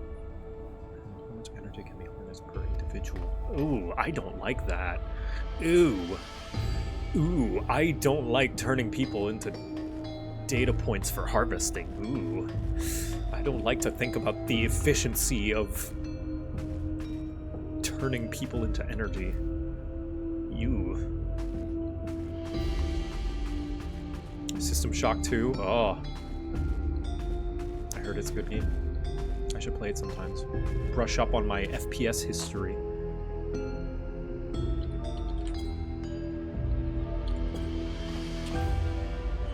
And Matrix, that's true. That's true. I got a lava lamp today, and my lizard is just Laying there next to it, watching it do its lava thing. Oh, that's great. I like when animals are easily stimulated by easy things. Well, while the ad break is going, I can go on, follow on that thread. Muffin, when I was driving to my parents' house with Muffin in the car, she loved looking out the window. And me and Echo were discussing how that might be one of the few ways to like the closest thing dogs can get to TV. Because dogs, I don't think dogs are... Wait, does that mean I'm an animal? I'm easily entertained by colorful lights too. No, Goppo, that just makes you adorable. Because I am also easily entertained by lights. But like, dogs, I think most dogs, I think it's okay for me to say most dogs aren't able to vicariously visualize things vicariously, right? Like, they're not able to see a picture of themselves and think, that's me, or like, see another dog having fun and then have fun vicariously. So TV doesn't do it for them. That's why people put on, whenever they have their dog watch TV, it'll be of like birds or a ball or, I don't know, things that they like to look at, right? Because if they watch a dog having fun, they'll want to have fun too, but they aren't inherently having fun. But looking out the window, they're the ones who are looking and seeing things. The people who make Bluey use color specifically so dogs can see their show. Oh, that's cute. Twitch, I am not buying a Meta VR headset to play the Deadpool game. No. You can just get a Steam... What's the new Valve VR headset that is not the Index that's coming out with the Steam machine? I forget what they called it. So they think that is a dog on the screen. Yeah, exactly. Steam Frame. I wonder what the difference between it and the Index is going to be. Is the Frame just going to be like the more accessible, simpler one? Like cheaper, but it doesn't come with all the fancy finger tracking?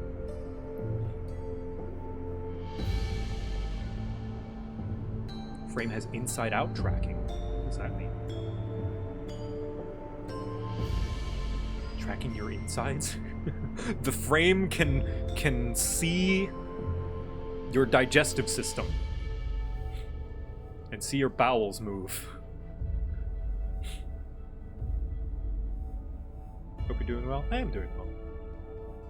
Samsung's bad attempt at mimicking an art frame. I see. More like MetaQuest 2, 3, and wireless. I see. I see. I love the fact they're calling it the GameCube. Yeah, I like people calling it the GameCube. Alright, we're back, everybody. Welcome back. Damn, this terminal isn't connected to any outside network, so it can't be the data relay I'm looking for. This office is also smaller than the map suggested. I'm positive we're in the right room. What am I missing? The walls probably extend. Sorry, Victor. Could I ask you and the others to search the office for any clues to this infuriating puzzle?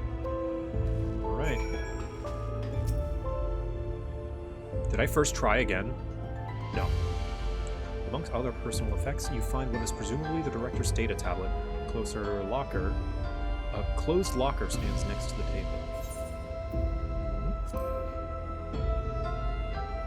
Pick up the data pad and begin skimming through the contents.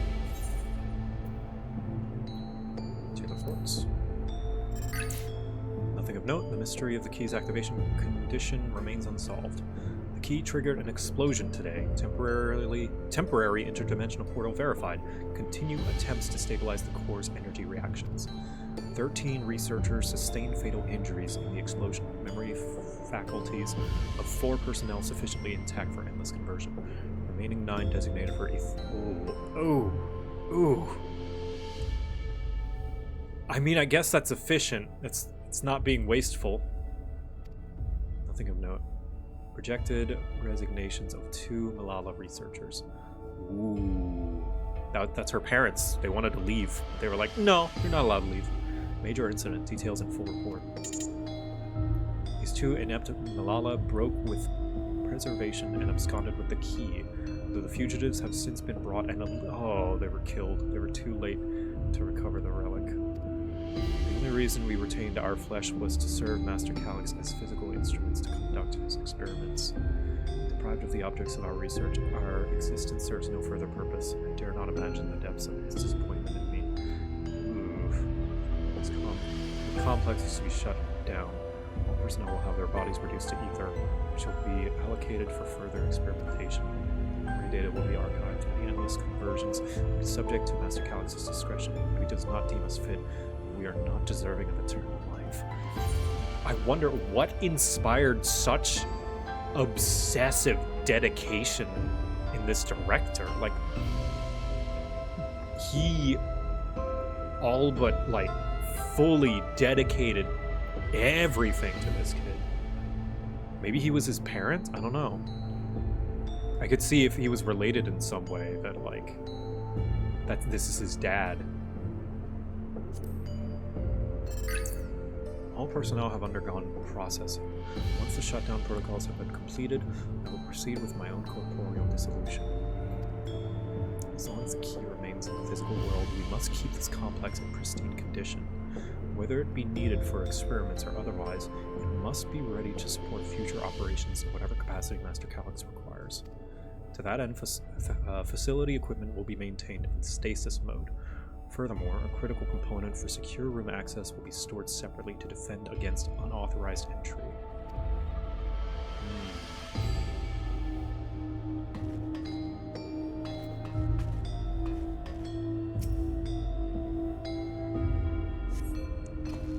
dormant for years, now active, and the now active coffee maker has already entered a self-cleaning cycle.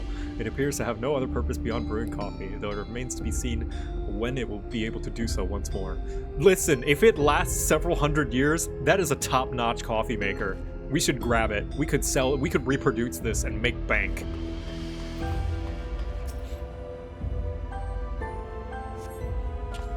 Find a crumpled note wedged between the file binders. Secure room lift access. Requires passwords to be input simultaneously at the terminals. The Proto Lab, the Deutero Lab, and the Director's Office. Perhaps the discovery will be of interest to Shale. Alright, cool.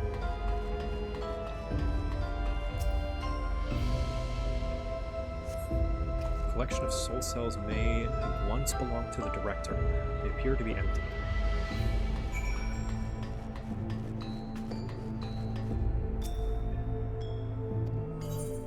The locker.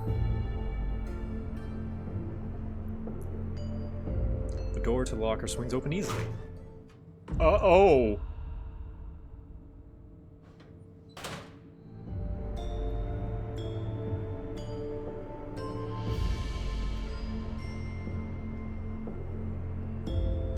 Okay, he has to be his dad. He has to be his dad. I don't think 14 would make it weird like this. This has to be a father or something. Let's keep that locker closed. I saw nothing. I was not here. I did not even get up this morning. The only way this is not weird is if he's a parent, so that's what I'm gonna believe. We found something.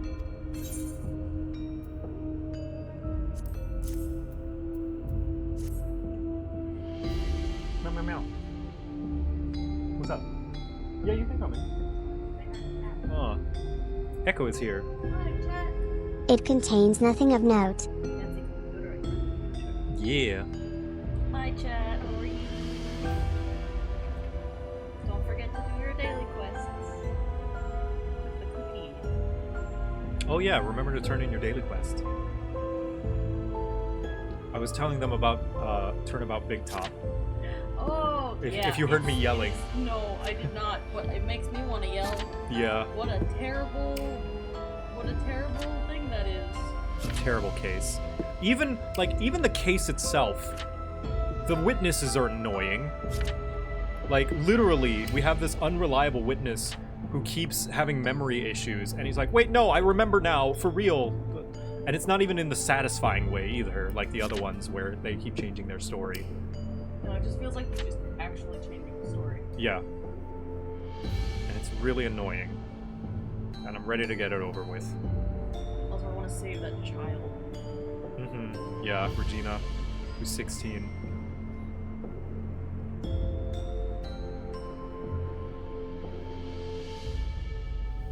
All witnesses in Ace Attorney are garbage. Yeah, but it's like, it's purposefully done so for you to, like, overcome them, right?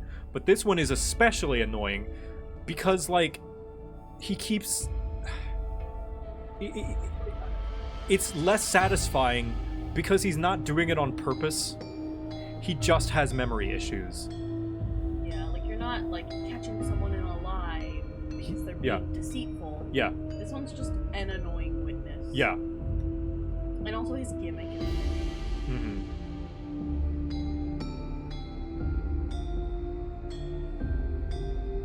Yeah. What are you up to? What have you been doing? making flashcards, and I got distracted and made 100. And that's just the N5. Yeah, no, I didn't assume it was anything pervy, but it's still, like, clearly framed to be weird. Like, a weird obsession. I'm talking about the game, the 14 now. Like, it's still weird because we can't ignore the fact that, like, he is still a child. Like... No, I am now I am now complaining about 14, which was what brought me to Phoenix, right? Because there someone joked about, oh, haha, this guy's obsessed with this child, and I was talking about, like, yeah, we're doing Turnabout Big Top. Yeah. Okay, have fun.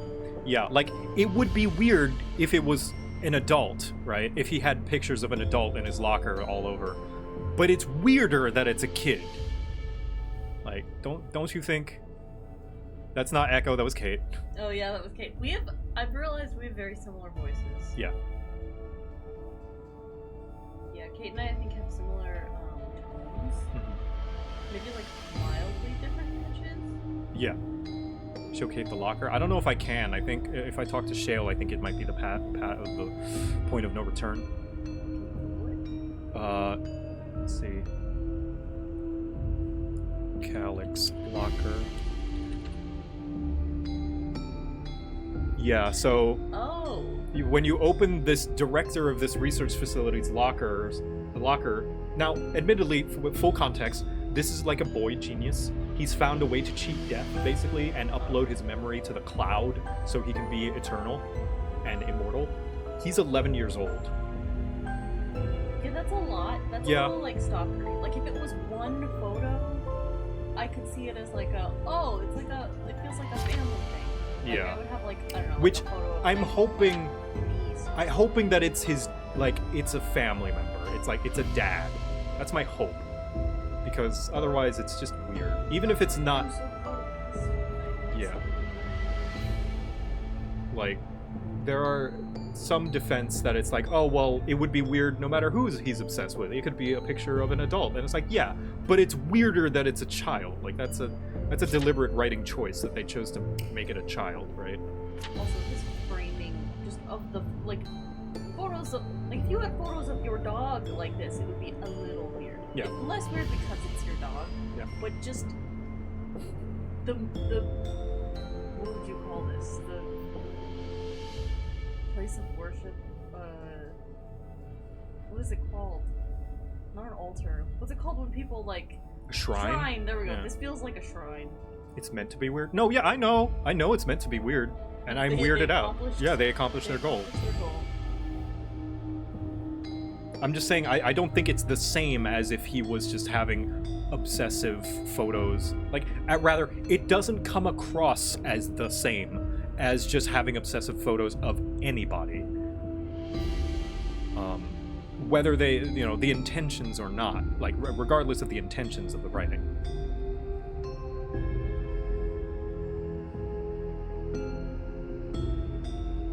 Someone made a blank version of that locker so you can Photoshop your own things. That's funny. That's really funny. That's really funny. Yeah.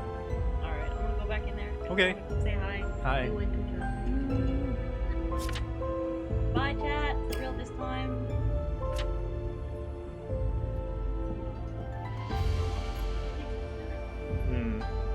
It's not. It's not dinner time. A misplaced note, was it?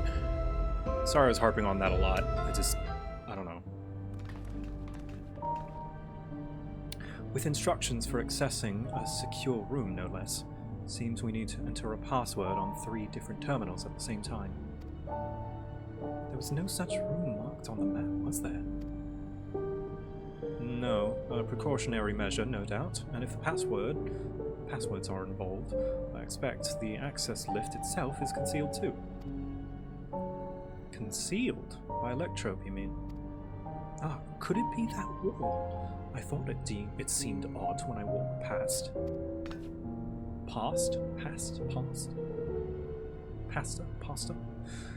Remember what Kafkiwa used to say, Shale? Never trust an Electrope surface.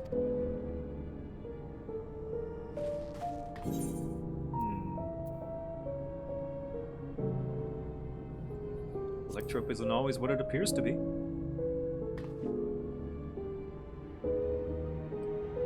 Oh, of course. Electrope is how you alter the look of all Solution 9's floors and walls, isn't it? So it's like glamour. In which case, it shouldn't be too hard to disable.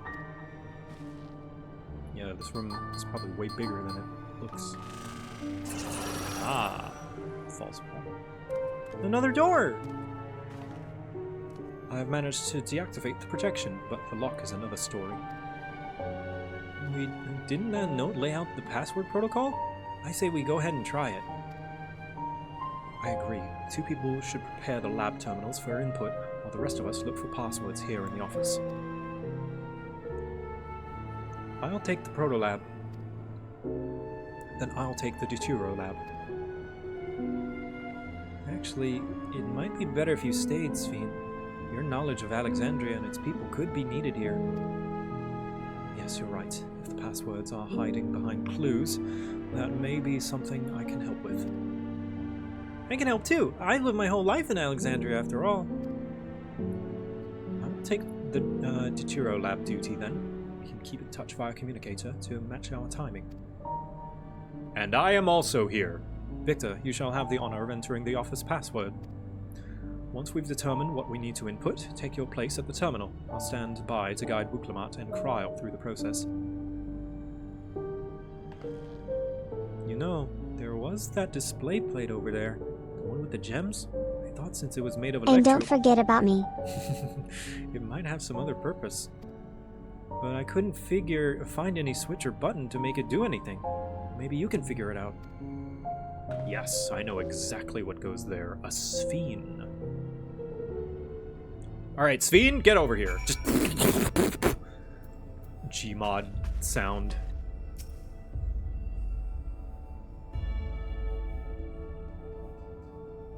You identify the blue gem as a sapphire and the red gem as a garnet. Appears to be an empty slot for another jewel to fill. It's an agate. No. It's an emerald. No. It's an aquamarine. No. It's a prismarine. No. You've located directed. Yeah. No. I am not defending BTW, just offering context. He was 11 before preservation, the war, Sphene parents passing and the whole endless research.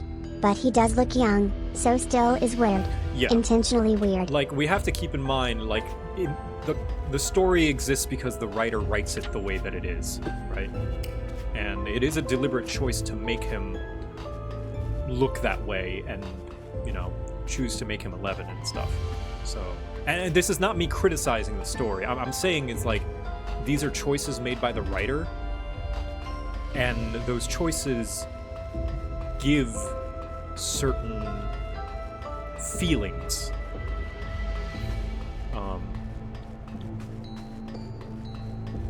And yeah, like, once I see the full picture, then I can give my true thoughts and feelings on the matter, but just, you know, as it is, it's just, if it does go the extra weird way, then I have criticisms to question if it needed to be that weird, right? Like, was that necessary to get the point across? Because could the point be gotten across the same way if they had just chosen to not make him a kid, right? Does that make sense? I don't know. Hi, Anarchy. How's it going? We are in 7.3, so spoiler. I don't know. You actually don't play 14. You just started, and then I think you lost interest. What if it's cubic zirconia? I have never heard of that gem ever. I gave up. Yeah, it's a reading game, so if you're not into reading, then I understand. Me looking at every 1,000-year-old child in anime, yeah, me too. Got overwhelming and drawn out. Yeah. I should take a closer look at those reports. One of them might be hints of a password. Okay.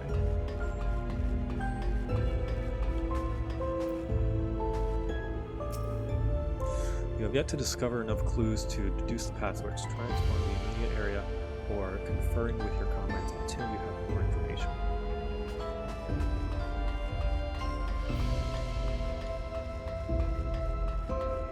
The gem every woman hates. Oh, I guess so. I guess that's why I've never heard of it. I only hear about things women like. Which is why Echo is so happy. Doesn't make me sympathize with him.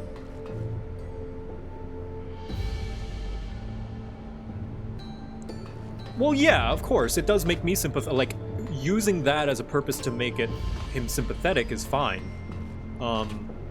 But it's like lumping with the obsession of the guy with him, I feel as though makes it so that, like, if they feel that is absolutely necessary, I feel as though in that case it's not necessary to make him a kid. Because you know who else achieves that? Victor from Arcane. Victor is an adult, and he's also on borrowed time, and is frustrated at the slow pace of things and might die any day, and is in the very exact same situation. And I feel as though the sympathy would be just this, like, would be enough. If they really wanted to make, like, show, like, isn't this guy weird, like, obsessing over a kid? But that, of course, I'm working with incomplete context, so I don't know. I don't have full thoughts on it. I'm only working with what ifs. So this one is not so hard.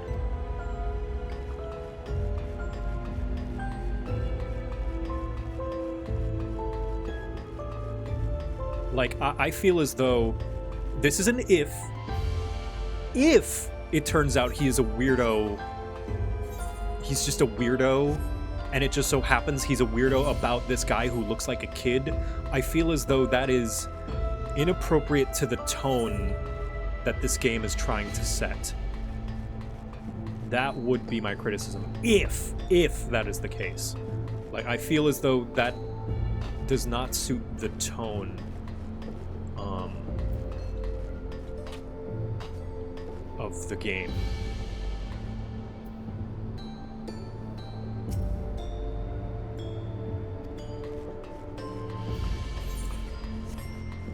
And I feel as though you have to be very careful when, you know, approaching subjects like that.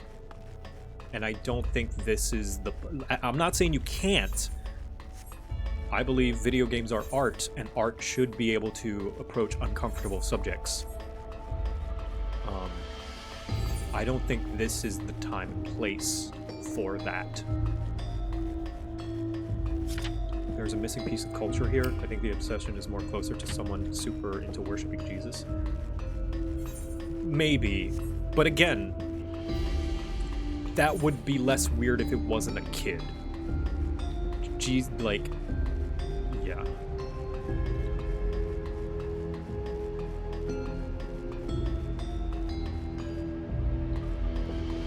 Like, Jesus is often depicted as an adult. This kid is depicted as a kid.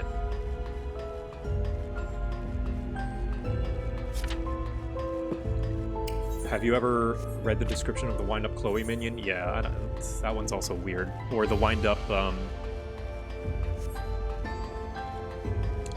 was another one. I don't know. I'm gonna draw. I'm sorry. I'm being preachy. I'll shut up about it. I'm just used to anime tropes. Well, that's how we normalize harmful stereotypes and accept. Like, I feel like it's important to question certain things that we just accept, because that's how certain things get normalized and perpetuated, right? Like, art has an emotional impact on us and a cultural impact. Art is very powerful, and I feel like we should question things that I feel have disturbing implications, rather than just accept them as like, oh, it's not, you know, like, what does it say? I'm gonna give an example. I'm sorry, I have to go on this tangent, because I fundamentally disagree with that mindset, Bracky. I have to go on this tangent. Call of Duty Ghosts campaign, and I know some of you may already roll your eyes. It's like, why do you care about the story of a Call of Duty campaign? But I'm trying to make a point. Dan Olsen has a great video about Call of Duty Ghosts, talking about the unintentional message that it's putting forward in its story. In Call of Duty Ghosts, the main villain is an American soldier who has been brainwashed by the Federation. The Federation is just an alliance of all of South America, right? And in the story, the Federation doesn't... it is evil. It is depicted as an evil organization. And every weapon it gets from the US by stealing it. Now, when there's this weapon that is basically a big nuclear weapon in the sky that the US has. This is depicted as a just normal thing. it's totally fine. We just have it. It's just very matter of fact. We have this orbital missile launcher. However, when the Federation have it, it's a danger. We can't trust them to have it. They could use it to bomb us. And that's wrong. That's scary. We have to take it out of their hands. And same thing with the main enemy. Rourke, the main bad guy, is an American soldier who has been corrupted.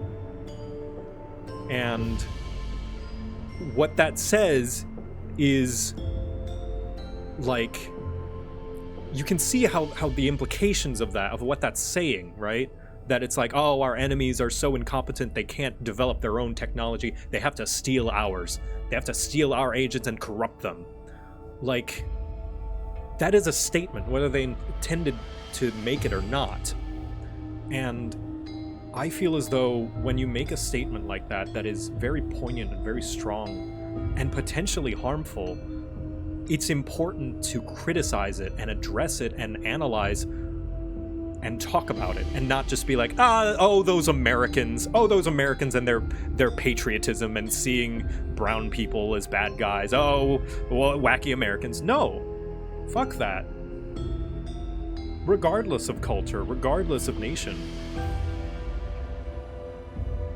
Like, it's not just a matter of, oh, those wacky, that wacky Japan and their wacky tropes. It's like, no, they call it out as well over there. Now, I have less of a place to call that out culturally because I'm not Japanese, but all I'm doing is just analyzing and addressing and criticizing media as a media consumer. And I think that's important to do. Like, it's important to take media seriously, video games included. I just follow the action movie Shooty Shooty Bang Bang, and I think that is a disservice, like, to stories that are trying to say something.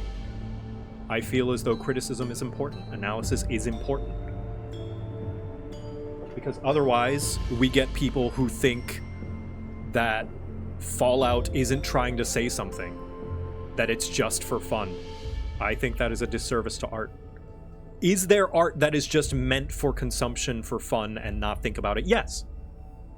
But when there is art that is trying to say something, I think we should engage with it sincerely.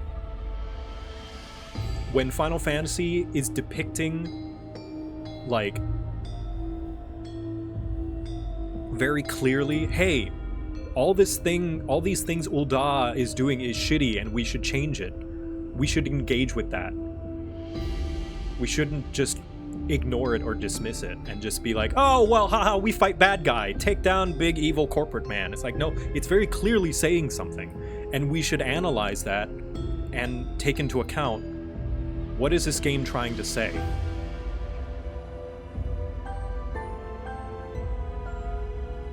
You can say it's escapism all you want, but, like, it's very clearly taking into account real world situations.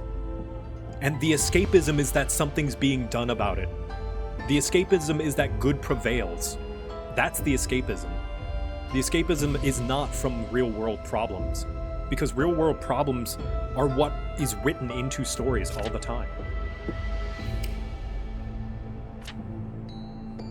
What about the art that seems like it's trying to say something in reality is not? Well, I think that comes down to, like,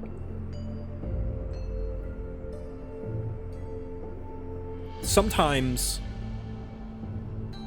we make messages in our art that we don't intend, and that's Call of Duty Ghosts, right? All of these things Call of Duty Ghosts is saying, all this kind of, like, iffy stuff, it's not intentional. They don't mean to say it that way, but that's due to a carelessness in the writing, right? They're just writing based on their own biases and just baseline things that they know culturally as Americans, but it's very revealing as to what we as Americans baseline believe, and it's important to analyze that.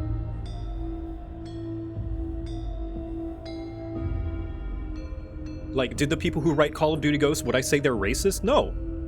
I don't know, maybe, but it's like there are things kind of deep in their psyche that they need to analyze and kind of, yeah, subconscious writing. It's succumbing to subconscious bias, because culturally, as Americans, we are kind of conditioned to be suspicious of foreigners. And so it's important to keep that in mind when you write about a war against another nation. Not to dismiss it and just not write about that at all, but to keep it in mind. Keep your biases in mind, and, you know, you exist within the context of everything that's happened before you. You know? It's not just a vacuum. When I write female characters, I have to constantly keep in mind my experiences as a man, my lack of experience as a woman, the experiences of women around me, and keep those in mind when I write them, so that I don't maybe accidentally write something insensitive or stereotyping.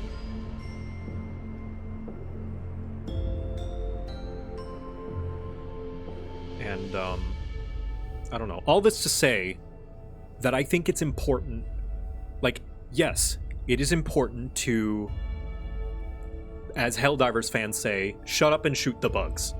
That's fine. That's good. But I don't think that is more important than also addressing and thinking about art. Because art is important. What it says is important. Art is very powerful.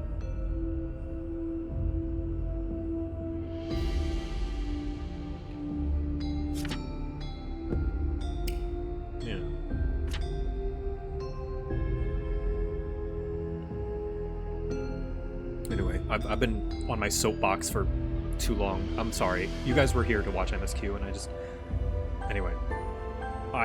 If you think...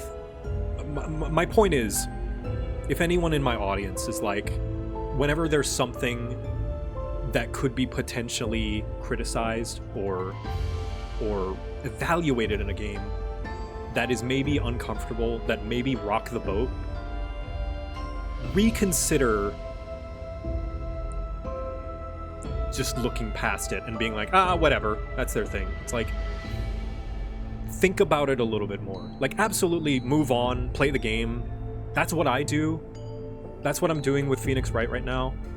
Like, sure, Turnabout Big Top is giving me the ick, but, you know, it gives me the ick. I'm gonna play through it, because I'm, like, I understand it's a product of its time and its culture, and I'm keeping that in mind, and I'm not endorsing it, and I'm criticizing it, and then I'm moving on and playing the game. But it's that first part that's important. Analyzing it, acknowledging it, criticizing it, and then you move on.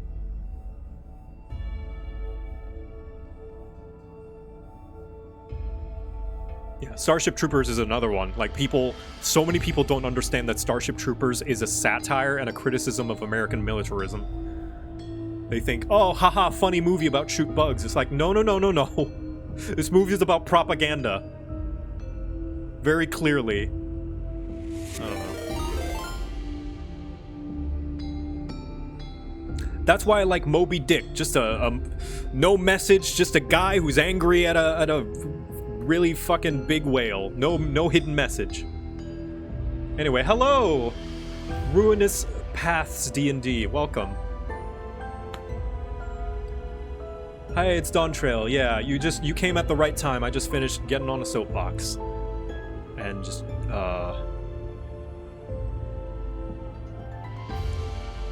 annoying people with my stupid pretentiousness. And overanalyzing the blue curtains. Okay. Daily reports. Nothing of note. Yep. Okay.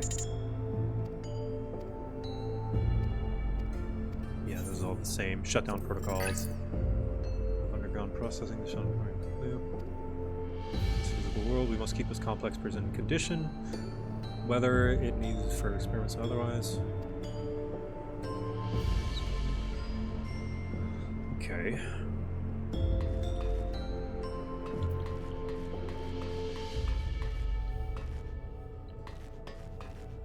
Wish JoCat would read my point of view on art analysis and critique. Yeah, I saw there were some paragraphs in chat. Sorry I didn't read them. But I do thank you guys for engaging. Please engage with art. It's important to engage with art. And I get so frustrated when people say, who cares? Because I feel like that's what has gotten us to this point in a lot of, you know, I see how frustrating it is to see discourse sometimes online, not just Twitter either. The soapbox is important. I am not here just for the MSQ. Yeah. Art deserves to be engaged with. I also believe, I'm going to go just a slight bit longer, I'm sorry. I believe especially it's a disservice to the people who put all the work and effort into writing these stories if you don't engage with them, right? If you think, haha, just fun, silly story, when the writers and artists and whoever else is involved, not just in games, but in books, in comics, in manga, in animation, may put a lot of thought into a thing and to just dismiss it of like, whatever. It's like, no, it's important. Like, how would it feel as an artist to put a lot of thought and work into just a single line of dialogue that's supposed to encapsulate the entirety of a character's arc, and someone just being like, what? That was just a throwaway line. That would suck.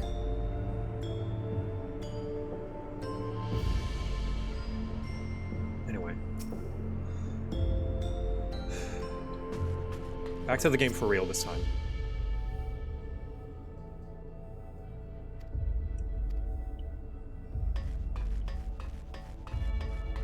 And I thank you guys for sticking with me, even with my nonsense ramblings and rantings. I can understand if a lot of them can be long-winded and obnoxious.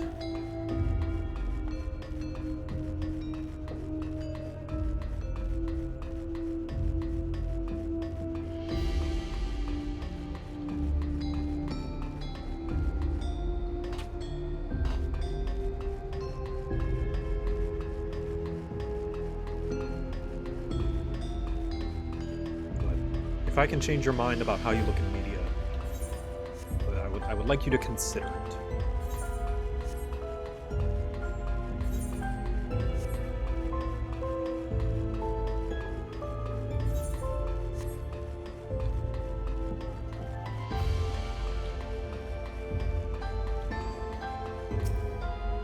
Oh, I have the card now, so research objectives, maybe?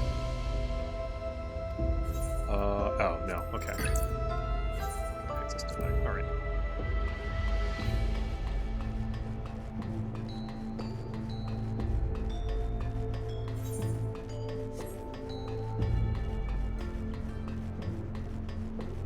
Knew a guy who played this game and thought living memory was pro-AI?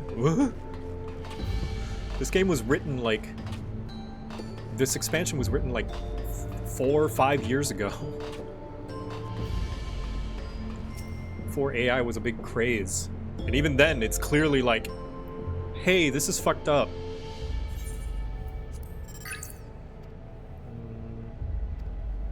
Yep, this is all the same.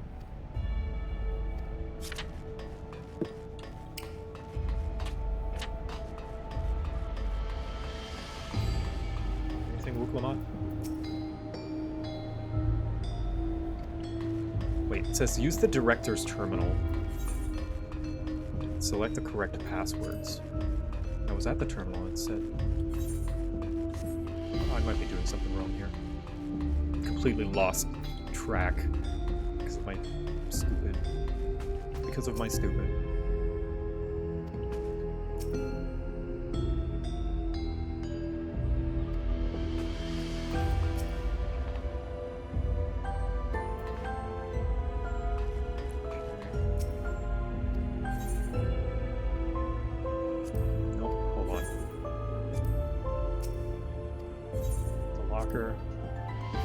Would this give me anything?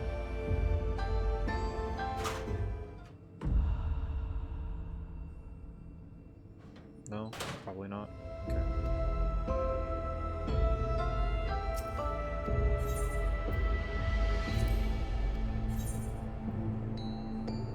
important.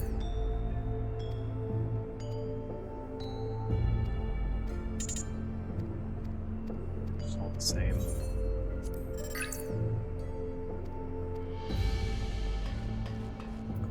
Anything? It contains nothing of note.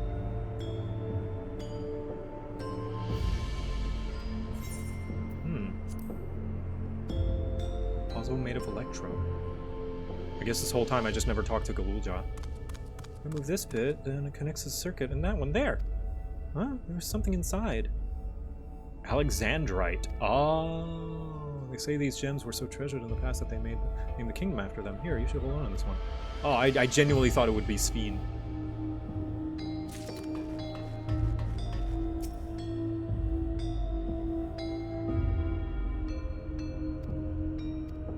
Yep. Oh, it's green like Sphene. Okay. The gemstone fits snugly into place. Almost immediately afterwards, the glowing lines on a diagram appear on the display, accompanied by a short phrase.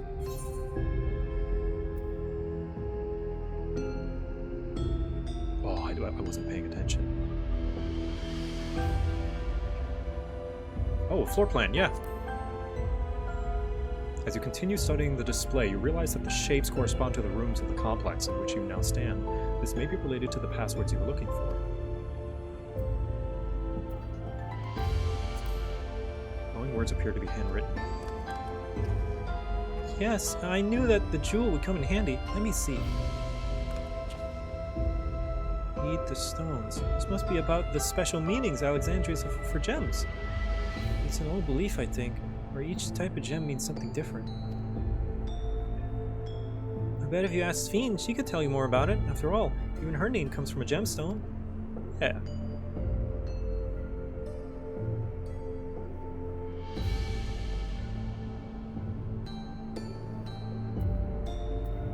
Garnet. Naturo Lab. Doctor's office. Yes.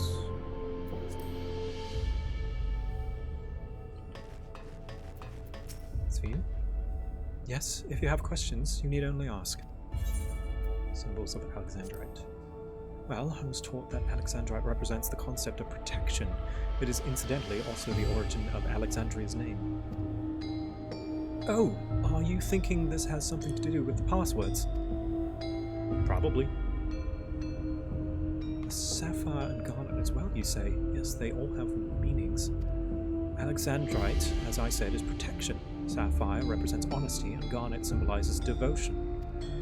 We should try these words at the terminal and see if they're accepted. I certainly hope we're right.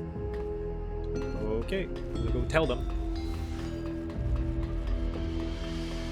If I have to, that is. I don't know if I have to.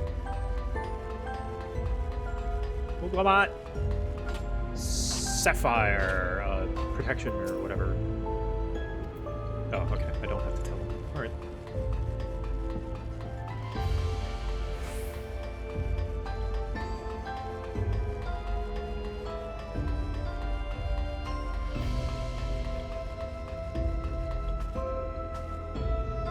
Did you know the other name for the Sphene gemstone is Titanite? I did not. I thought Titanite was fake. It was just a Dark Souls thing.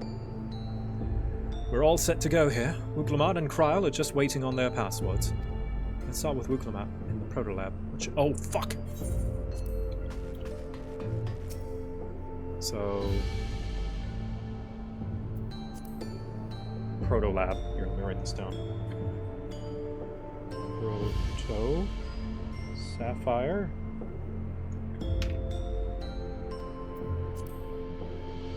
Deutero,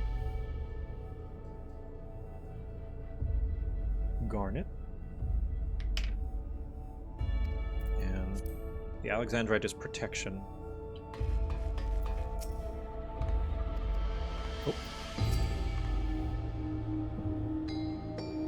Sapphire is honesty. Garnet is devotion.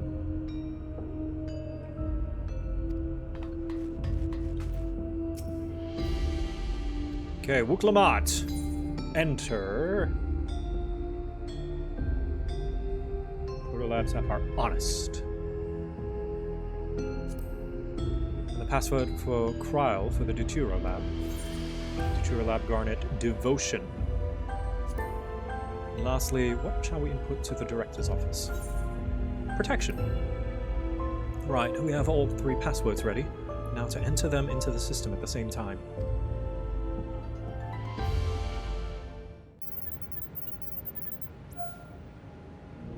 Yeah, this is a good D&D puzzle, yeah. I would steal this.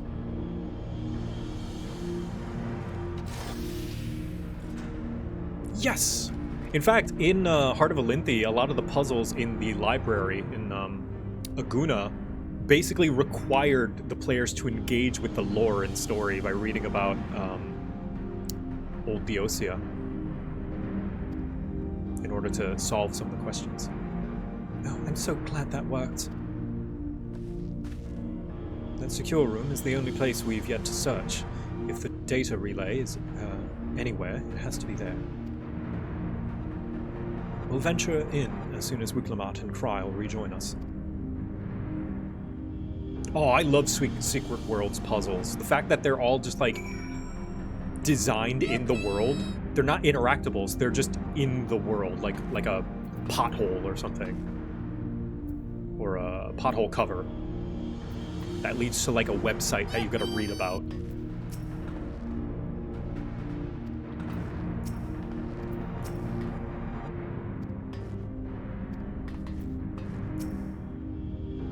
Alright everyone, time to board the lift and see what awaits us.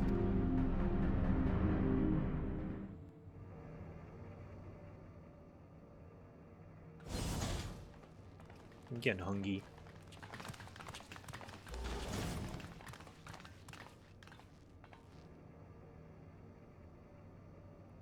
This terminal doesn't look special to me, but this is definitely what we're after? It is. Victor, oh my god! But whether or not it will suffice for our purposes is another question. What the what? Did you guys see that? You were like... Oh god. Too much nodding.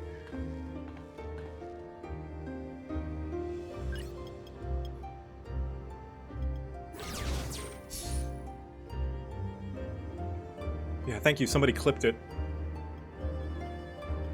Once the cutscene pauses, I'll show you. The Endless are created using the memories of the deceased. But as memories are, in essence, collections of data, the resultant entities have no physical form. Alright, watch this. Here. Hold on. Here. Watch over here. Right here, okay? Let's see, where is it? Look! Look! Look at Victor! Look at Victor's head! Whoa, whoa, whoa, whoa, whoa, whoa, whoa, whoa, whoa! What the fuck? What was up with that? What was that? Hypernodders. Oh god.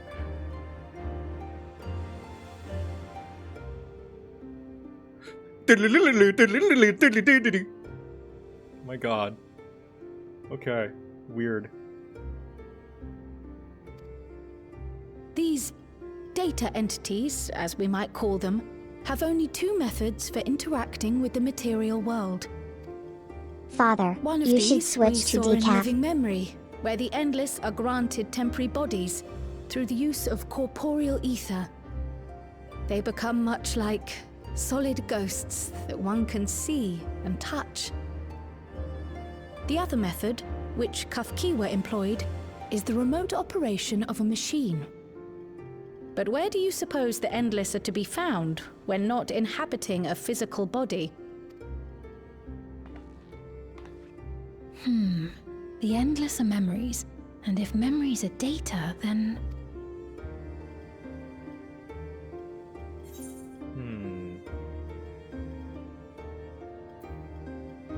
In a world formed of data. Yes, we suspect they reside in a virtual domain, one contained entirely within an electrope-based machine. We've seen such a realm before, after all. Oh, you mean like the Alexandria made from the Endless Fiend's memories? It all seems so real. So this virtual domain, it would also be housed within the Meso terminal. But how? I thought we shut down all the terminals in living memory. You did. And Kafkiwa's program performed just as she intended. The meso terminal itself was deactivated, as evidenced by the failure of the device which was keeping Sphne's body in stasis. Be that as it may, we face a master of electrope engineering. That he managed to partition and protect a sector harboring his own memories is well within the bounds of possibility. Let us say that the meso-terminal does indeed contain a second domain, and that Calyx himself resides there. This city, on the other hand, exists here in the source. That being the case, I thought perhaps we could prevent his remote interference by closing the gate to the Golden City, and thus severing the connection between worlds. Smart. Except I tried to close it once already when I visited Living Memory. The process required administrative authorization, a restriction I assumed at the time had been imposed by the Queen. But now you think Calyx might be responsible. Just as I suspected. Even now, security transmissions from throughout the Keep are being tapped by the core system and routed elsewhere. Hacker woman. Almost every single one has you as its focus. He's keeping track of the keyholder's movements. Time's up. And what a waste of time it's been. Yup.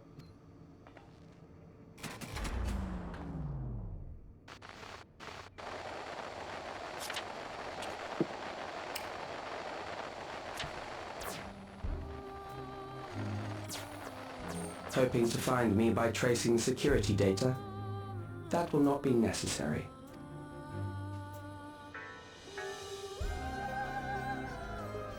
Through a not inconsiderable effort, I've taken your measure and prepared a force sufficient to subdue you.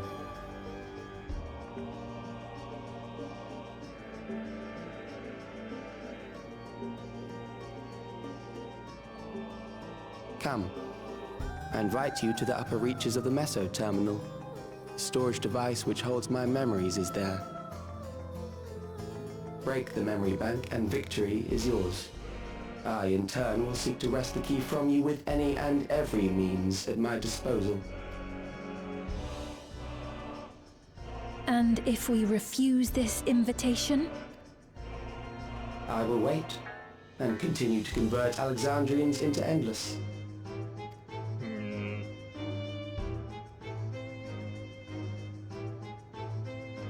Consider the urgency of the situation and make the wiser choice. Answer me one question, Calyx. The Endless Sphene.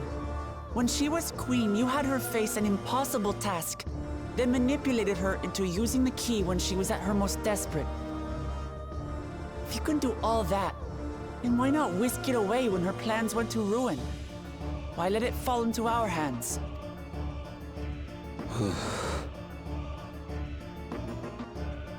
You pour salt in the wound.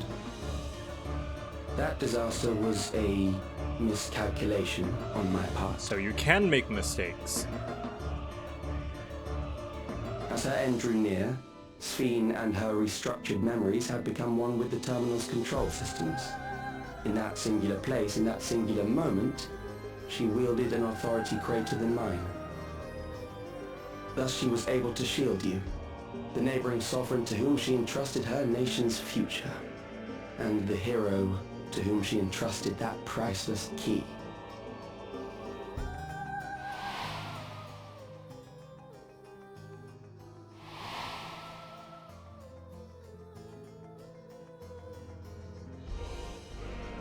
I am unsure to what degree she perceived my presence, but she knew that someone was watching.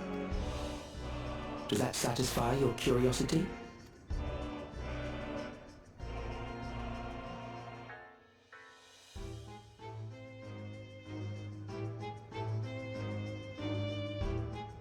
It does. And I'm satisfied that you will take nothing more from this nation. This too is your... Not one more life, not one more future, Not one single smile from another child's face. You hear me?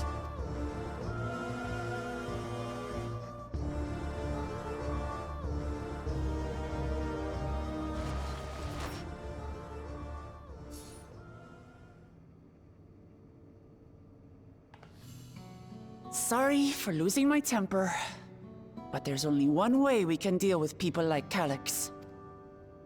Whatever grand future he envisions, someone will be made to pay the price. And I won't let that happen.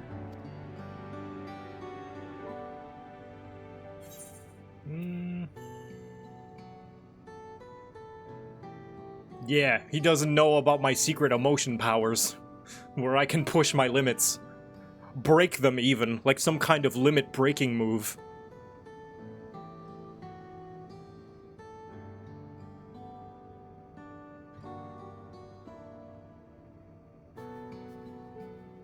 They're really killing it with If the I subtle may, facial animations. I realize it is not my place to say this. Even so, I must thank you both. On behalf of my other self, allow me to say how grateful I am to have you as our champions.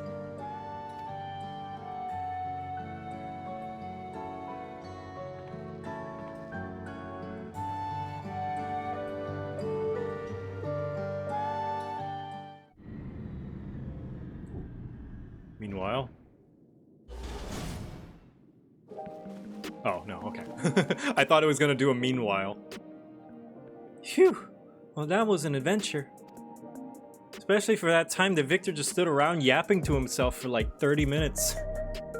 It may not have been by the method Shale was hoping for, but at least now we know where to find Calyx and what we need to do next. Indeed, while I remain curious about Preservation's research into the key, that is an investigation for another day.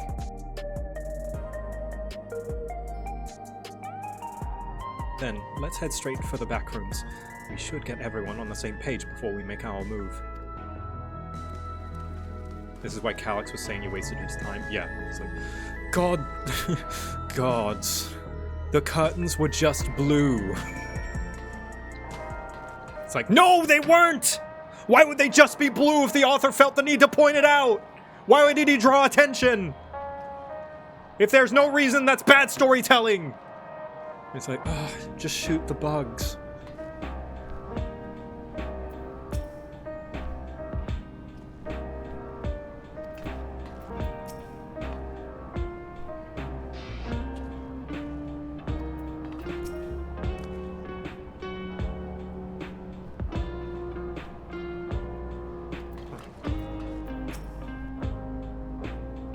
They're just Blue Joe. Mods! Throw that guy into the labyrinth and have him chased around by the Minotaur. Sorry, have them chased around by the Minotaur.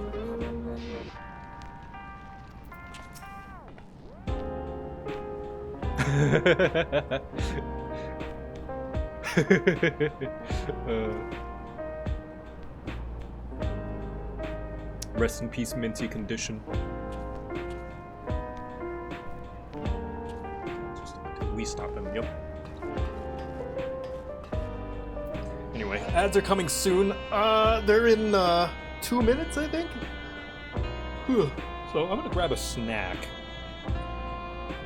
Is the Minotaur pretty? I should have known with my audience. Hey. If the curtains are blue, what color is the dress? The dress is also blue. That's a fact. The lighting makes it look weird. For the headband. Gabo, you can come back. Yeah, all that to say, all that rant to say, it's like, I think it's important to engage with art.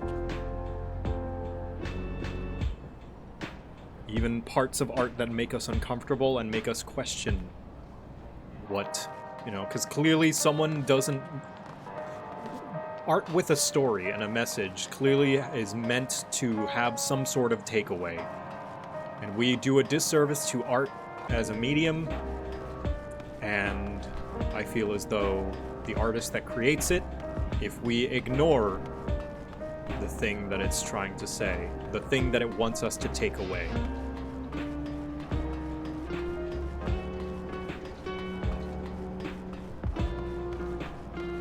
When Baldur's Gate has, you know, you choose whether you help Astarion or not, and what those decisions cause, like the outcomes of those decisions, Baldur's Gate wants you to have a takeaway as to how we deal with people who have been abused, and what the potential outcomes are. When we let him become the vampire lord and he becomes a dickhead, it's clearly trying to say something and wants us to take away with a certain message as to letting people indulge in cycles. It's not just fun evil route. Nothing frustrates me more than when stories with messages are treated like they don't have one.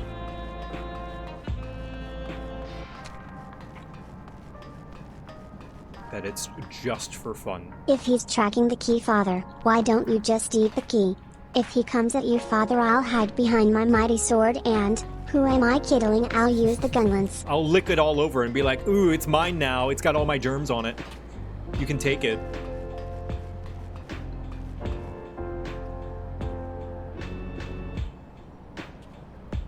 I don't like how it's easily reversible on how you can just abuse Astarion and he forgives you now. Oh, can you? Oh, I don't like that. Yeah, that sucks. Like, if you're mean to Astarion and like genuinely abuse him, maybe not just mean to him, like tease him and stuff, because I tease him a lot, but like if you like treat him genuinely, actually poorly, like they should make you work real hard to get him back on your side. Because that's one example of like a careless writing thing that, you know, they may be saying a thing that they did not mean to say. Yeah, he's 11. He's afraid of cooties. Yeah, if I lick the key, then he'll be scared.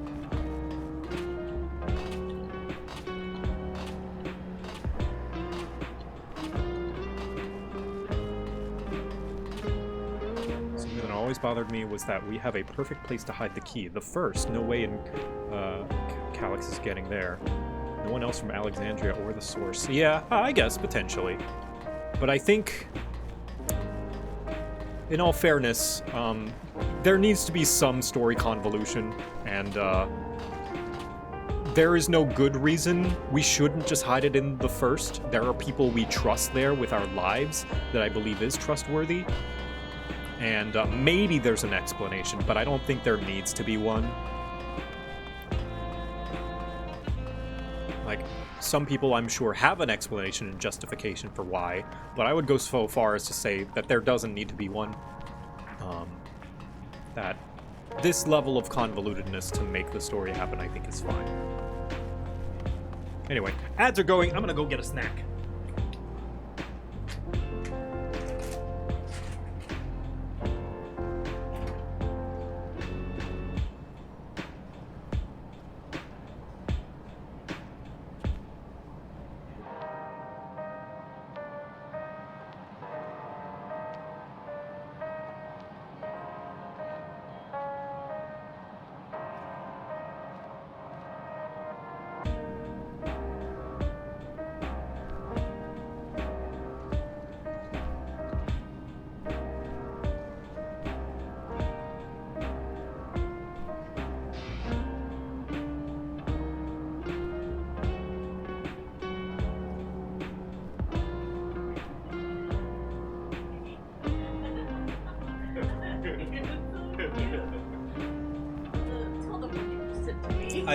I did a dad joke at Echo.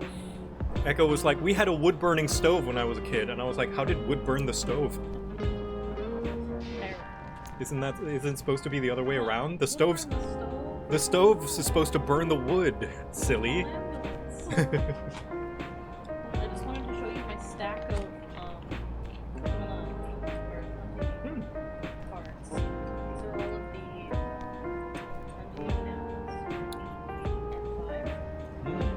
there's 5 sections. Oh my gosh! It's like a book. Yeah, it's like a book. It's so many. That's like an inch thick. Yeah, so if we want to ever press the N5, we'll learn all these. I know maybe 1% of them, maybe 2%. Did Muffin get to it? 6:17. 6:18. It's time for your favorite time of the day!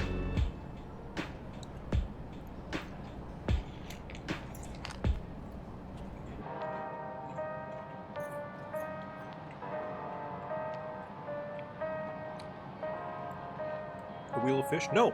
It's time for Muffin's dinner! Father, there's this Grothgar asking me to join them and learn blue magic, and I for once don't know what to do.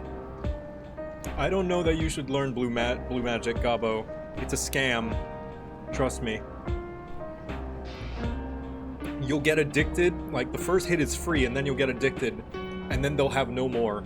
They'll be like, oh, here's a bunch of cool raids, and you're done. To blue is to suffer.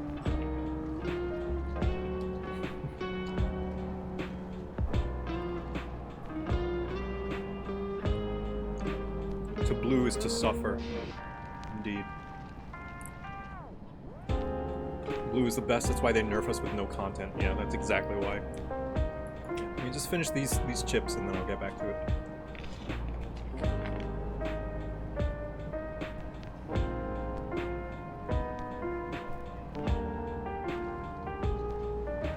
But Father, he can spit her out.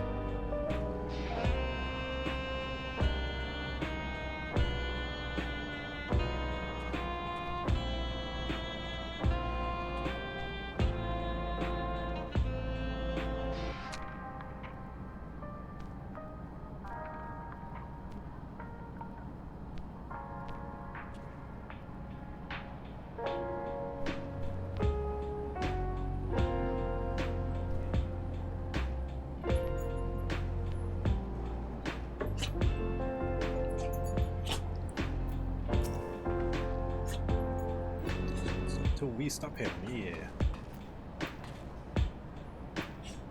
You stanky, girl. You got stanky breath. Muffin's here with me.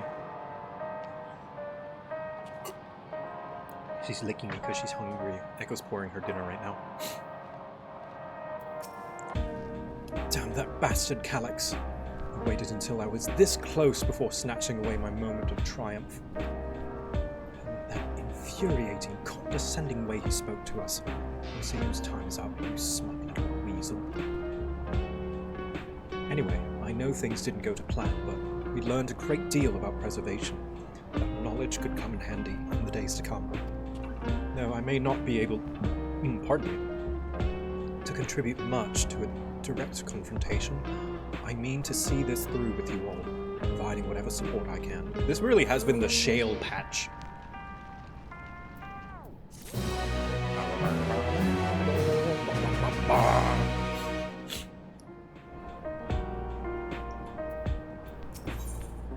Materia! Victor, we briefed Erenville on everything that has happened and sent word to the others. We've now but to consider what our next actions will be.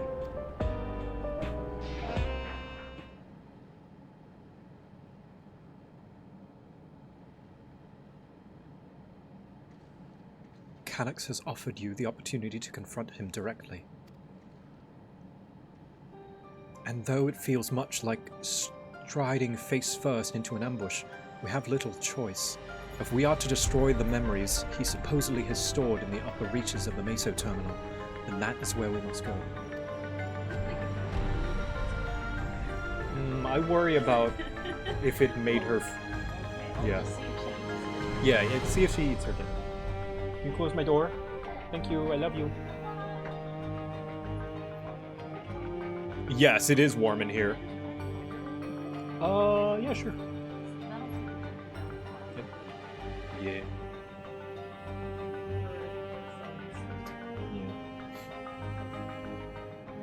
While I'm still upset at being deprived of my moment, I nevertheless did my due diligence.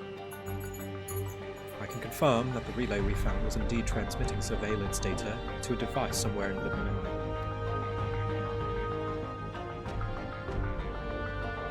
go fight Calyx, pray, let me fight alongside you.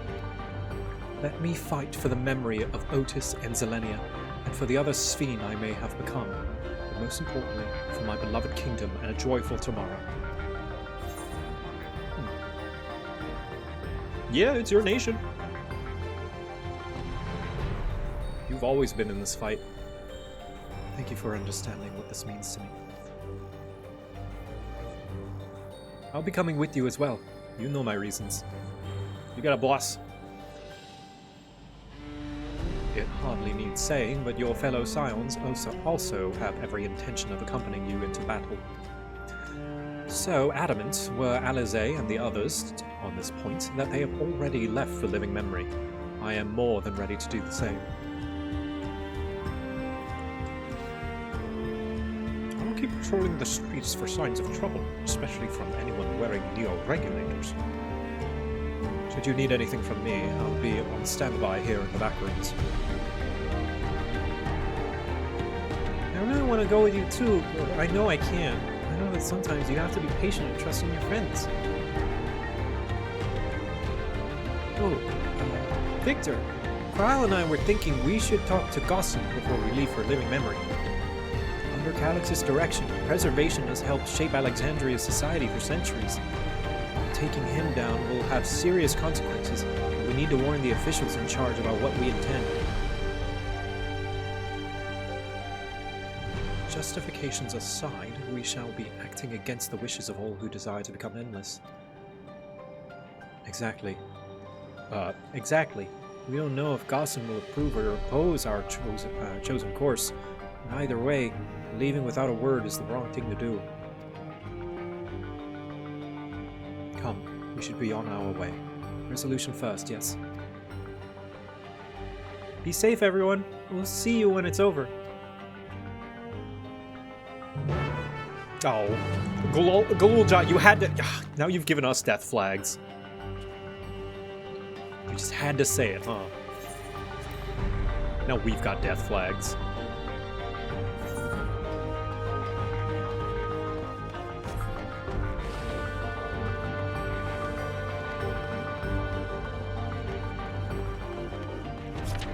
Lamb.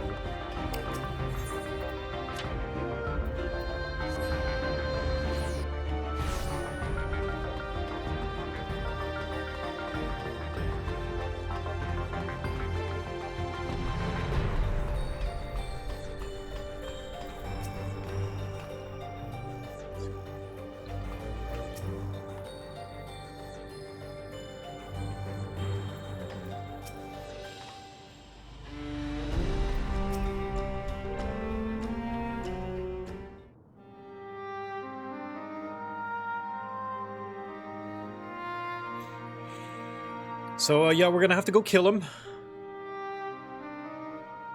I see. A difficult situation. In the absence of an official sovereign, I agree that it is not preservation's place to dictate the future of our nation. However, I also cannot simply take a side and declare my support for your efforts to defeat Calyx.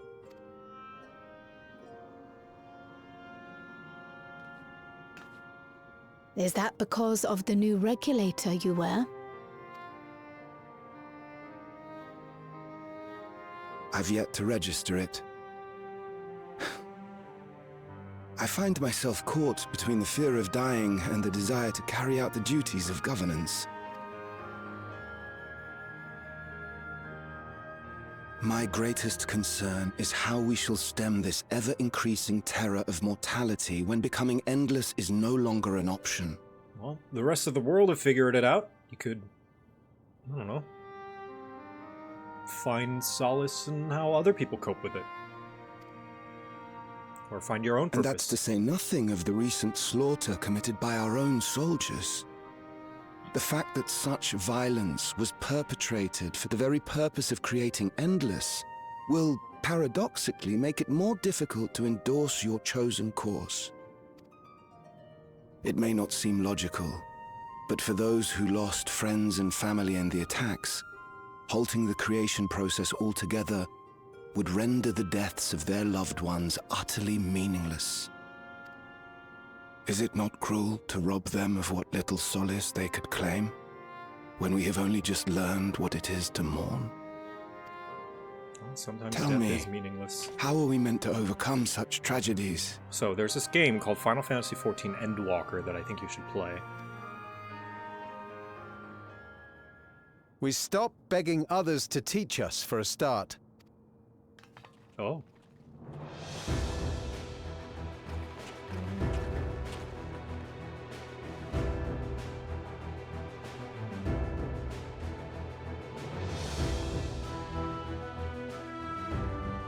For the longest time, we've been protected by Queen Sphene and the systems put in place by our forebears. The hardships and responsibilities of life were distant things, and we felt entitled to our comforts, even as we barely noticed those who risked everything to keep us sheltered. But no more. From now on, we need to learn on our own. How to live with the promise of death. How to endure the pain of loss. We may never learn to love such things, but we may learn to survive them. The people beyond the barrier, even the Alexandrians of old, they've all had to live with these fears. There's no reason we can't do it too. What are you all doing here? Malachite called us in, and the Oblivion members briefed us on the current crisis. You don't stand idly by while your house burns down. We came together and thought about how we could help. Long story short, we've decided to join the fight alongside Oblivion. I say fight. Whoa! But we're well aware of how little use we'd be in actual combat. Soren! Hey, what's up? Welcome! I'm doing 7.3! Nerd alert. That's me, I'm the nerd! I'm a giant nerd? I am, unfortunately. You got me! Take me in, throw me into nerd prison, where they play Magic the Gathering and D&D and Pathfinder. And read lore books all day. Throw away the key! Or else I'll get out. Have a stream good? Thank you, Zoran. Have a night good. I am currently playing Final Fantasy XIV Dawn Trail 7.3. This is the most current patch MSQ. So, spoilers are abound. If you have not played and you plan to play Dawn Trail, now would be your time to go. Which I will not be offended at all, and I totally respect it. But yes, this is your warning. If you plan to play the patches, spoilers are here. If you care about spoilers, that is. And also, remember to get your daily quests in. It's only 50 channel points, or 50 cookies rather, and you get to have a little number by your name. Yeah, look, see, we just got a new one, just now. What does it do? Absolutely nothing. But you get to have a number, and if you keep coming in, and every time I stream, you join in, and look, see, that person's got 10. Number go up. It's a neat, and you can pick your own class as well. Class list. If you go to that site, jocat.net/card, you can see all the different intricacies as to the guild card, including the different classes that are available, which there are 1, 2, 3, 4, 6, 7, 8, 9, 10, 11, 12, 13, 14. 14 times 4 amount of classes. Oh, thank you for the 690 bits. Nice.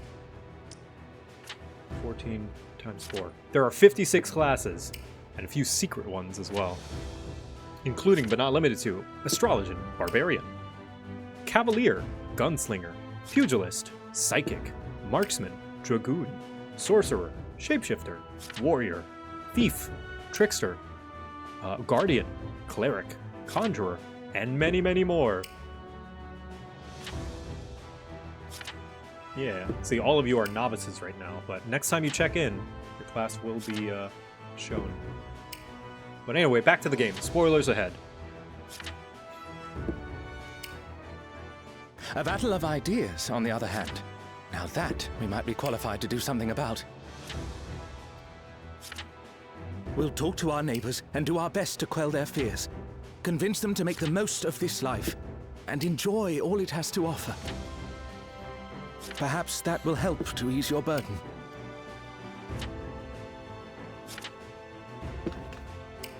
It certainly will.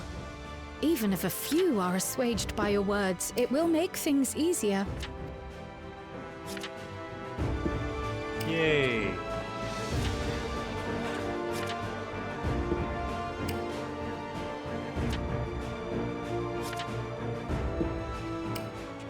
Those who have already registered will be difficult to sway, but there are still many who waver. Those are the ones we'll concentrate on.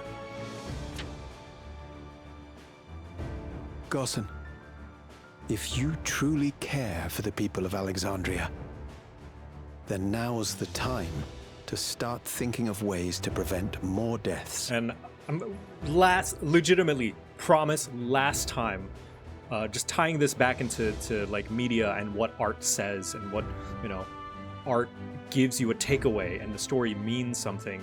This, very clearly, the story wants you to take away that eternal life is not worth sacrificing another's life. Like, very clearly, like, the fact that, you know, this heroic music that it's like, no, we are willing to die if it means not having to kill other people to live forever.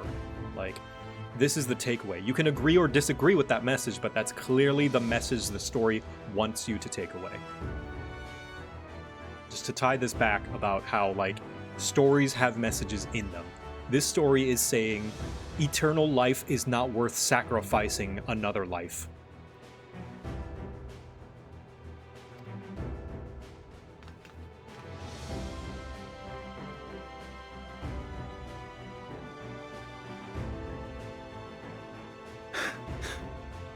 Were I to become endless at the expense of my countrymen's lives, I would regret it for the rest of my existence. Yeah, see?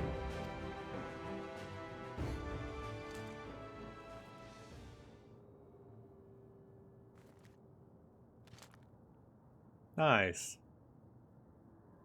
Could broaden it further to no one else should suffer for my own comfort. Yeah, that too. That's also Forgive my weakness. Takeaway. When the people have lost their way, it falls to the government to support and guide them. Alexandria can rise above this sorrow and find its way forward once more. Even the promise of eternal life is a lie, even with all the people of Alexandria dusted.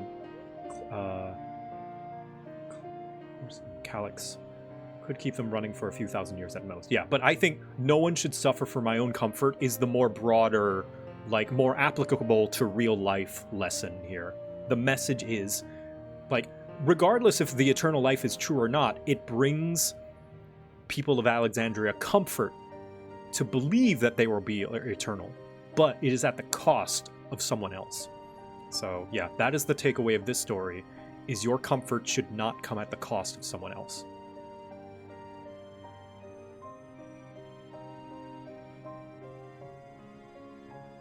The only people who truly gained immortality was the Ea, and they regretted it wholeheartedly. Yeah.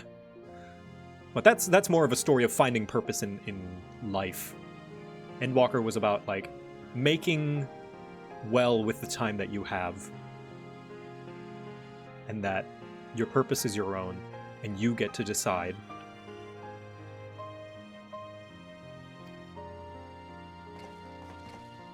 Is that not so, Your Majesty?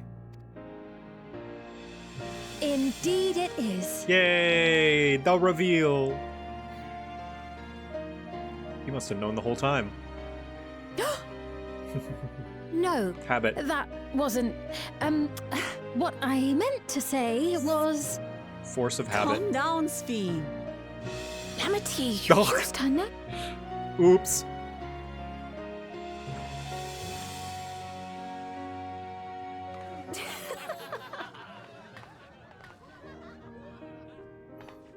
The perfect resemblance to our beloved Queen Sphene has not escaped our notice.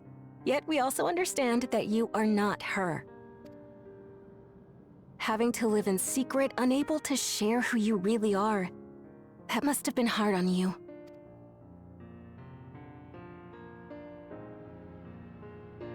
When you come back, please tell us all about yourself. I imagine yours is a rather outlandish story, but we're eager to hear it all the same. You're one of us, an Alexandrian, and we don't abandon our own. Oh, that's sweet.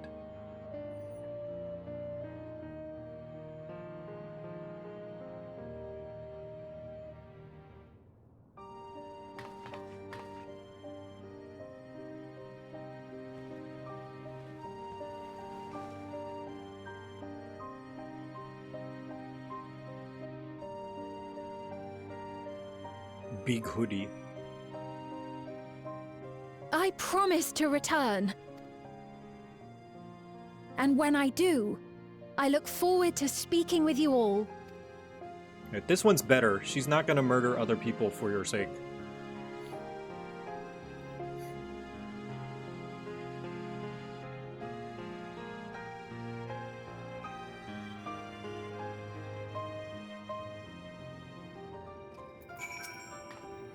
Everyone was so warm and welcoming. Alexandrians are, as ever, stalwart people. How glad I am to be home. Aww, that's sweet. Thank you, Gosson. The decision must have been difficult to make. If only I could claim the courage to do so came from within. The final push came from Alexandria's citizens, and their bravery in taking the first step towards change. Speaking of which, can I ask you to lock that Neo-regulator away where no one can get to it? That should prevent the registration from reaching the target number. I should be glad to do that. Is devious, Wooklamot. Hell yeah. But I fear it will be to no avail. According to our most recent survey, the number of Neo-regulators in circulation exceeds the stated 5,000. Oh! So they're just straight up lying. I surmise the surplus units are to account for those like myself who have had a change of heart, or are otherwise hesitant to register. That does sound like something Calyx would do. Well, we'll have to face him either way, so no point in delaying the inevitable. On to living memory.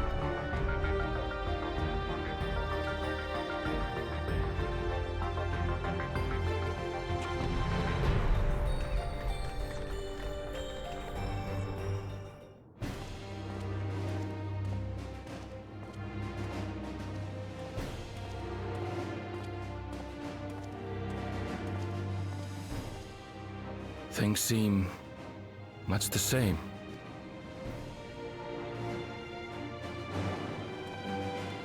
He's so pretty.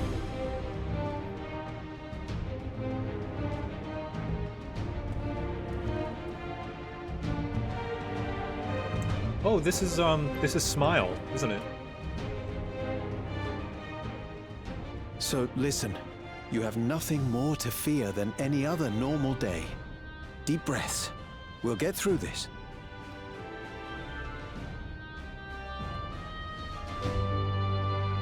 Smile is the leitmotif, that's true.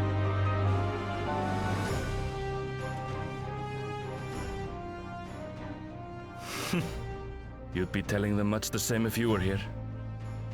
I suppose it falls to me now. Mom. Count Kiwa, I miss you.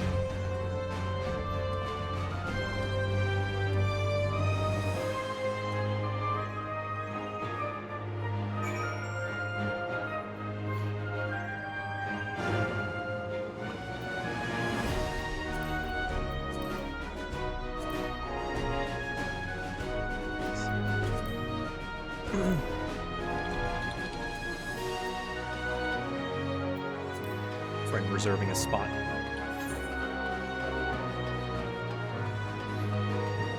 Okay. Ooh.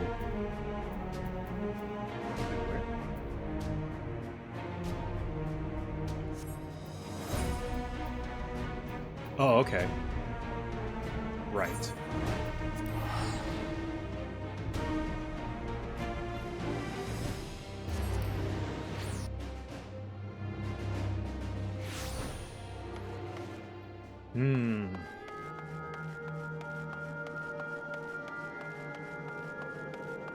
Hello, Scions.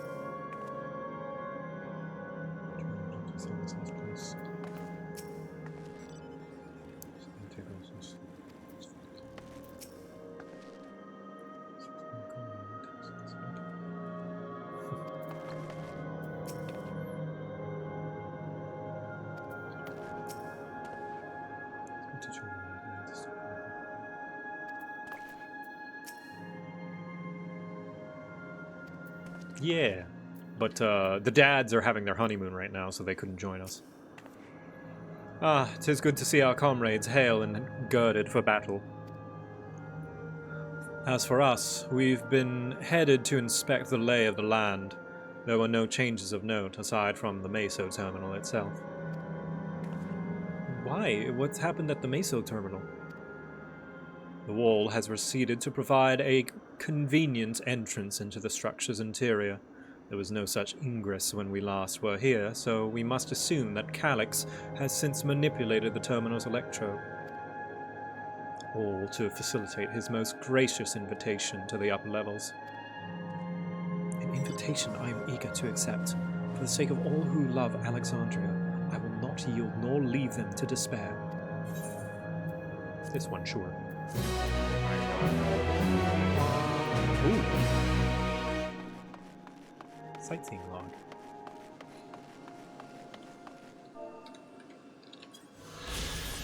Nice.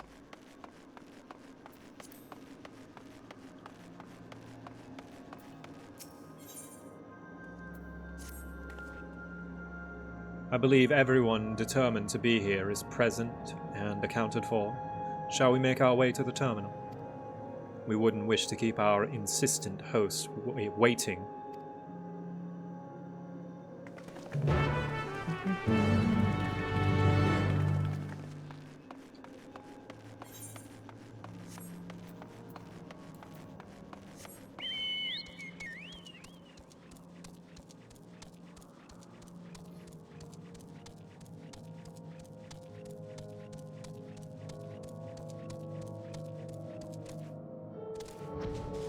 Oh yeah, I forgot my flag.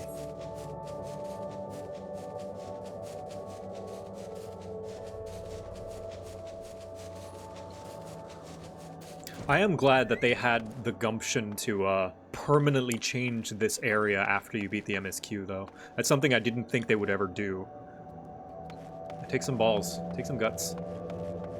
Because you think you want to preserve the zone that you so lovingly designed and put effort into, and they were like, nope, but that's not how the story goes. So yeah, props to the team being willing to take that risk.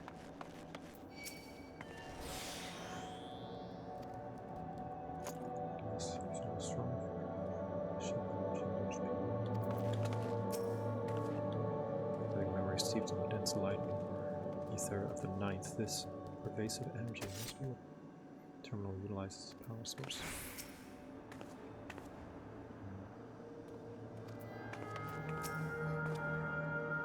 We shut down all the minor terminals. We watched as the endless faded away. I do not believe that was a performance stage to deceive us. While I am loath to admit it as possible, its true appearance was hidden from us. Absence, which is why we must bring this tale to its denouement. Good to know I physically enter the terminal, though I suppose it makes sense when you think about it. The structure for creating animals would have required maintenance administered by corporeal hands. This existence for the evolution of mankind, I understand what he strives for, not what drives him to do so with such ruthlessness. Yeah. I guess we'll learn once we kill him. That tends to be how things work around here with villains. I'm evil, I'm evil, I'm evil, I'm evil! I just wanted to play on the playground.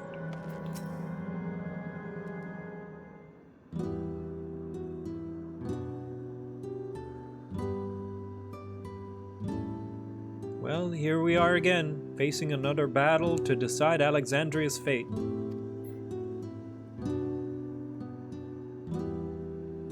For 4 centuries I slept here.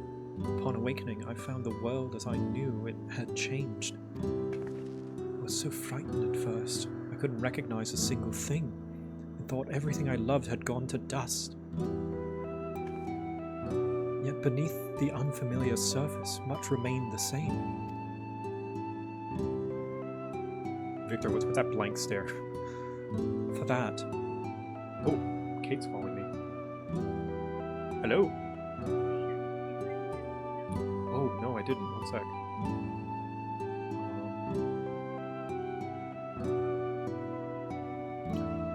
Yeah, I'll let Echo know to welcome him. Yeah, alright. Yeah, I'll let him know. Thank you, thank you.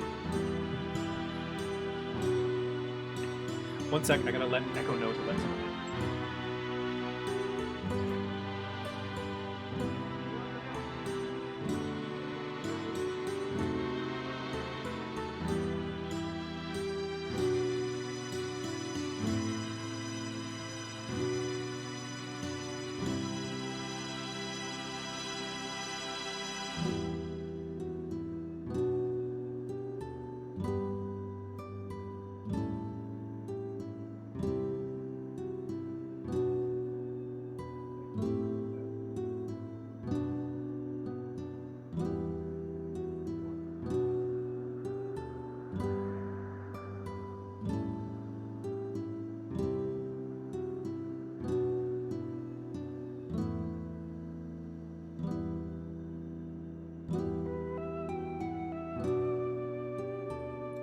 I might have to cut the stream short, you guys. I'm so sorry. Because I had prior engagements that I didn't realize I had.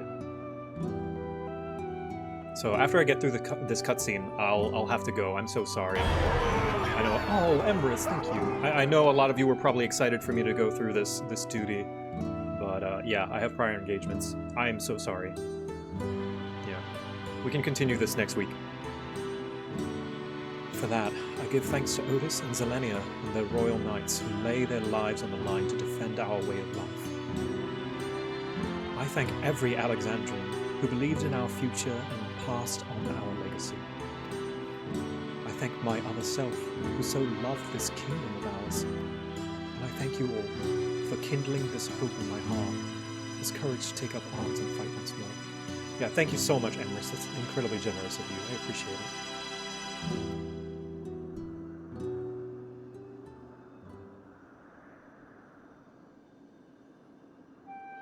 So let us make our stand together and fight for what we hold dear.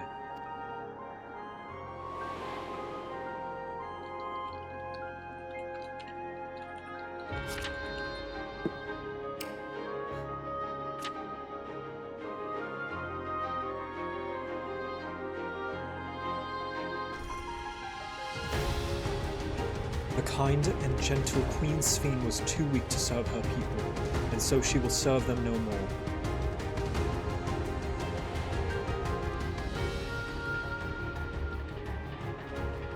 Freed from conscience, I shall become a ruler that can protect Alexandria, a devourer of worlds. Oh. Yeah, so this was the first Sphene we faced.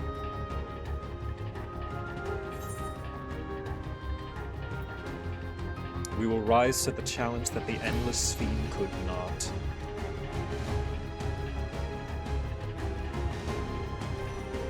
That we shall. Her wish to see Alexandria endure is one I am happy to fulfill. Let's head inside and finish this. In the upper reaches of this terminal awaits the device which holds Calyx's memories. It falls to us to make the climb and destroy it once and for all. We must bring matters to a definitive end. We will not suffer him to cause Alexandria further harm nor claim the key. The Queen entrusted it to Victor for good reason, and besides, it would be a tragedy indeed to relinquish a relic with so much research potential. Apparently, Calyx thinks he is taking your measure. I urge you to correct that misguided assumption. I wholeheartedly concur. Yet, would still counsel caution. That he would be so bold as to extend an invitation that speaks tremendous confidence in his preparations. It's been a while. Come, friends. We set forth into the midst of dreaming endless.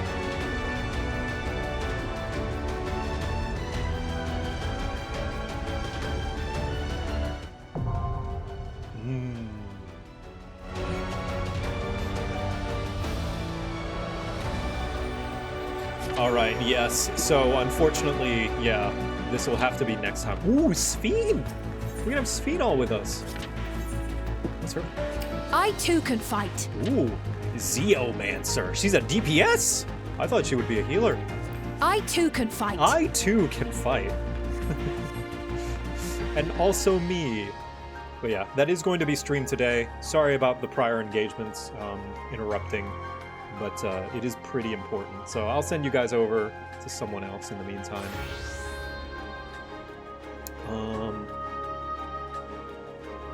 Let's see. Who is online right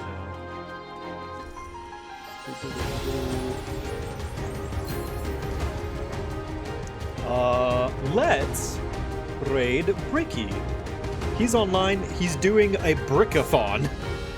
Apparently, whatever that means.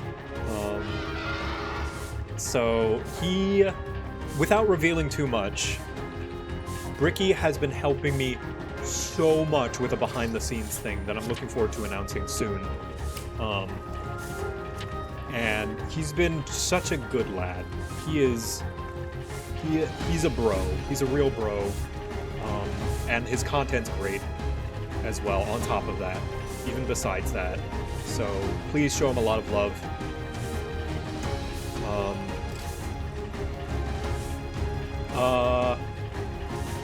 So yeah, and our raid message will be, JoCat says thank you. Wait, that's wrong. / raid, not exclamation point raid. Have a good night. Have a good night. Everyone tell him JoCat says thank you so much. He'll know what it means. Alright, thank you guys. I will see you next week for the finale for Dawn Trail 7.3. Good night, guys. Happy belated Turkey Day. Happy holidays. And all that good stuff. Bye.